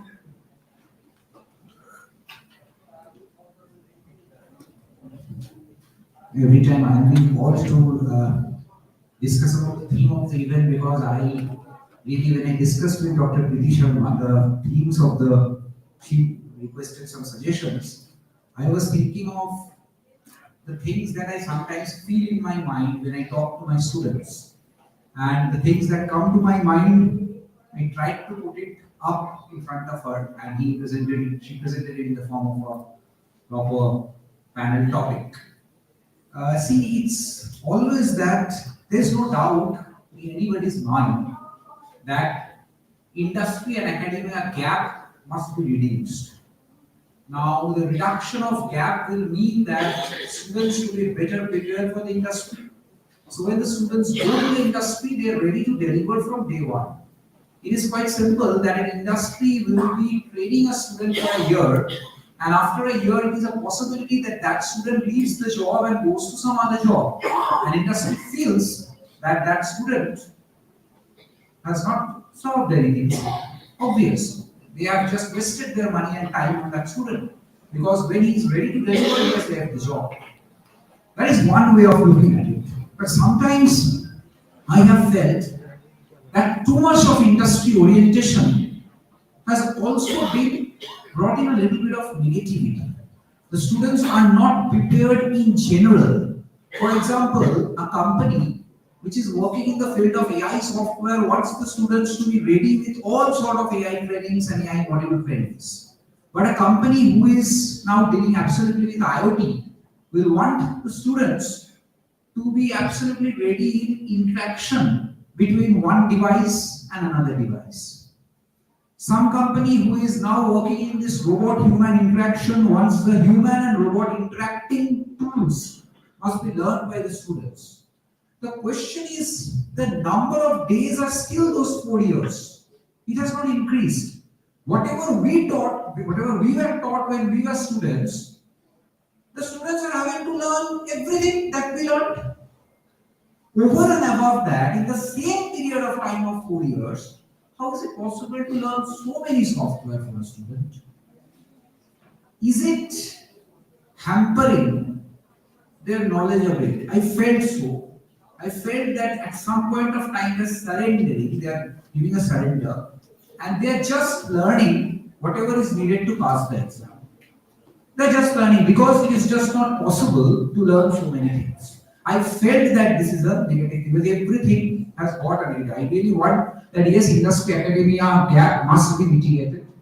But is there an aspect like this to it, which I felt while I taught the students? So this was the thought with which this panel was thought of. Thank you so much. Thank you. Sorry for taking more time.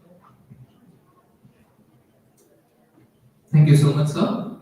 And now it is time to take these insightful conversations forward. I would like to request our moderator to lead the discussion. Ma'am, the stage is all yours. Thank you so much. Namaskar. My name is Sapna Shah. As already these anchors have introduced all of us. Before starting this panel discussion, this is the post-lunch panel. We know that. So the two panels are really difficult. The previous one, lunch के जो पहले का है, after the lunch. Because before the lunch, everybody is waiting for the lunch, and after the lunch, only quality people stay. Otherwise, all the quantity has left already, and the quality people are staying here. Thank you so much for being here, first of all, and thank you so much for calling us, all of us here. So today we are here to discuss about industry academia divide catalyst for innovation or benefit to tutors. Sir has really elaborated it well. So before starting this panel, I was supposed to do it in some other manner. But when I was sitting on this chair and I met one of our panelists, Mr. Charles Stewart Thompson, who is better known as Mr. Bihari Lal, my thought process changed completely and I thought I should start it in a different manner. जो कुछ मैं सोच के आई थी उससे कुछ अलग करने का सोचा जैसे ही इनसे मिलना हुआ. He said that everybody in India wants to speak in English, whereas if you go in some other country, none of them, if he says he's from Australia, nobody does their research in Hindi, but in India, everybody wants to do their research in English. When you go to Japan, nobody wants to do their work in Hindi, but in India, we want to do our all work in English. So my thought process थोड़ा सा change हुआ, and I thought I start it in a different manner. So I start this panel discussion with an example. Example is that we know that every year so many lakhs of students prepare for IITs, IIMs, and NEET. The coaching centers give them the best knowledge so that they can crack the exam. But then also we know that the examiner or the paper setter is a step ahead of them. वो हमेशा ऐसा paper set करता है कि it is really a challenge for the students as well as for the coaching centers. Same thing happens with the industry and the academia. We keep changing the curriculum, we keep enhancing our teaching strategies, teaching patterns, but then also industry demands are little bit different. It really needs more. Life भी हमसे कुछ ज़्यादा चाहती है, ऐसे ही industry students से बहुत कुछ ज़्यादा चाहती है. So today we have this esteemed panel with us who is here. Already everybody has been introduced. Our first panelist next to me is Dr. Gaurav Kumar. He is Assistant Director, Promotion Directorate, Indian Space Promotion and Authorization Center.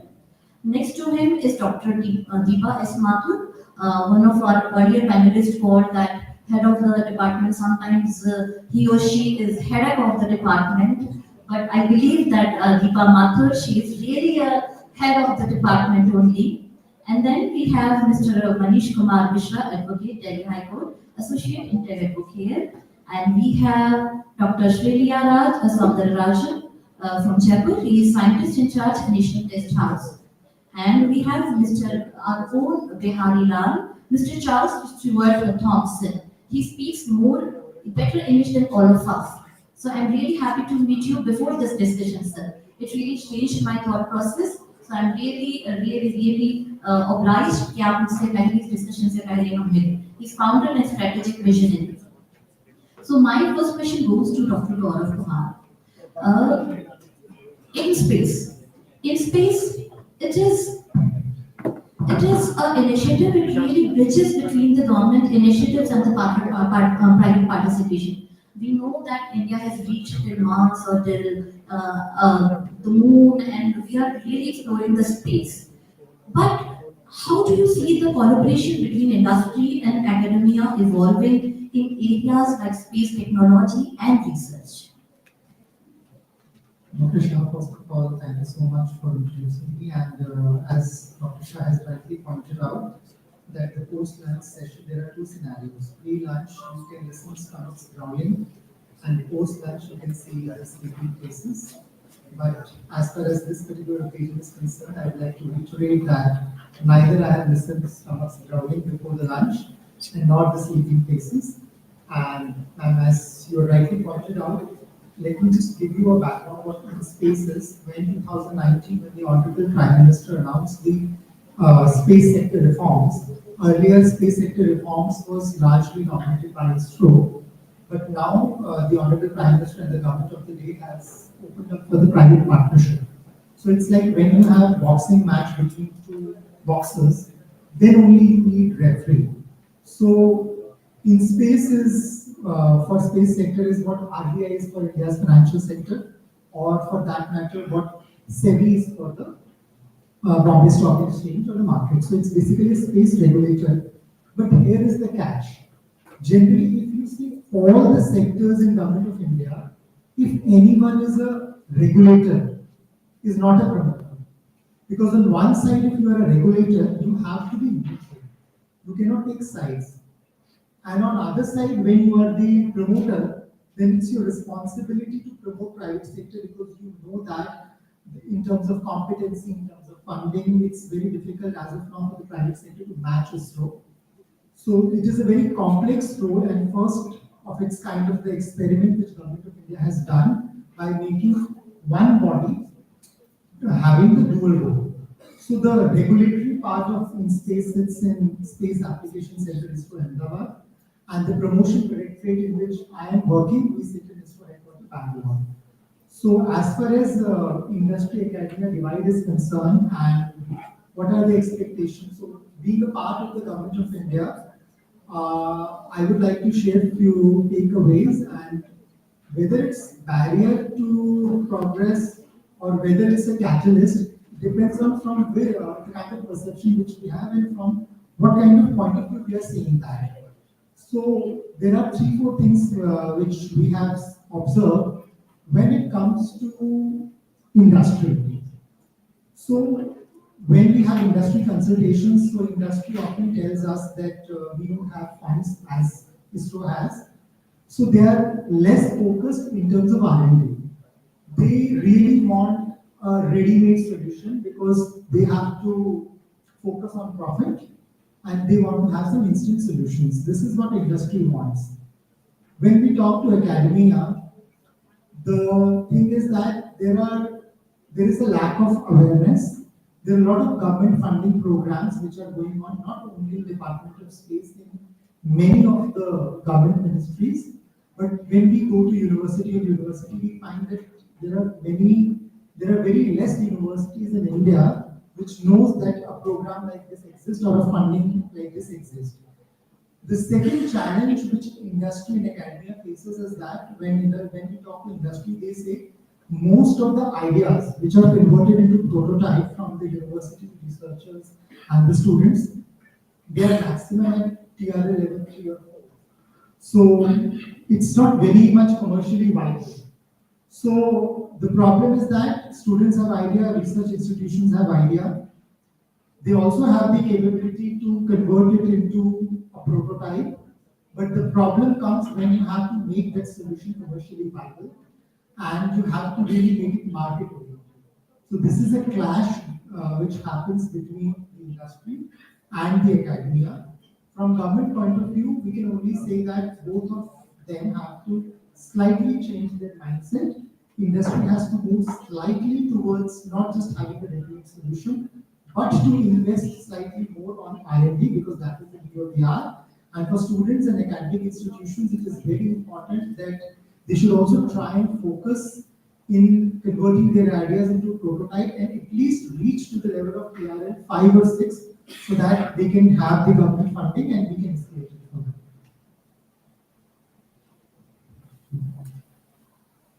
We know that knowledge is power. Sometimes as sir told that we don't have awareness about all these programs and we don't get the scholarships that the Government of India provides us. So we have to more focus on R&D. Next to Dr. Gaurav Kumar, we have Dr. Deepa S.V. Mathur. She is head of the department, professor, University of Rajasthan, Department of English. When we all were facing Corona, the COVID-19, that was the phase really difficult for all of us. That time, one more thing entered in our lives. That was AI, artificial intelligence. Most of us must know that, must be knowing that during 2022, we were introduced to AI, artificial intelligence. Now it has become a household name. Like, we have household helps in our home. हमारे घर पे सबके बारी आती है, most of the घर पे आती है. And it helps in our household chores. हमारा खाना खाने का काम, खाना बर्तन साफ करना हो या झाड़ू पोछा करना हो या डस्टिंग करना हो. So our wives, our household helps are helping us in these things.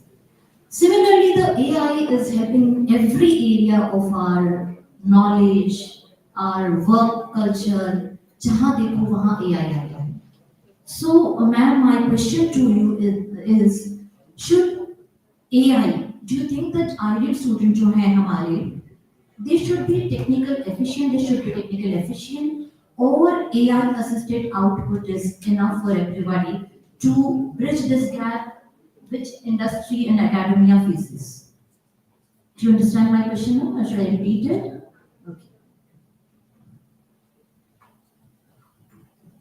Thank you, Dr. Sapna. This is the topic that I always wanted to talk about when AI becomes a problem as well as a boom.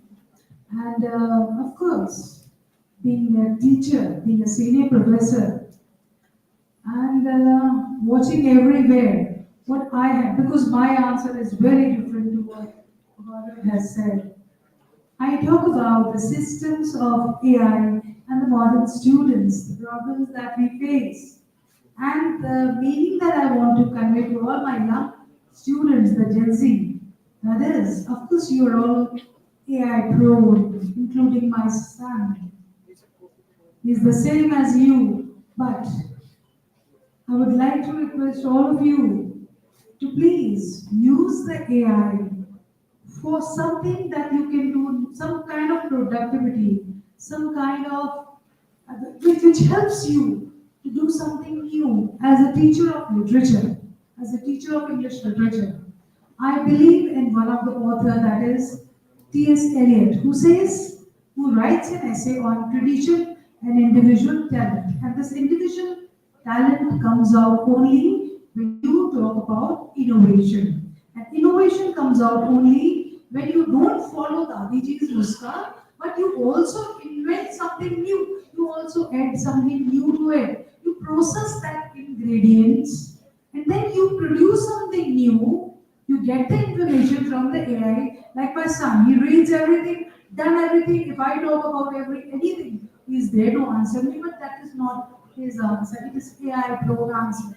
I want him to develop his own critical thinking, his own collaboration, his own outcome out of all that ingredient or the information that he gathers from AI. And then what comes out gives him an innovative spirit to write something original, and when plagiarism goes away. And modern children, they are following AI, everything is good, you are doing good, but then try to use your critical thinking. You get enough time all the time, you are busy with your mobiles. Nowadays, when I take classes, I tell my students to please get your books, they don't.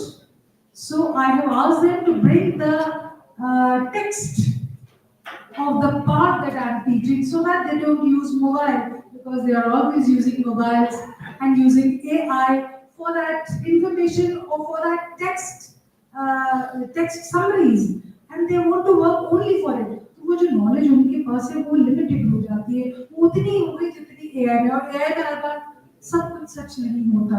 So what I want to say is read, inculcate, and then process it. तब आपका individual thinking जो है वो उस history से, वो उस outcome से डेवलप होता है, तब आप कुछ प्रोडक्टिव कर सकते हैं. Otherwise it's as usual. There is no progress, you know. T.S. Eliot quotes about one of the experiment in which he says that a student he puts before you a catalyst theory.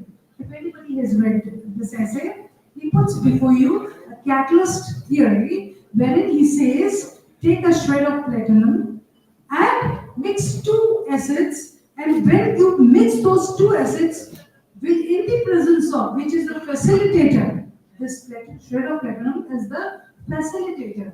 It is there, in its presence there is a new reaction and something new comes out of it. But the presence of facilitator should be there. So student's mind is like a facilitator, and he has to transform that information that he gets from AI into something productive. And that's the system of learning, that's the system of new knowledge, And that's all what I want from modern scholars. And that is the way we teachers want to shape the modern student.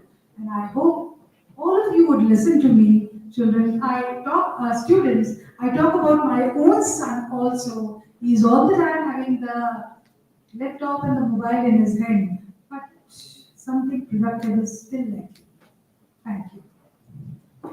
So as I'm told that we need to be innovative in our own terms, not depending on the AI much, not using the mobile phones and using our own brain, doing brainstormings, and then only we can bridge this gap.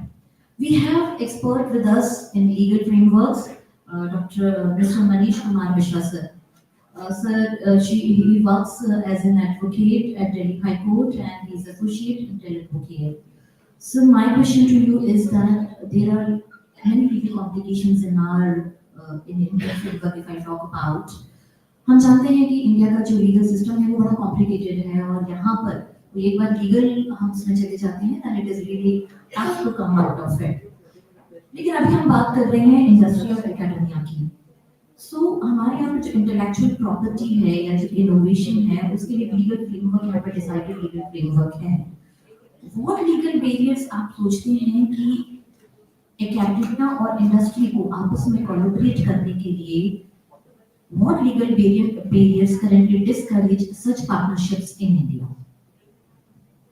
First of all, I would like to greet everybody and say thanks to IIIM management who have thought of themselves and thought me to invite here as a legal support assistance in respect of such a very sensitive topic of divide between industry and academy.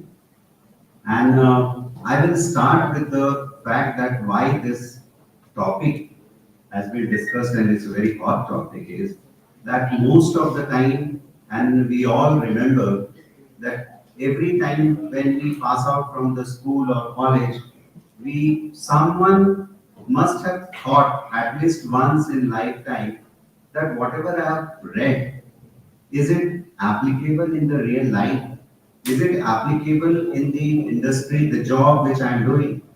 And that's why most of the time there is a talk amongst themselves, and you will find people who are engineers doing management, those who have read science till their +2 or graduation, they are doing something related to arts, and they are doing they are entrepreneurs. So therefore, that this topic becomes a very relevant is the divide of where is the gap and why is the gap? And if there is a gap, then are there steps? Can we bridge that gap? And rightly put, Dr. Sapna, what you have asked me, being an intellectual property lawyer, because I represent the industry and I also represent the universities, the innovators.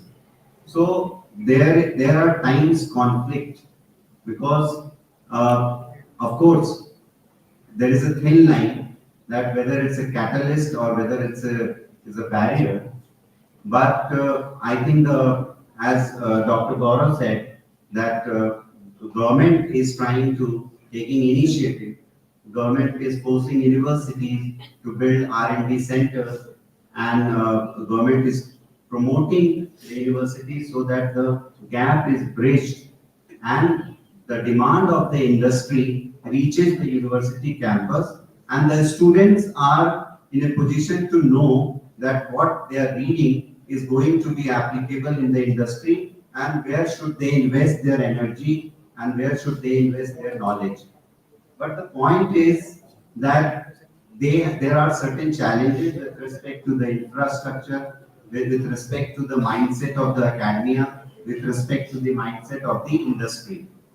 And therefore, one of the challenges, of course, I will be discussing more on during the topic, but one of the challenges which I would like to highlight in the initial discussion is that the innovation is part of the intellectual property. And I think everybody knows, and in fact, this university, I'm really glad to say that a lot of patent has been filed by IIIM, and that's really very exciting and impressive. So the biggest issue when there is a collaboration with industry and university is that one who is academia, the university, the person who is working on a research paper or something, and he comes to know that this is a patentable thing and it will be protected. And the industry which is working in collaboration with the university, funding the university, industry will be pressing that you please create the invention and give it to me. The innovator who is working day and night, or the university, they must be thinking that okay, this has been created by us, R&D developed by us, industry has only funded it. Now after innovation, we are going to give it to the industry. So there is a problem, that is a big conflict, on account of which even the industry, they are not very excited to invest in the university. And that is one of the issues where we come into picture, the lawyers, in order to settle, because there are agreements, the licensing arrangement, those comes into picture.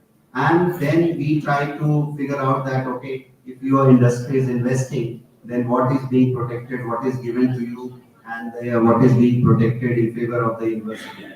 So that's how there are the challenges, and these challenges can be overcome by course applicability of the legal minds in this, and that's how we can bridge those gaps. Thank you so much, sir. We'll come back to you with some other questions related to these things. Now we have Shri Layaraj Sundararajan from he's scientist in charge, National Test House from Jaipur, right, sir? Sir, as Mr. Mishra also told that there are so many research programs are going on in many institutions, many colleges, in IITs and ITs everywhere. But we do not know how to apply these research in industry. There is a gap between these. So my question to you is, sir, how can testing and certification institutions help translate academic research into industry-grade innovations? Yes, ma'am. First of all, thank to management for this giving this opportunity to me. Coming to the questions, actually, standardization. First, standardization. Every product, whatever the products or industries have to make, they have to formulate particular standards. So normally in India, there are more than 9,000 standards for engineering products. So these standards have set of guidelines which are approved by the competent people and competent body. And this, if it is confined with the engineering products, which confined with both the physical and functional parameters of that one. So normally, if this confined, then the valuation error of that, whatever the outcome of that product will be very minimized. If it is minimized, then there will be the engineers of the organizations what they can, so instead of spending the correcting the error, they can work it out for make this innovation further. So by this time saving, and they can make the challenges, work it out on the facing the future challenges. So this way they can make the better innovation in that one. Thank you. Thank you, sir. Next, we have Mr. Charles Stewart Thompson. So, should I ask you my question in English or in Hindi? Yes, sir. It's really nice hearing it from you, sir. हम सभी जानते हैं कि there is a cultural divide everywhere. We always say the East is East and the West is West. हम लोग westernise होना चाहते हैं, वेस्टर्न की चीजें अडॉप्ट करना चाहते हैं. Mr. Charles he has worked extensively on strategic innovation, right? So you have worked a lot. And luckily, his profession and my profession is same. He is also from the media side, and I also for the government media, and he works for the private media. We have the same agenda. I work for government, so I just कभी-कभी इससे खाली बाबू बन जाता है दूरदर्शन में। okay, right.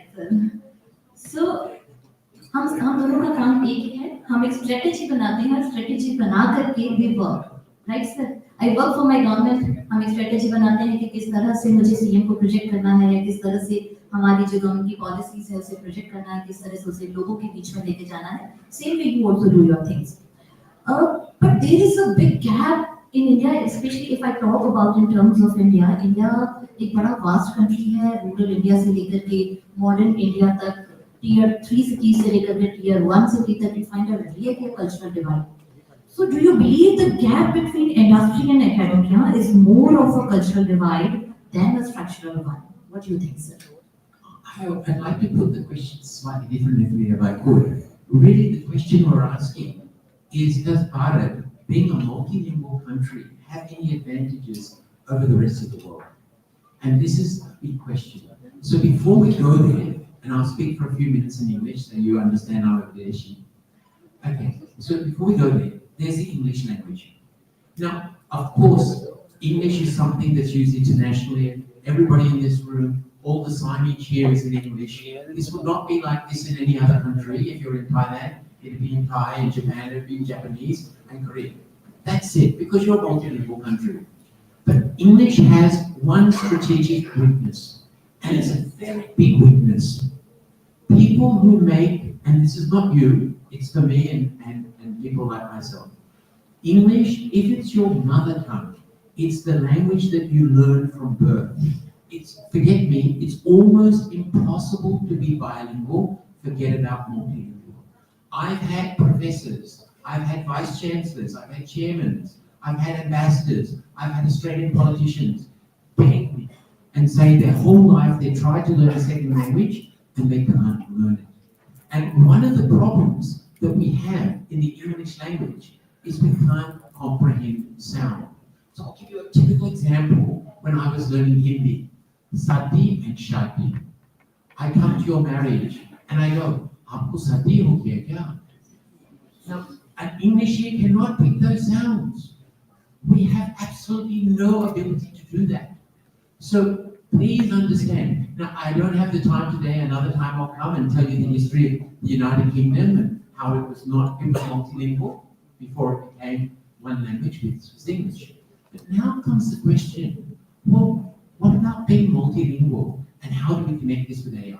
But just before I go there, if you look at the rest of the world, except from Bharat, most countries where English is not the mother tongue, many of them are bilingual. They're not multilingual. So when you go in South America, when you go in Europe, people will speak 2 languages. And then, if they want to learn English, it's very easy for them. Okay. Now, the interesting thing in India, Bharat में, शहर वाला हम नहीं बोल रहे, बॉम्बे दिल्ली, वो तो सब कचरा वाला है। मैं माफ कीजिए लेकिन मैं बोलता है, अगर आप गांव में जाएंगे ना, सबसे गरीब लोग अमीर था 4-5 भाषा बोलता है, उसको कोई कष्ट नहीं है, और कोई इसको ये नहीं बोलता कि ये बहुत मुश्किल है, ये नहीं हो पाएगा आपसे। एक, ठीक है? तो अब प्रश्न होता है कि अगर आप मल्टीलिंगुअल है, उससे क्या फर्क होता है, इससे क्या है? तो देखिए, मैं पहले आपको छोटी सी चीज बताना चाहता है। मैं जब आप लोग सब पेटीएम को जानता है, पेटीएम से पहले जो सबसे पहले वाला था, उसका नाम अभी भी है, वो भी $300 million a month बनाता है, उसका नाम था एगो इंडिया फाइनेंशियल सर्विसेज। अभी इसको कुछ नाम बाकी गया ना, तो वहां पर मेरे पास आईआईटी का ग्रेजुएट्स था और कुछ और भी बच्चे लोग था। मैंने एक चीज सीखी, मैं कभी किसी से ये नहीं पूछा कि सबसे तेज कंप्यूटर और सॉफ्टवेयर में कौन है। मैं एक ही प्रश्न पूछता था, आपको कितना भाषा आता है? और जो व्यक्ति ज्यादा भाषा आता था ना, वो कमाल का आदमी है। अब मैं एग्जाम्पल देता है, एक मेरे साथ नाम नहीं लेंगे, आप गूगल पे जो डिजाइन किए हिंदुस्तान में, मैं उनके साथ काम किया था। आप सुनना चाहे उनको सीधे बोला कि हम पूरा विश्व में इसको चलाएगा, उनको 10 भाषा आता है।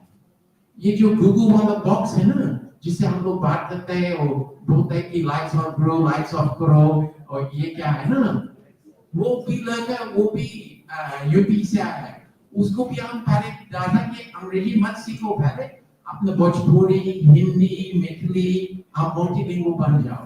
अभी वो गूगल का ये है ना।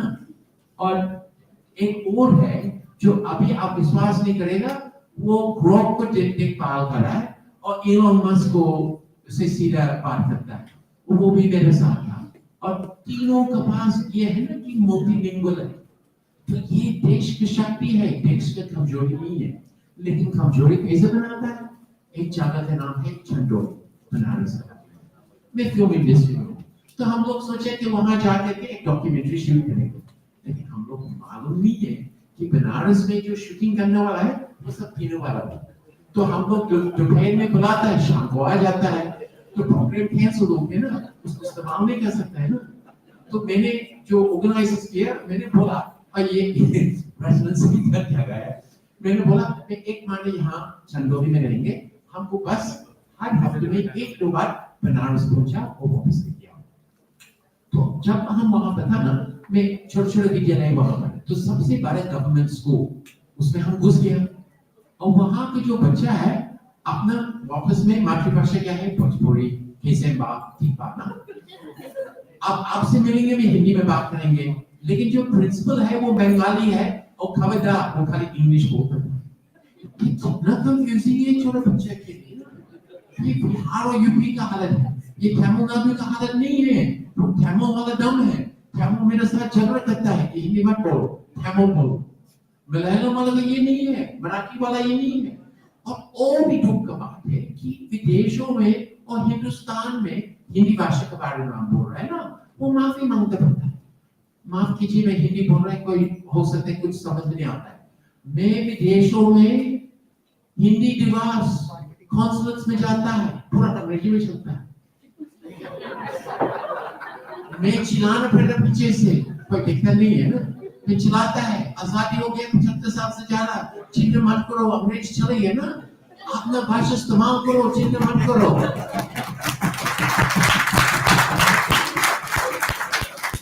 तो आप प्रश्न होता है ना, मैं आपको फैक्चुअली बताना चाहता है कि आईटी क्यों हिंदुस्तानी इतना तेज है, क्योंकि वो मल्टीलिंगुअल है, अंग्रेज मल्टीलिंगुअल नहीं है। मैं एक और बढ़िया एग्जांपल देता है, वापस देता है। ऑस्ट्रेलिया में हो सकता है कुछ लोग को विचार है कि एक दिन वहां चले जाएंगे, तो एक होता है स्किल्स असेसमेंट। तो जो स्किल्स असेसमेंट जो बाबू है सबसे बड़ा आईटी को देखना, वो मेरा जान पहचान है, वो उसको मालूम है कि मैं हिंदुस्तान के साथ बहुत फ्रेंड है। तो एक दिन हमको बैठाया और बोला हमारे सामने में 10 एप्लीकेशन है यूके से और 10 एप्लीकेशन है हिंदुस्तान में, और दोनों सेम है, दोनों कोई C++, कोई जावा, मतलब सब अच्छा है। वो 10 अंग्रेज वाला हम मना किया और वो 10 हिंदुस्तानी हम अप्रूव किया। क्यों? इसका कारण है वो हिंदुस्तानी ऑस्ट्रेलिया आएगा और आप विदेश में जो जाता है ना, पूछ लीजिए उसका स्किल है C++, लेकिन कंपनी में आया और बोलते हमको C++ दीजिए, हमको जावा चाहिए। हिंदुस्तानी क्या बोले, चिंता मत करो, मैं सोएंगे नहीं 2 महीने, तो पढ़ता रहेगा पढ़ जाएगा। अंग्रेज क्या बोलेगा, you have employed me for Java or you have employed me for C++, I will not do another work, that is not my job। और मैं ऑस्ट्रेलिया कितने एडवांस है, मैं इतना बेवकूफ उसको दिखाता है आपको कि हम ठीक है थोड़ा पैसा वैसा काम किया है, तो कुछ प्रॉपर्टी है, तो विदेशों में मुझे जैसा आपके जीएसटी ना, हम लोग को 2000 में आया था ना, उसको ऑनलाइन करना पड़ता था, वो मैक के साथ कंपैटिबल नहीं है, it's not compatible with a MacBook, तो आपको जावा को अपलोड करना पड़ा, मुझे सीखना पड़ा। ये क्या बेवकूफी, इतना $1 बिलियन। तो मैं वहां पे जो ऑस्ट्रेलियन टैक्सेशन ऑफिस है, मैंने बोला कि कोई हिंदुस्तानी को वो सब कुछ ठीक करे।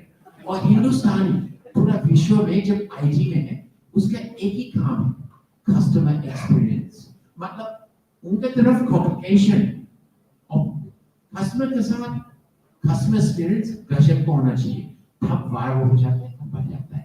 धन्यवाद।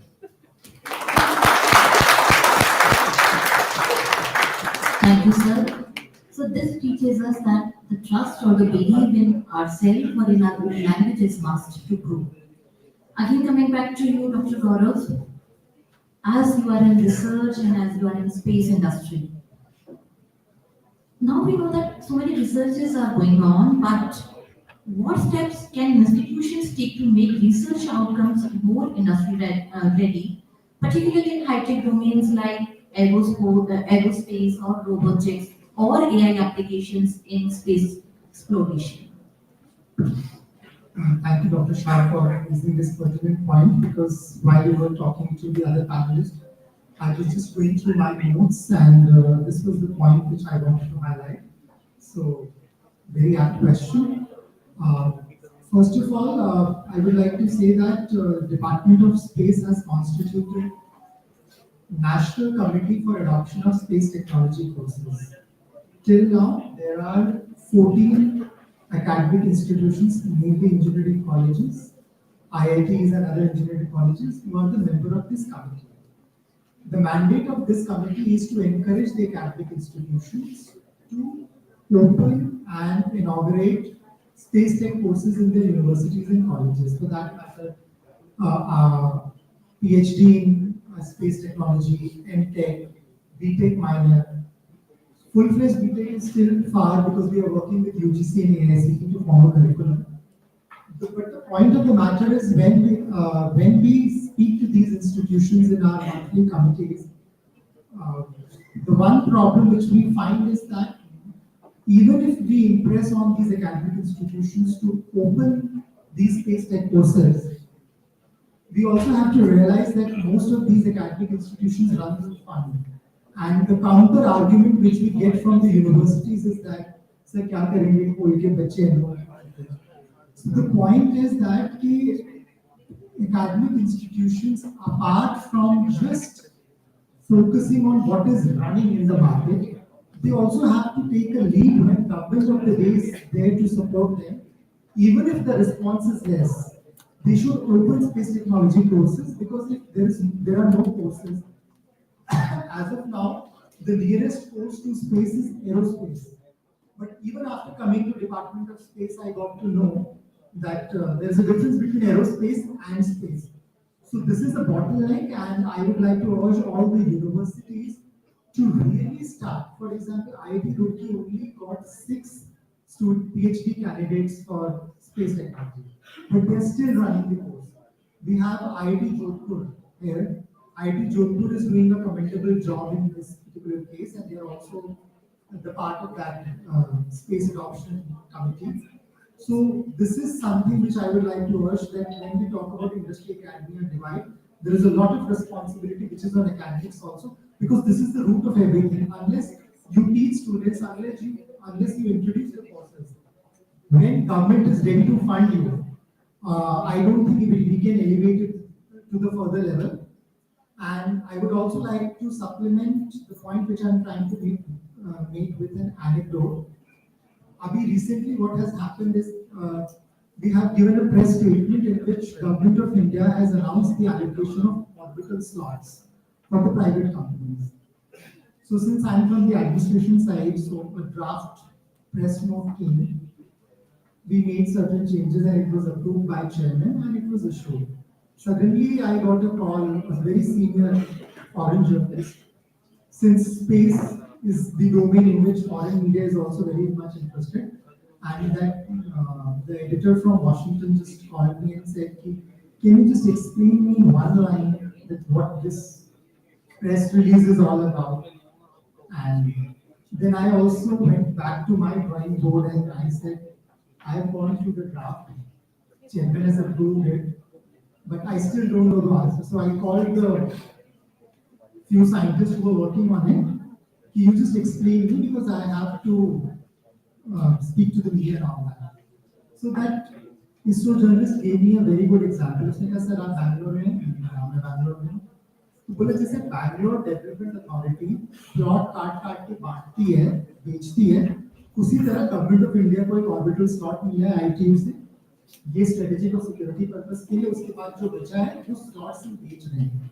So the point which I am trying to make is that in order to create a larger space consciousness, we need examples like this.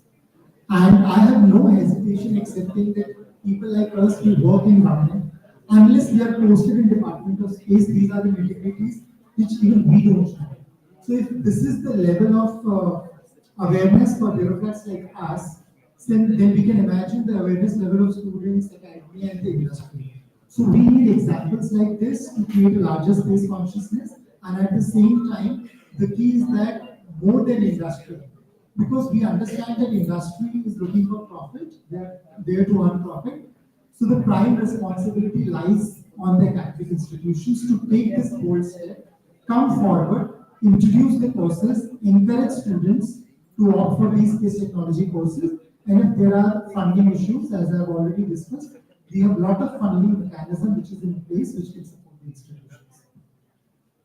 Thank you, sir. I hope that you are listening, sir, and you will also do something for your students. The UM will exceed or it may start something very soon. You can contact Dr. Gaurav for the same. Now again, up to you, ma'am. We talked about AI. As we know that when the AI started, its IQ was around 90 or somewhere 100. Now in present time, its IQ is 150. Uh, Albert Einstein's IQ was 160. So now already AI has exceeded our IQ. And I have heard that in 2028, AI's IQ will be around 450 or 500. So AI is taking over everywhere. It is a new library now, ma'am. So do you think that do we need teachers right now also? Now, first of all, let me know one thing. Sapana, I'm going to talk to the young students. My dear students, can you please answer? Do you still think that you don't need teachers anymore and AI is a good teacher? See, your teachers can prepare your question on AI, they can generate answers from the AI, they can give you the paper, you can generate your answers from the AI. Still, do you need teachers? Raise your hands, do you need teachers or not? I'm asking the students, please. Do you think कि अभी भी teacher की जरूरत है या नहीं है? बस नहीं है या है? है? It will depend.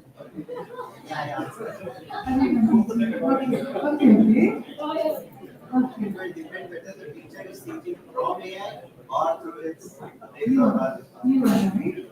Okay, then my dear students, I would just like to tell you one thing. I taught a chapter in class 4th of it that no more teachers will be required and AI will replace everything and this and that. At that time also I was thinking, how is this possible? Some students said, yeah, this will be possible, and some were confused. And now you have a chatbot called Perplexity, Gemini, ChatGPT. My dears, the teachers cannot be replaced by AI. Of course, you are getting all the past knowledges, all the histories, all the traditional things, all the conventions through AI. But that needs to be processed, that needs to be filtered, that needs to be taught nicely to you, that needs to be taught wisdomly to you, and that can be done only by a teacher, by our teacher. You learn so many things. If a teacher is there, you can process your AI information also very productively. And if you don't have a teacher, you cannot work with AI. And all the curriculums and all the human values are made by the humans. We teachers do that. And unless we are there, you cannot work out alone with the AI. We teach you wisdom. We teach you moral values. We teach you language. We teach you culture. We teach you how to memorize and what not to memorize. And we teach you everything. How you filter everything out of all the ingredients that you are getting. So, of course, it is a library. Of course, it is a study library, but then it cannot replace a teacher. A human teacher will always be needed and is always needed and we will be there always. Thank you, ma'am. AI can teach us, but AI cannot teach us the emotions. As we all are humans and we are emotional, we do have emotions, so AI cannot teach us. Thank you so much, ma'am. Again, coming back to you, Sir Mishra, sir. As we know that universities and the startups, they are working for their intellectual properties and their ownership patents. can you ensure some mutual beneficial जो हमारा ecosystem है इसको हम कैसे इस जो हमारा पूरा इकोसिस्टम है इसको हम कैसे बेनिफिट कर सकते हैं अगर हमने इसके बारे में जानकारी रखते हैं कि हमारी जो इंटेलेक्चुअल प्रॉपर्टी है या यहाँ पे किसी स्टूडेंट ने कोई इनोवेशन किया है उसका वो प्रॉपर्टी राइट लेना चाहता है so how it can help in progressing his own in his own terms या इंडस्ट्री को वो कैसे बेनिफिट कर सकता है in legal frameworks. Very pertinent question, ma'am. The first thing is that the students or the teachers who are involved in those innovations, they should be aware of what they are doing, what they are creating, and whether that is an asset, whether that is a property, whether it stands some value in the commercial field. For that, I think one which I can see is a practical workshop with the experts in the field, because the way it's a kind of a we are discussing today to bridging the gap between industry and academia, and this gap can be bridged only with the collaboration of industry and academia, with of course support from the government. But at times there are the industry has come out and collaborated with private universities to create something. So one which I can think of is that more workshop with the experts in the industry, and of course, as rightly said by ma'am also, because the technology is being is progressing and AI is becoming the talk of the town. So they should be more aware about how to use AI and how AI is being used in the intellectual property industry for the creation of the database, and also to find out whether anybody who is using intellectual property rights is infringing or violating or not. But that is pertaining to one question which sir has put to all of us, which I would like to discuss, that what he said, that the students are more focused on passing the exam, if I am correctly, rather than focusing more on invention. In my opinion, I think it is the students, why they are thinking in that process is because they are not able to connect properly with the academic, with the courses which they are doing with the industry. The day they start, they start knowing this fact that whatever they are working on the project, it is going to be directly impacting the industry, and it is going to help the industry, a particular department or particular trade. I think they will be able to focus more and they will be able to put in more efforts there. That's what my opinion. Thank you so much. ये students आपके काम की बात थी. अगर आप अपनी university में कुछ रिसर्च करते हैं, कुछ नया काम करते हैं, तो किस तरह से उसको इंडस्ट्री फ्रेंडली आप बना सकते हैं और किस तरह से वो लीगल फ्रेमवर्क में फिट बैठता है, ये मिस्टर मिश्रा ने हमें बताया अभी. Now we have Soundararajan sir. Sir, from your experience, what infrastructure or policy support is most needed to encourage stronger collaboration between R&D labs, universities and manufacturing sectors? Please elaborate. Yes, actually, there should be a require of scaffold foundation, which there is a common language, that is an engineering language, which we take that some ideas are IC kind of things, or IC or European mark, this means CE marks, which require that what are the things outcome. The robust framework is there which reduces the risk factor. This risk factor which create the people for innovations more in that way. Basically, if in for that one example, I want to want to tell that one. In early 1990s, the computer system, what this thing said, there should be if you want to connect a mouse to that one, we or keyboard to the CPU, we use a serial port, and whatever the string CPU, or what to connect a printer to the CPU, we require some parallel port or working there. What is required for that one. But after Competition Act come up from regulation board from these things. Now the R&D these things that one of the good innovation outcome of that one is USB port, which is common for all the things. So even you can use it now. Whatever it is a universal port, I can tell you that are which we can use for charging and interfacing, whatever the kind of things.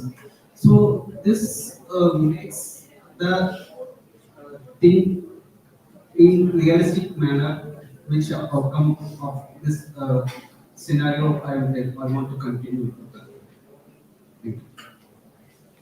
Very rightly said that, sir, that USB port जो है वो आजकल universal हो गया है. पहले जब हमारे पास अलग-अलग डिवाइसेस थी, अलग-अलग पोर्ट्स थे, now it has become a universal thing. So this kind of approach and this kind of things we need to do every time. We need to be innovative. Last but not the least, again, sir, I'm coming back to you, Mr. Charles.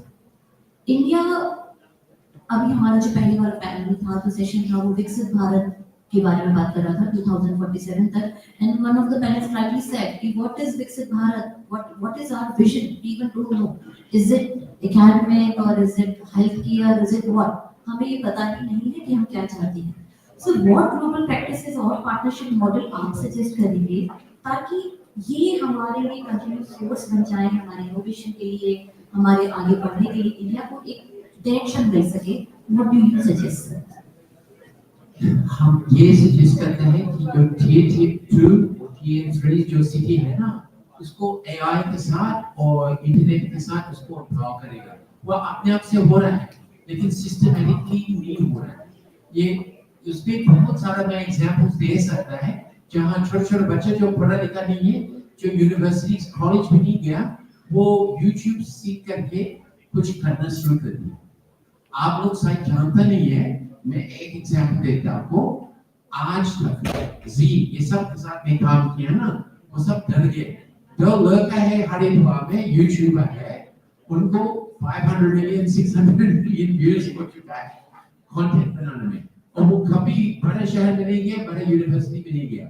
But I just thought, because we're speaking about AI, this is a couple of very quick points I'd like to share. First point, if you listen to the guy who makes the chips for America, the top guy, he gave a very interesting observation. He said, going forward with AI, there's going to be two types of people. So if you're a doctor, or if you're a dentist, or any type of professional, you learn how to use it. If you learn how to use it, you're employable. If you don't know how to use it as a tool, you'll lose your job. So people should not be focused on the fact that they're going to lose their job. What they should be learning is how to use the AI. This is number one. Number two, AI opens amazing opportunities. Let me give you one typical example. In India, and it always freaks me out about this in India, everywhere you go, they have these giant signs about taking X-rays. I don't know if you've been to Zimbabwe, giant signs about all these X-rays.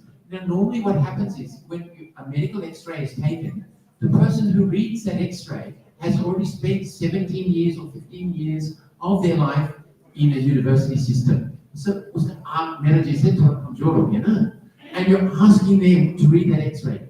Now, AI can read that 10,000 times better, and it can see things that the human eye can't, and it can do a diagnosis. So within the next just few years, when you get an X-ray done, preventative healthcare will expand exponentially.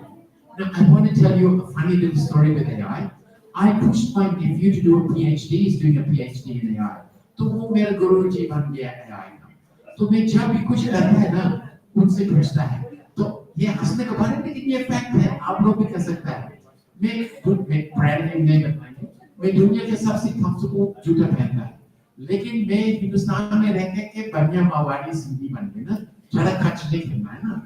तो मैं Sydney में एक shopping mall में गए, 10 दुकान में गए, किसी को 50% नहीं दे रहा था ना, और मुझे थोड़ा पैसा नहीं देना, उसके दाम था 240, मुझे 140 देना है. तो मेरा नेफ्यू बोला, अरे तुम मैं कितना बात बताए, तुम्हारा फोन में हम 6 AI ऐप डालो, किसी से भी पूछ लो, सस्ते कहाँ करें देंगे. और वो बताया कि एक दुकान में 50% ऑफ, $120 हम बच गए. हम खूब मेला में था, और कुंभ मेले के बाद उसके आगे में बनारस के आगे में वहां पर एक ट्रेन स्टेशन है, उसका नाम अभी याद नहीं आ रहा है, एम से स्टार्ट होता है, हाँ मंगलसराय। तो कोई हमको बोला कि आपका ट्रेन प्लेटफॉर्म 1, कोई आपको मुझे बोला आपका प्लेटफॉर्म 3, कोई बोला प्लेटफॉर्म 8। अब मैं पागल हो गया कि मैं कहाँ जाऊँ, इतना भीड़ है ना, ट्रेन आएगा चला जाएगा हमको नहीं पता है। फिर हमको याद आ गया मेरे गुरु जी का, एआई से पूछो। तो एआई मुझे क्या, लेकिन पूछने का भी एक सीखने की चीज है। हाँ मैंने तुम्हें बढ़िया से उसको प्रेम से पूछा और उसमें भी इमोशंस है, मैं थोड़ा इसका ज्ञान देता है। तो मैंने ये प्रश्न पूछा, जो क्या जवाब मिला? Normally the train leaves from platform 7 and 8, but sometimes अचानक number 1. So I went. Luckily I got to 7 and 8.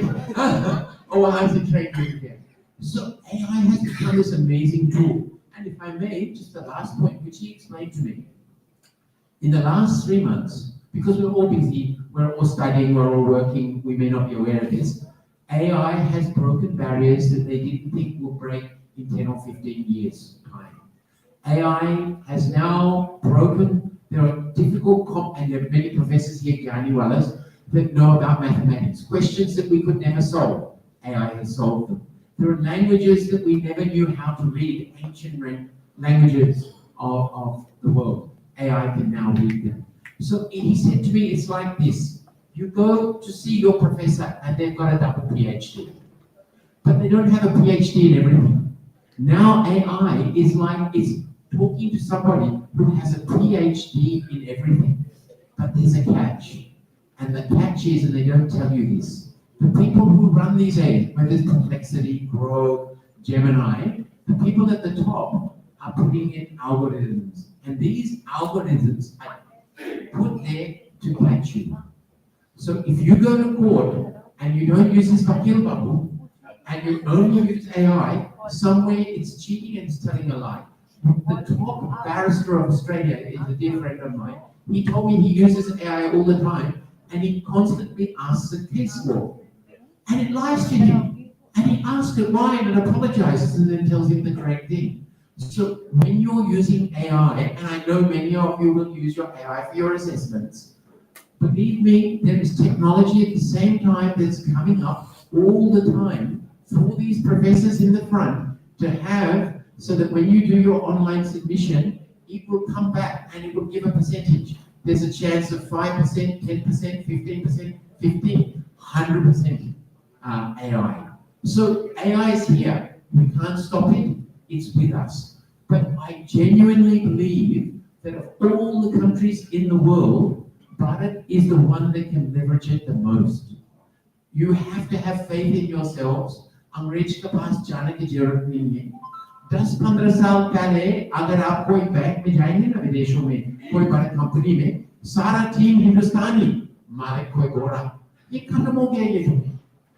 अपने पर विश्वास रखो, अपने पर इस्तेमाल करो। लेकिन हाँ, governance is extremely important and not restriction. And I heard the Pradhan Mantri, the Prime Minister, he's spoken a few times on this. He's going to be very careful because already in Europe, already in Australia, and already in the United States, your popular petitions on both sides are putting in rules and regulations to stifle technology.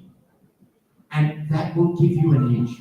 Hindustan को आगे बढ़ने का बहुत अच्छा हो जाएगा। धन्यवाद।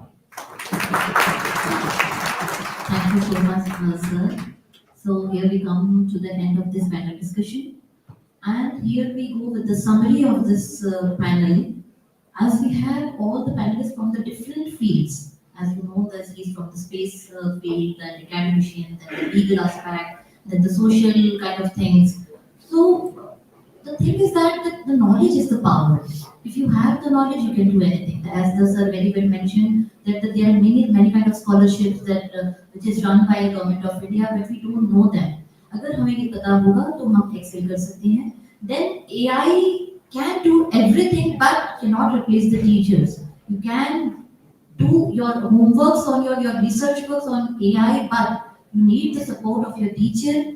So teacher will help you to understand the AI even. What prompts, what things, how to use, that can be understood by the AI, so you can bridge this gap. And as very well said by Mr. Mishra sir, कि जो आप innovation कर रहे हैं अपने यहाँ पर startups में कर रहे हैं, जो पढ़ाई कर रहे हैं, कई बार आप कुछ पेटेंट करा लेते हैं, but how it will help to grow or how it will help to commercialize it or to help this in industry. ये लीगल फ्रेमवर्क्स के बारे में बहुत अच्छी सी जानकारी मिश्रा सर ने दी एंड सौंदरराजन सर और मिस्टर थॉमसन ने भी हमें रिलेट किया कि ग्लोबल प्रैक्टिसेस को अपना करके हम इस गैप को कम कर सकते हैं, कंधे से कंधे मिलाकर चलना होगा। उससे गुमान है कि मेरी उड़ान कम है, उससे गुमान है कि मेरी उड़ान कम है, मुझे यकीन है ये आसमान कम है। इसी भावनाओं के साथ thank you so much all for listening us and for following us. Thank you so much. Sure. Sorry, madam. I have a question. Especially, madam, when you were saying this question came to my mind. I will just quote two quick things for that. Last time when I was in Singapore airport, I used a robotic lemon juice dispenser which prepared lemon juice for me, and I drank that lemon juice. It costed me around $6. So if you make a rough estimate, it is around say around 300 rupees, Singapore dollars, or 300 to 400 rupees. So obviously, if we put such a dispenser, robotic dispenser in India, people will not purchase. The PPP, as somebody was saying, will not match. Purchase power parity will not match. So India is not having it. And also the problem is that in India there is no dearth of manpower. It's the other way around. We have more manpower than manpower. So we are not using it. Now I want to quote the second thing. China demonstrated Xiaoan. I'm sure people know about it. Xiaoan is the first robotic teacher that China demonstrated. And China demonstrated very successfully that Xiaoan had the power of catching within a second that which student in the class is not understanding my teaching and immediately getting hold of it and asking him questions. Xiaoan had that capability. After that, China demonstrated Kiko, the second teaching robot, where Kiko showed better empathy than a human teacher. China proved it, that Kiko had better empathy than a human teacher. Now my question to you, madam, nowadays in India, we still don't think of putting such teachers in general because of the mismatch again that PPP and because of that human thing. My question is, when the PPP matches, India is improving. Definitely India is getting better in terms of economy. If the PPP matches someday, is there a chance that India will forget about the manpower requirement and start employing such teachers? Is there a chance like that? Do you feel? Because I would like to, as a teacher, I would like to think no. I keep on putting this confidence in my colleagues also that no. But sometimes this news disturbs. So that's why my question. Okay. Very nicely put, and the question is very pertinent. But still, of course, I too read that in Times of India. I read about both these things, and still, this question should not only be made to me, but to everybody. And I don't think the teachers sitting here, so many professors and all, they would agree, sir, and even you would not. You were the first one to raise their hand, but this cannot, a human teacher can never be replaced, because if you are employing robots and all for one particular emotion, then I don't know how many you're going to do. But we teachers, we teach human values, wisdoms, thought processes, critical thinkings, and so many. Madam also talked about emotions and all, which cannot be taught by the robots. Please, I don't agree to it, and it is not possible. I don't. See, one day you will get the news that this is not possible, and back to the human. Now you can read a lot of papers and some uses that AI gone for hallucinations kind of things, and some AIs go for these things threatening the peoples. So this AI is still in R&D phase. Now we cannot this thing still require some upgradations in the code. So definitely, I think there is no replacement for the teacher. I'll give a slightly different, completely reflection on this. My late father was a psychiatrist, and he would always tell his patients, love your son to death till the age of 25. Because till the age of 25, there's something in boys, not all of them, but many of them, that makes them do all sorts of funny things. So there's no way you're going to get a majority of young males sitting in a room with a robot teaching them. They're going to find some way to leave. With the girls, it's a different story. They're very disciplined. So there's always going to be a place. Because at the end of the day, as we grow, we need discipline. And we need a person above us. What will happen though, and it's already happening, and I don't quite understand this, but this is the latest age of AI, is the use of AI in making video content and making it in such a way to make learning easier. And if I can just explain to you, because in India you guys are street smart, we're not. If I have to change the SIM in my phone, I can't do it. I got some latest iPhone. So I put the SIM number in YouTube, and then some wonderful young Indian has made a 5-minute video showing me where I put the button and what I do, visual. So that part of it will grow and grow, but there's always going to have to be a senior figure when we're talking about adolescence and growing. But the potential, there's so much potential, because you will have some amazing professor here who will only be here for 5 or 10 years, and then you'll be able to document some of their amazing classes. And then you'll be able to sit at the back and make your students not leave the room and watch and observe. So there's always going to be a place for. But I just think on this note, there is one small complication which I struggle with, and that is with modern technology. The younger you are, the easier it is to absorb. So I have an 84-year-old mother who has all the latest gadgets, but they don't work for her because she presses the button. But give it to a 5-year-old and they can work it immediately. So this is something that I struggle with, but once again, it comes back to customer experience. So the teacher or the professor has to give their students maximum customer experience.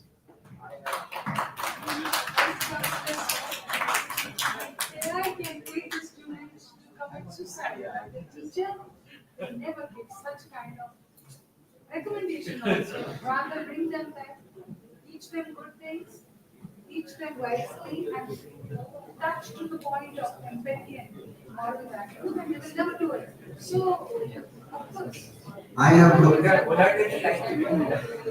have slightly different view because I agree that this is we can debate on it, but I think do we have any option? When AI came into the industry, we all debated the same thing, that whether AI is going to replace, what will happen to the research. But today, do we have any option?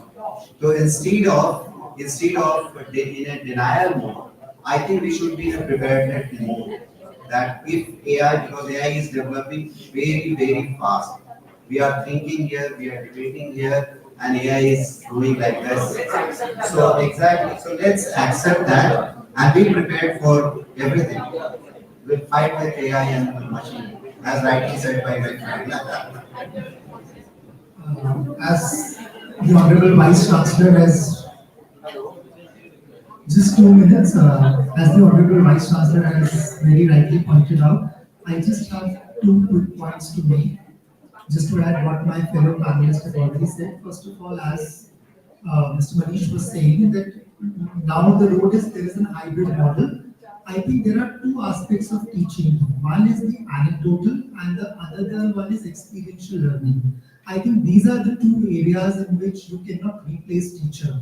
Because when we were doing our MBA from IIM, there was a subject called experiential learning. And experiential learning can only be taught by sharing your experience and anecdotes. So I think the way ahead is the hybrid mode, and these are the two aspects in which we still require the human intervention. So we have to be hopeful, and as we always say that we have to hope for the best and prepare for the worst and accept AI as a technology. Thank you.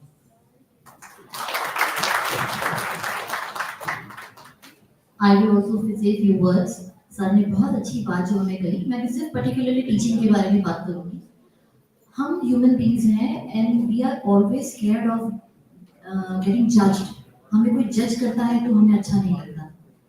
तो अगर AI teacher आता है, if he is there, if I am not being judged by the AI teacher, I like to share my feelings, my जो मुझे समझ नहीं आ पा रहा है या जो मुझे नहीं मैं जिससे ओवरकम नहीं कर पा रही हूँ, I would like to share with the AI teacher, which I cannot share with the human teacher. But then also, जहाँ मुझे खुशी बांटनी होगी, जहाँ मुझे अपनी तकलीफ बांटनी होगी, I need a human teacher. So it's a balancing between these both. Thank you so much, all of you, for being present here and for listening us. So, thank you so much. A big round of applause for all the panelists and our moderator.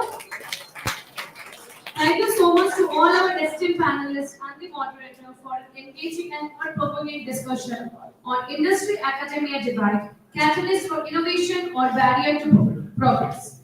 Your insights have truly helped us look deeper into the ways education and industry can join hands to create a future-ready India. I would request all the dignitaries on the stage to please take your esteemed seats downstairs. A big round of applause for them. And now it's time to move into yet another moment of celebration and recognition, the final award ceremony of IIIM Synergy Summit 2025. To present the awards, may I once again invite and ask them to join me on stage, Professor Dr. Vishwajit Chatterjee, Honorable Vice Chancellor of UM Jaipur, followed by Professor Dr. Pradeep Kumar Sharma, Sir, Registrar of UM Jaipur. Next we have with us Professor Dr. Preeti Sharma, Ma'am, Associate Dean Management of this university. Professor Dr. Mukesh Yadav, Sir, Associate Dean of Academics and Foreign Affairs of UM Jaipur. Professor Dr. Jeerupa Dindi, Ma'am, Associate Dean of Engineering of UM Jaipur. And finally, Professor Dr. Tapasri, Sir, Associate Dean of Research of UM Jaipur. A big round of applause for them. We now begin by honoring the panelists for the third panel discussion for their remarkable insights and valuable contributions. May I now humbly invite Dr. Gaurav Kumar, Sir, who is Assistant Director, Promotions Directorate, Indian National Space Promotion and Organization Center in Space, who is receiving the Space Research Award. A huge round of applause.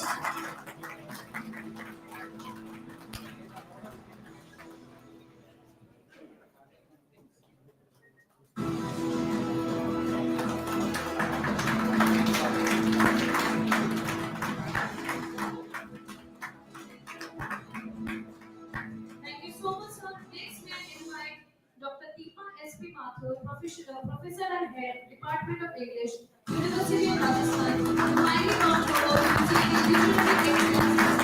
A big round of applause for them.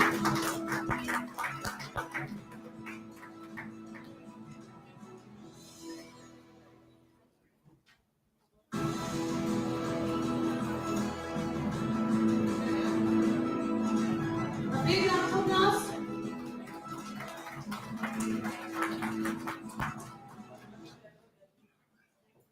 Moving ahead, may I now call up on stage Mr. Manish Kumar Mishra, Sir, who is the Advocate, Delhi High Court and Associated Intern Advocate, to accept the Legal Excellence Award. A huge round of applause.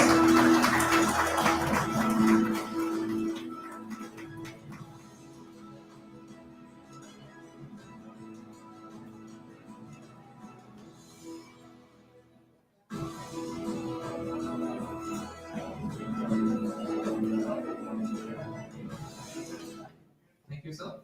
May I now humbly invite Sri Sriyaraj Sundararajan, Sir, Scientist in Charge, National Test House, Jaipur, to kindly accept the Excellence in Scientific Leadership and Innovation Award.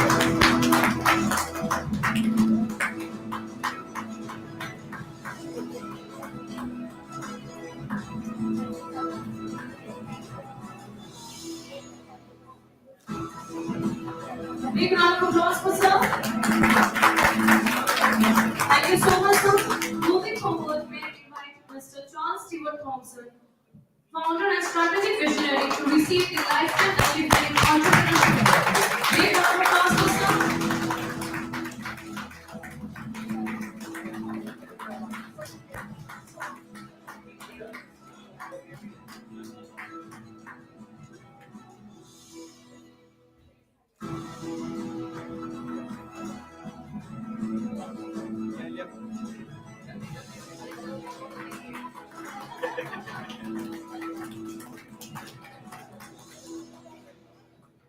Thank you so much, sir. And to honor her exceptional moderation and inspiring direction of the third panel, may I invite Dr. Sapna Shah, Public Relations Officer, Department of Information and Public Relations, Secretariat Jaipur, to accept the Voice of Synergy Award. A big round of applause for ma'am.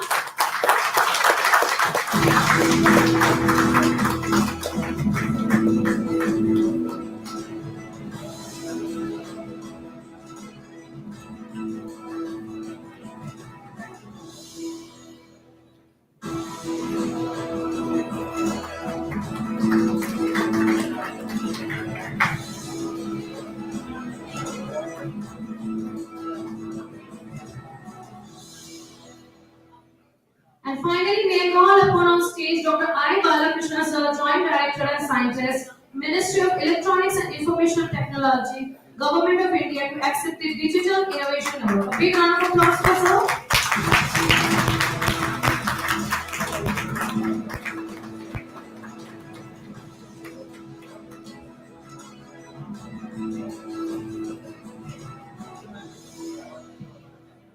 Thank you so much, sir.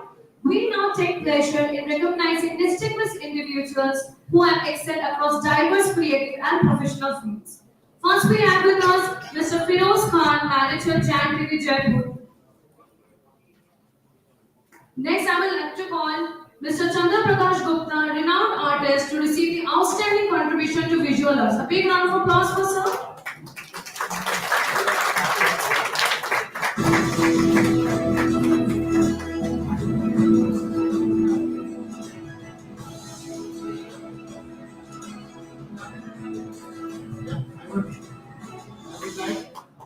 I would like to inform everyone that Mr. Chandra Prakash Gupta, he is a painter by profession, and his significant contribution is whoever is martyr in Rajasthan, जो भी शहीद होता है, उनके ये portrait बनाते हैं, उनके घर जाके, उनके गांव में जाके वो पोर्ट्रेट उनको दे के आते हैं। ये जो काम है, 28 साल से कर रहे हैं और अपनी जेब से he spends money from his own pocket and he does it, and this is a great service to them. Thank you. Up next, I would like to call Dr. Shalini Yadav Nand, who is the columnist and writer, to receive the Distinguished Academic Achievement Award. A huge round of applause for ma'am.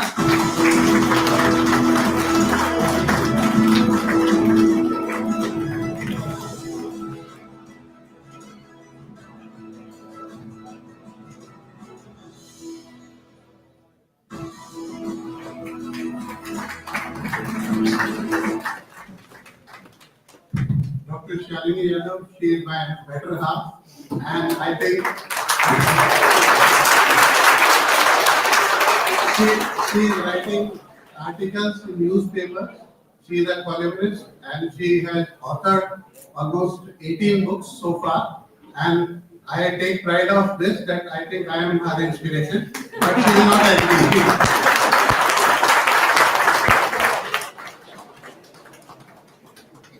Thank you so much, ma'am. Great surprise, Professor.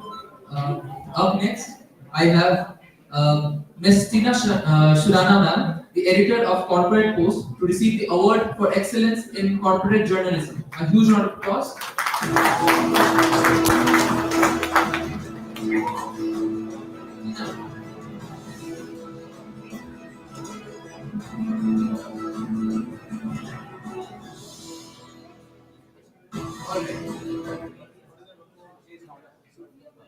She was here.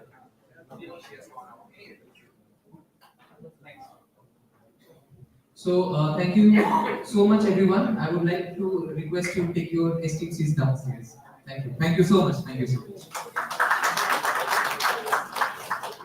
Well, now we take a heartfelt pause to appreciate the constant guidance, vision, and leadership of our in-house dignitaries who made this Synergy Summit 2025 a reality and a grand success. And I call VC Sir to kindly join me on stage to felicitate our esteemed in-house dignitaries. VC Sir, I may kindly request you to kindly join me on stage to felicitate our in-house dignitaries. Firstly, our very humble and honorable Registrar Sir, Professor Dr. Pradeep Kumar Sharma Sir of IIIM Jaipur to come forward and receive the token of gratitude from our dignitaries as a mark of appreciation for his steadfast leadership and invaluable support to our mission. A huge round of applause.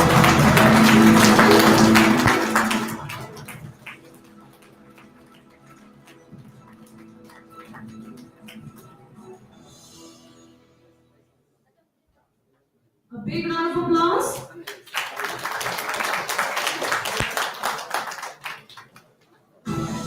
Next, may I invite Professor Dr. Mukesh Yadav, Sir, Associate Dean of Academics and Foreign Affairs, to kindly come forward to receive the token of gratitude in recognition of his constant guidance, thoughtful coordination, and inspiring mentorship. A big round of applause for Sir.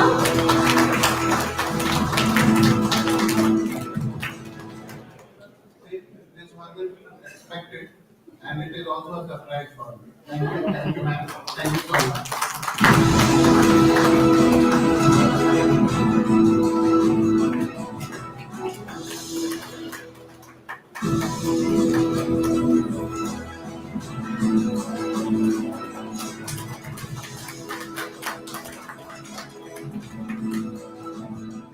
Now, may I like to invite Professor Dr. G. Madhavi Ma'am, Associate Dean Engineering, to receive the token of gratitude as a symbol of our heartfelt appreciation of her unwavering commitment, calm leadership, and nurturing presence throughout the event.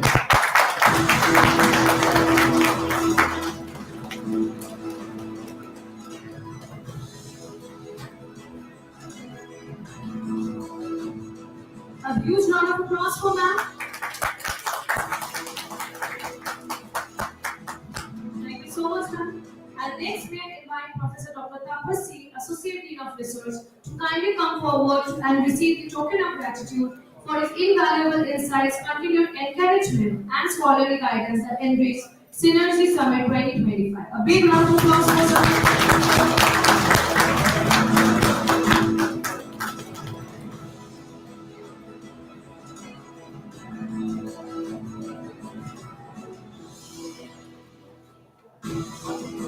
Thank you so much, sir.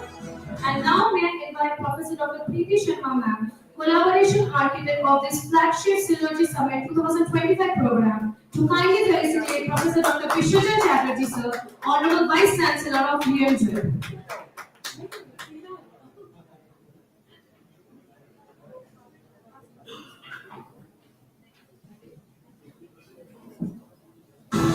VC is nonetheless a true pillar of strength and guidance, whose constant encouragement, trust and wisdom have been the foundation of his grand success. A big round of applause for sir.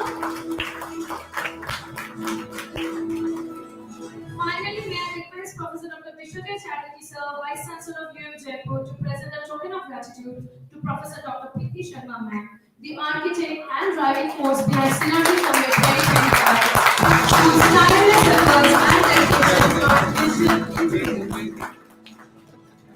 A huge round of applause for ma'am.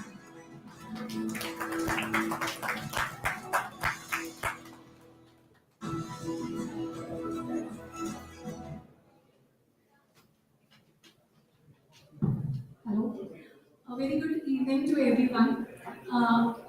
Just wanted to inform that 2 years back, VC sir called us, all the synergy sports of this Synergy Summit, and shared his vision of bringing all the distinguished academicians, the various top leaders of the industry to one platform. And with the help of the entire team of UIM Jaipur, we were we were able to call, and we are really very thankful to VC sir that he has given us some idea how to collaborate, how to intermingle with the professors of IIT, IIMs, ISRO, and DRDO ministry. And this time we were able to do so. So thank you, sir, for sharing your idea with us. And hopefully we all, with your guidance, have turned up your views and your ideas into reality. Thank you so much. Thank you so much, ma'am. I would like to request Preeti ma'am, and I would also again humbly request BC sir to kindly follow me the stage to felicitate our guest, scientist Ms. Tina Surana, journalist who is the editor of Corporate Post, to receive the award for excellence in corporate journalism. A huge round of applause for Tina ma'am.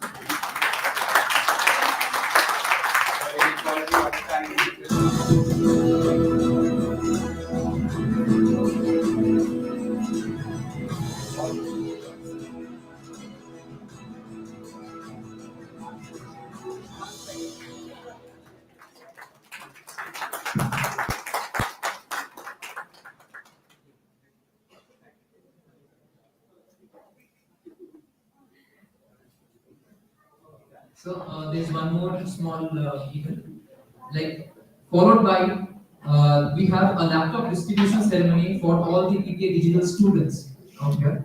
And now we move to outstanding achievements. We are now invite the following students to come forward and receive their laptops. Toshin Borag,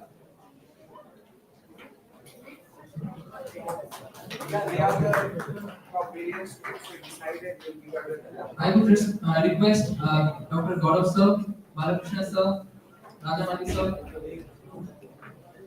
all the dignitaries, especially Meena ma'am and Stuart sir, Registrar sir, Dean sir, all of them university.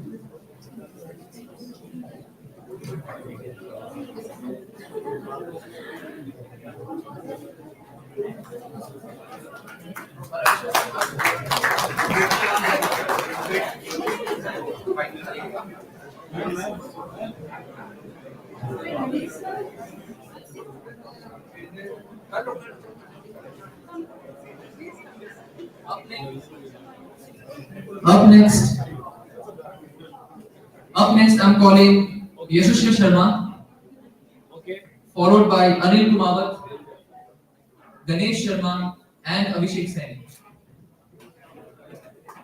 Let's hear a huge round of applause for students.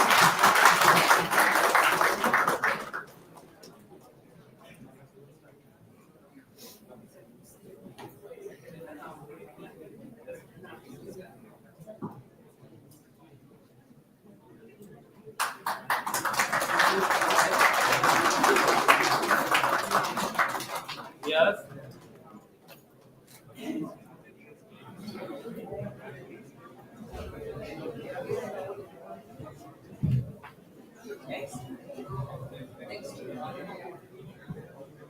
Anil Kumawat,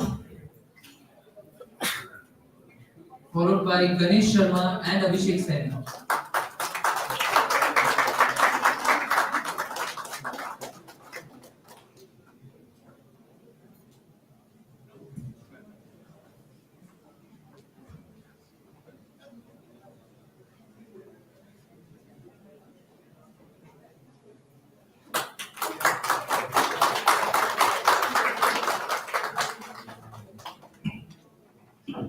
Last but not least, Abhishek Saini. A huge round of applause.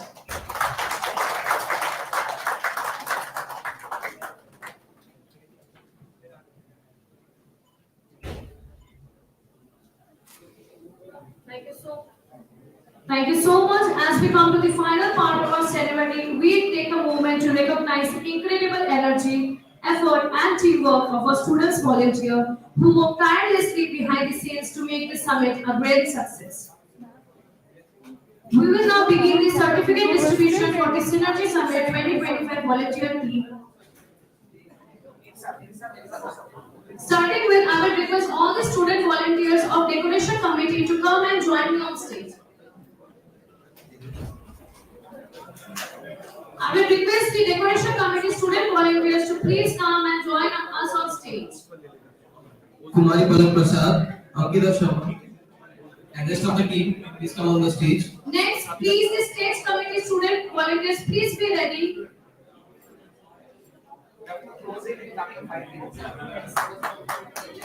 Decoration committee, stage committee, please be on the standby. Next we have with us welcome committee, please the welcome committee student volunteers, please be on the standby.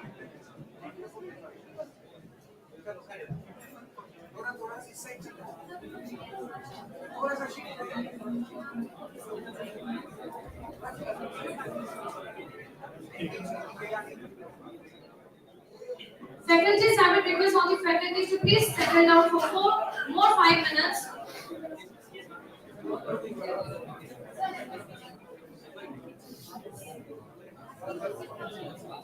A big round of applause for all the student volunteers working hard day and night to make this event a grand success.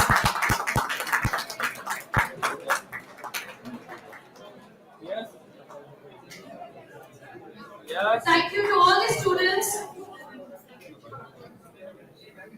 Stage committee, please take your place on the stage. Welcome committee, the students coordinator of welcome committee, please stay on the standby.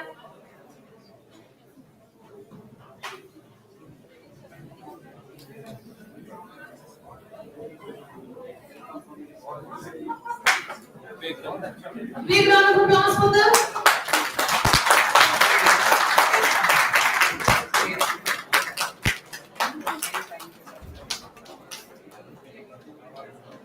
I will request all the student coordinators of welcome committee and the special welcome committee to be on the standby.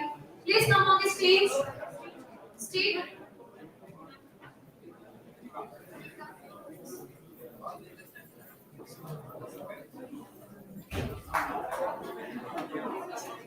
Next, I would like to ask the media committee student volunteers to be on the standby. Big round of applause for them.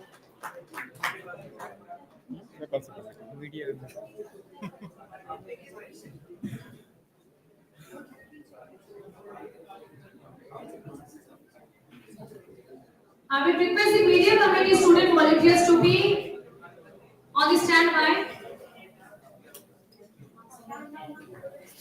सामने थोड़ा बैठ जाने से बेटा अंश इस side आओ अंश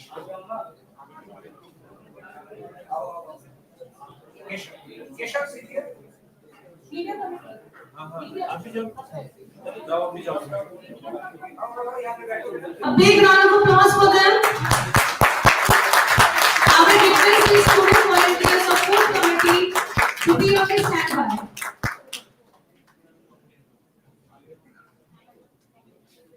Student volunteers of food committee. Next up, I would like to call the student volunteers of technical committee to be on the standby. A big round of applause for them.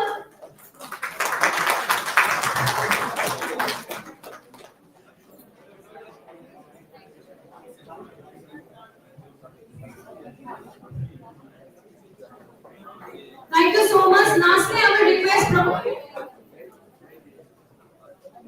Lastly, I will request Professor Dr. Pradeep Kumar Sharma, sir, Registrar of IIIM Jaipur, to come and join me on the stage and state the vote of thanks of this flagship summit, IIIM Synergy Summit 2025. A big round of applause for sir.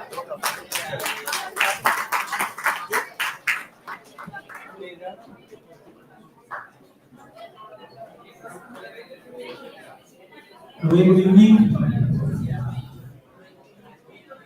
See, I am here today since 9 a.m. I will take the appropriate proportionate time to thank all the dignitaries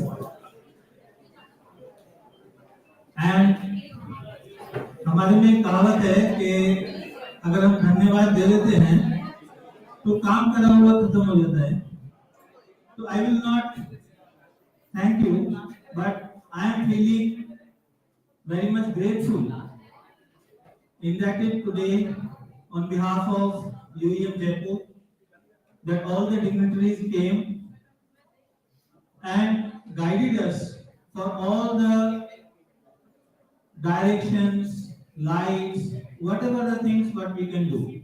But since last many months, you can understand when means I am just speaking for our Charles sir, जब हम कोई घर बनाते हैं बहुत मेहनत करते हैं, बहुत सारा डिजाइन बनाते हैं, बहुत सारे लोगों से वार्तालाप करते हैं, कंसल्टेशंस करते हैं, तब घर बनता है। घर बनने के बाद जब घर बन जाता है उसका कुछ उद्घाटन होता है कि आज घर बना। लेकिन जब हम घर में जाते हैं हम एक आदमी को थोड़ा सा भूल जाते हैं। किस आदमी को भूल जाते हैं?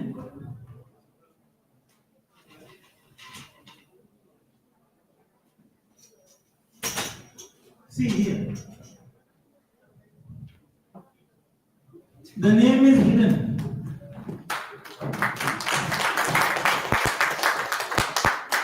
Architect. So the architect design, consult, make the house where we live.